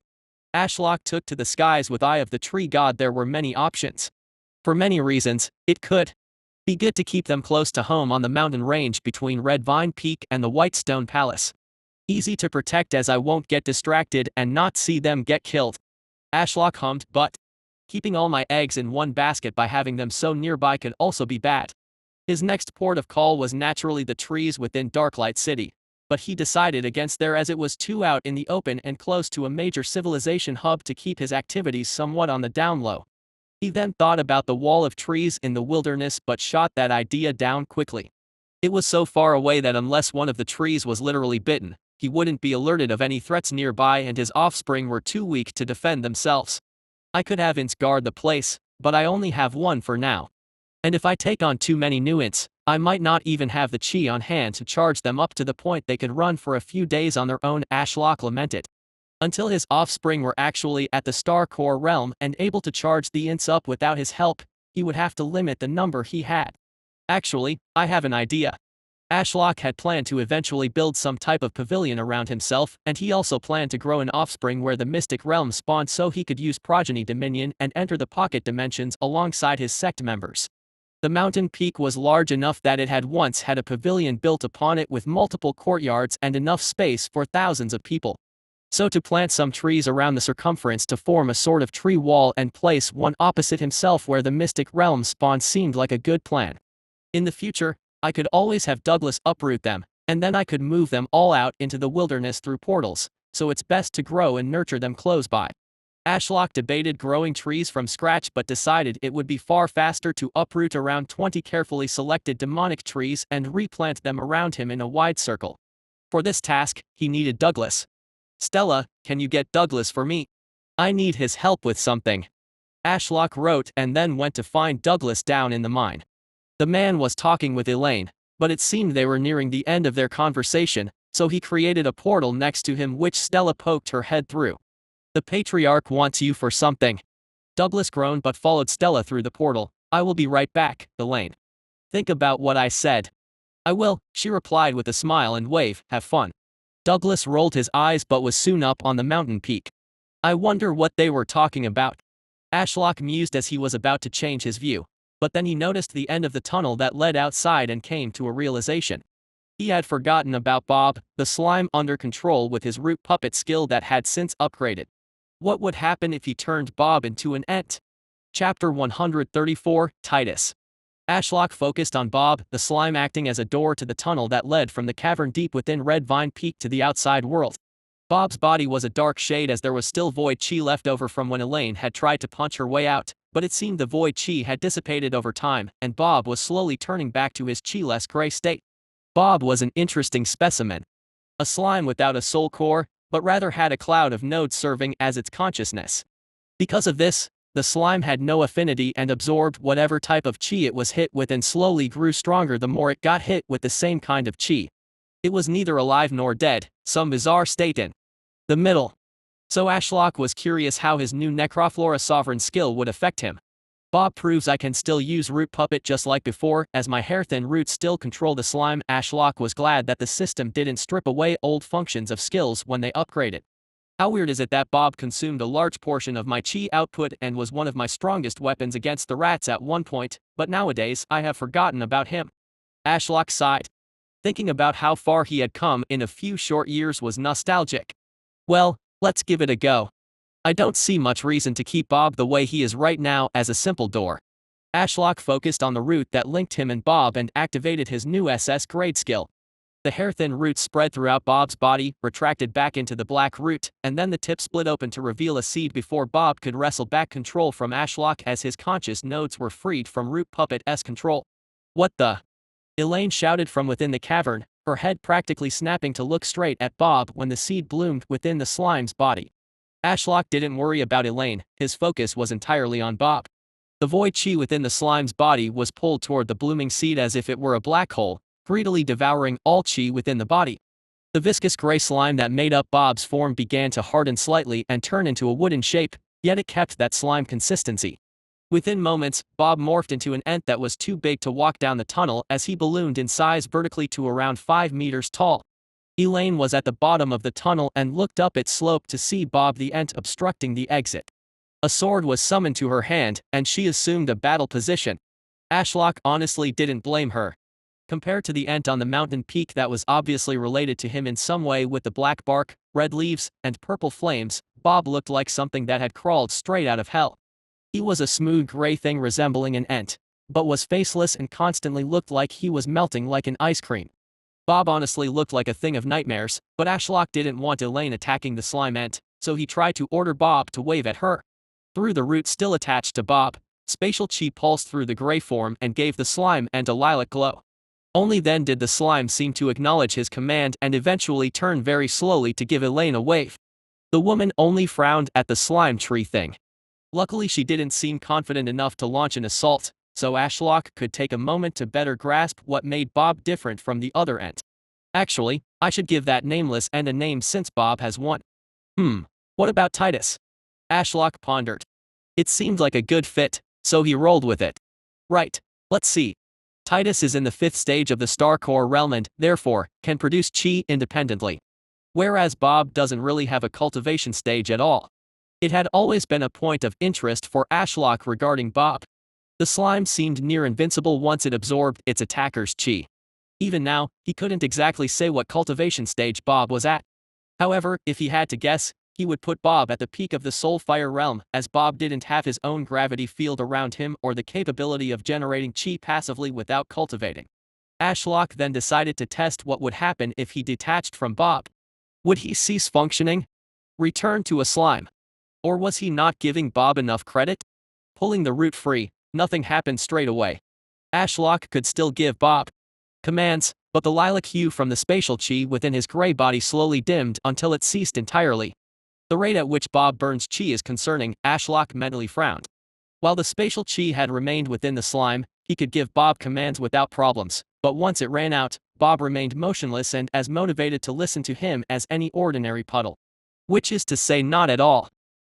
So when Bob's chi runs out, I lose control, but Bob has no control over his own body anymore either, so we enter a stalemate where nothing has control of the slime, and he just sits there. Meanwhile, even when Titus was detached, Ashlock could still order him to move around due to the spatial chi coming from his star core. Well, this is annoying, Ashlock grumbled as he kept trying to make Bob do anything at all. Losing control over my own minions is dangerous. Maybe I should only focus on getting star core and above ints to avoid this issue. Ashlock mused as he regained control over Bob via his root and felt a significant tug on his star core for chi. Fucking hell, Bob, you are a greedy bastard, aren't you? Ashlock couldn't believe Bob took over 10 times the chi to charge up compared to Titus, a 5th stage star core. Alright, this isn't going to work out, Ashlock ordered Bob with the chi he had just pumped in to block the tunnel's entrance like before. The gray slime lumbered into position while making squelching sounds and crawled into the tunnel. Ashlock was somewhat surprised that despite Bob's wood-like appearance, he was still just as flexible as before. Once Bob was in place, Ashlock ordered him to stay in place and then cut the connection. Slowly, the lilac hue of the spatial chi radiating within the gray slime dimmed and Bob eventually returned to a dull gray. Elaine had watched everything, and once she saw Bob return into a much larger and thicker door, she seemed to figure out what was going on and lowered her sword. Ashlock ignored her for now as Douglas was waiting restlessly in front of his trunk on the mountain peak for his job. I think I will use Bob in the future when needed, but keeping him constantly pumped with chi is pointless because he dispels chi from his body too fast. It's just a waste. Returning his sights to the peak, Ashlock wrote on his trunk, Douglas, I need you to uproot 21 demonic trees that I pick out. Standing beside Douglas, Stella translated the words, and the impatient Douglas nodded, sure thing, Patriarch, just lead the way. Ashlock took to the skies with Eye of the Tree God again and felt through the fused root network he shared with his offspring to identify the ones that were the farthest along in their cultivation. He found a few at the peak stage of the Chi realm and then sent Douglas to dig them up through portals. A few hours later, Ashlock finished placing down the 21st tree exactly in the middle of where the Mystic Realm had spawned the last few times. He wasn't sure if the Mystic Realm would open there again now that a tree was in the center of it, but that was an experiment for later. Removing these trees from the mountain had been more challenging than before. Ashlock had to mentally detach from the trees due to the fused roots, which caused them a lot of stress. However, they seemed much happier once they were planted closer to their dad. Okay, with that done, I just need to fuse my roots with them again to test progeny dominion. Ashlock wrapped his roots just below the rocky surface with the freshly planted trees in a perfect circle around him and felt their waves of happiness, yet the roots weren't fusing. Fuse. Come on, fuse with Dad. Ashlock tried to encourage his unruly children. As expected, he only got waves of simple emotions back. Sigh. What am I to do with you lot if I can't fuse my roots? Ashlock then spent the next few hours until dusk trying to figure out a solution. Meanwhile, Douglas went back down into the cavern to be with Elaine, and the girls were happy to cultivate under the shade of one of the new trees. Idolatry Daily Sign in System. Day 3523. Daily Credit 1. Sacrifice Credit 0. Sign in. Ashlock awoke the next day to the usual sign in message. He had spent all of yesterday trying to fuse with his children but had been unsuccessful. Fused with nearby offspring. Ashlock mentally blinked at the system message and then groaned. Of course, the system had been the one to conduct the fusing the last time, so why wouldn't it handle it again? Can I only fuse overnight while I am asleep? Ashlock contemplated but didn't have an answer, so he swiftly moved on. Red Vine Peak was no longer a desolate peak with a single demonic tree and a bench. Now demonic trees, his offspring, encircled him in a sparse ring so they each had plenty of room to grow upwards and outwards without impacting one another. Best to plan ahead. I could have easily fit 100 trees in a tight ring around me to the point they formed a literal wall with their trunks, but then their branches would be intertwined, and that would cause problems if they start to develop at different rates. Besides the distance between them, Ashlock had made a conscious effort regarding the locations of the demonic trees. Those trees about to form a fire affinity and covered in the blaze serpent roses were placed on the northern flank to face the white stone palace. Then on the western flank facing the misty forest that lay between Red Vine Peak and Darklight City were trees about to form water affinity. Diana sat below their shade and enjoyed the water chi from the serene mist camellias. Ashlock was also enjoying the mist as the wind blew it toward him. Meanwhile, Stella was cultivating on the southern flank under the shade of trees that weren't affected by a chi-producing flower, so they were developing spatial affinity due to the thick amount in the air around the mountain because of him. These spatial affinity trees were also on the eastern flank facing the farms, villagers, and the large wall flattened by the Dow storm.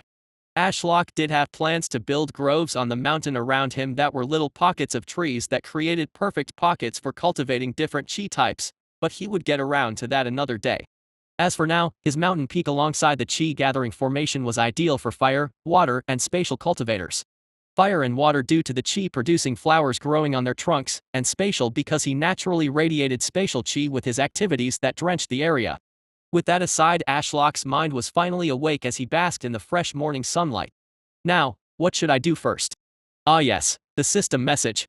With a quick check, he confirmed without a doubt that he was fused with all the trees around him. I can provide them all with chi, nutrients, and water, but I should be careful pumping too much spatial chi into the trees attempting to form fire or water affinities. I don't want to force them all into becoming spatial affinity trees.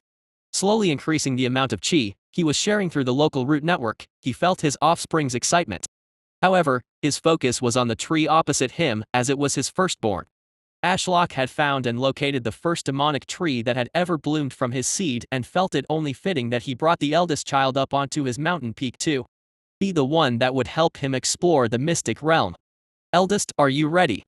Through their fused roots, he asked, you will be the first tree I test progeny dominion on. As expected, the tree just sent waves of happiness back. The eldest was just delighted that its father was speaking to him. Ashlock ran through a mental checklist to make sure he had everything ready to use the skill as unlike a lot of his other skills, Progeny Dominion had a lot of requirements that had to be met first due to how overpowered it was. Alright, let's see. Fused with Offspring, check. Offspring has a formed ego capable of emotion, check. I haven't used the skill for a week, so there is no risk of soul damage. What else? Ah yes, it's the start of a brand new day, so I will get the most out of the skill as it will cut off on sundown.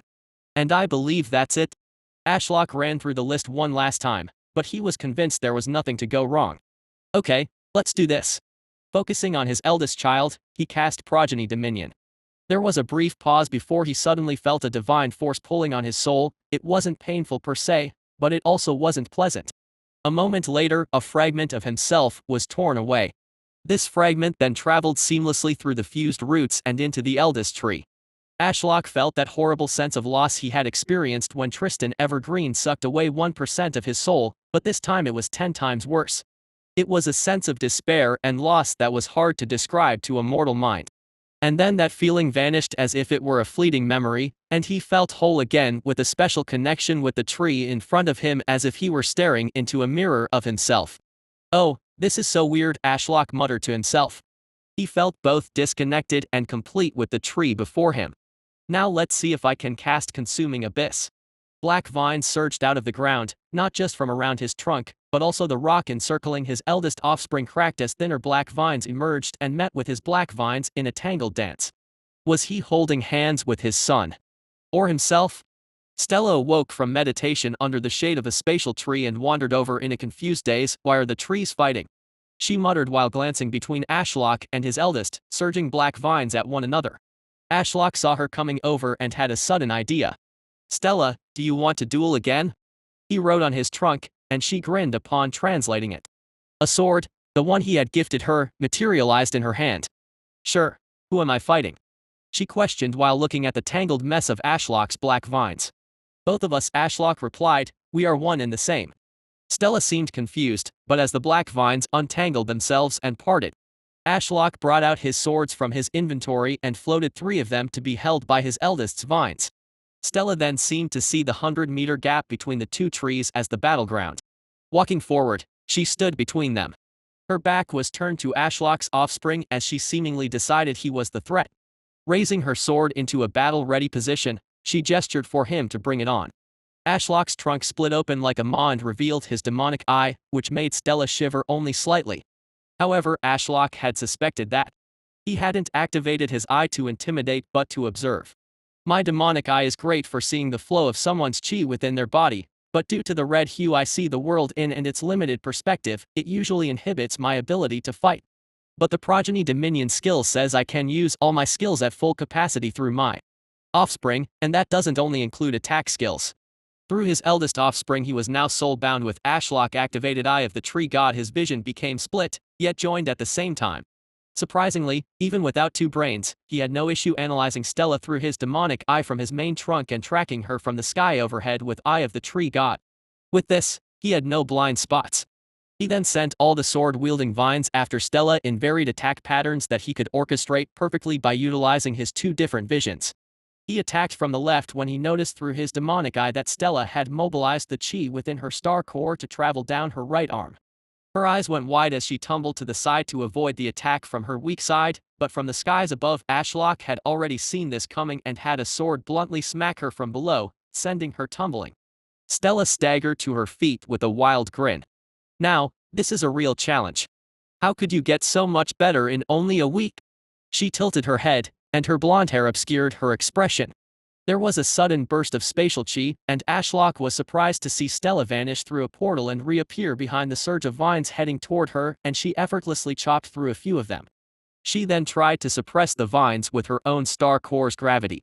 Ashlock responded in kind with his own gravity from both his main trunk and also his offspring after sending a load of spatial chi through their fused root, and despite the tree only being in the chi realm, the Progeny Dominion let him ignore this and use his full power by transferring his chi.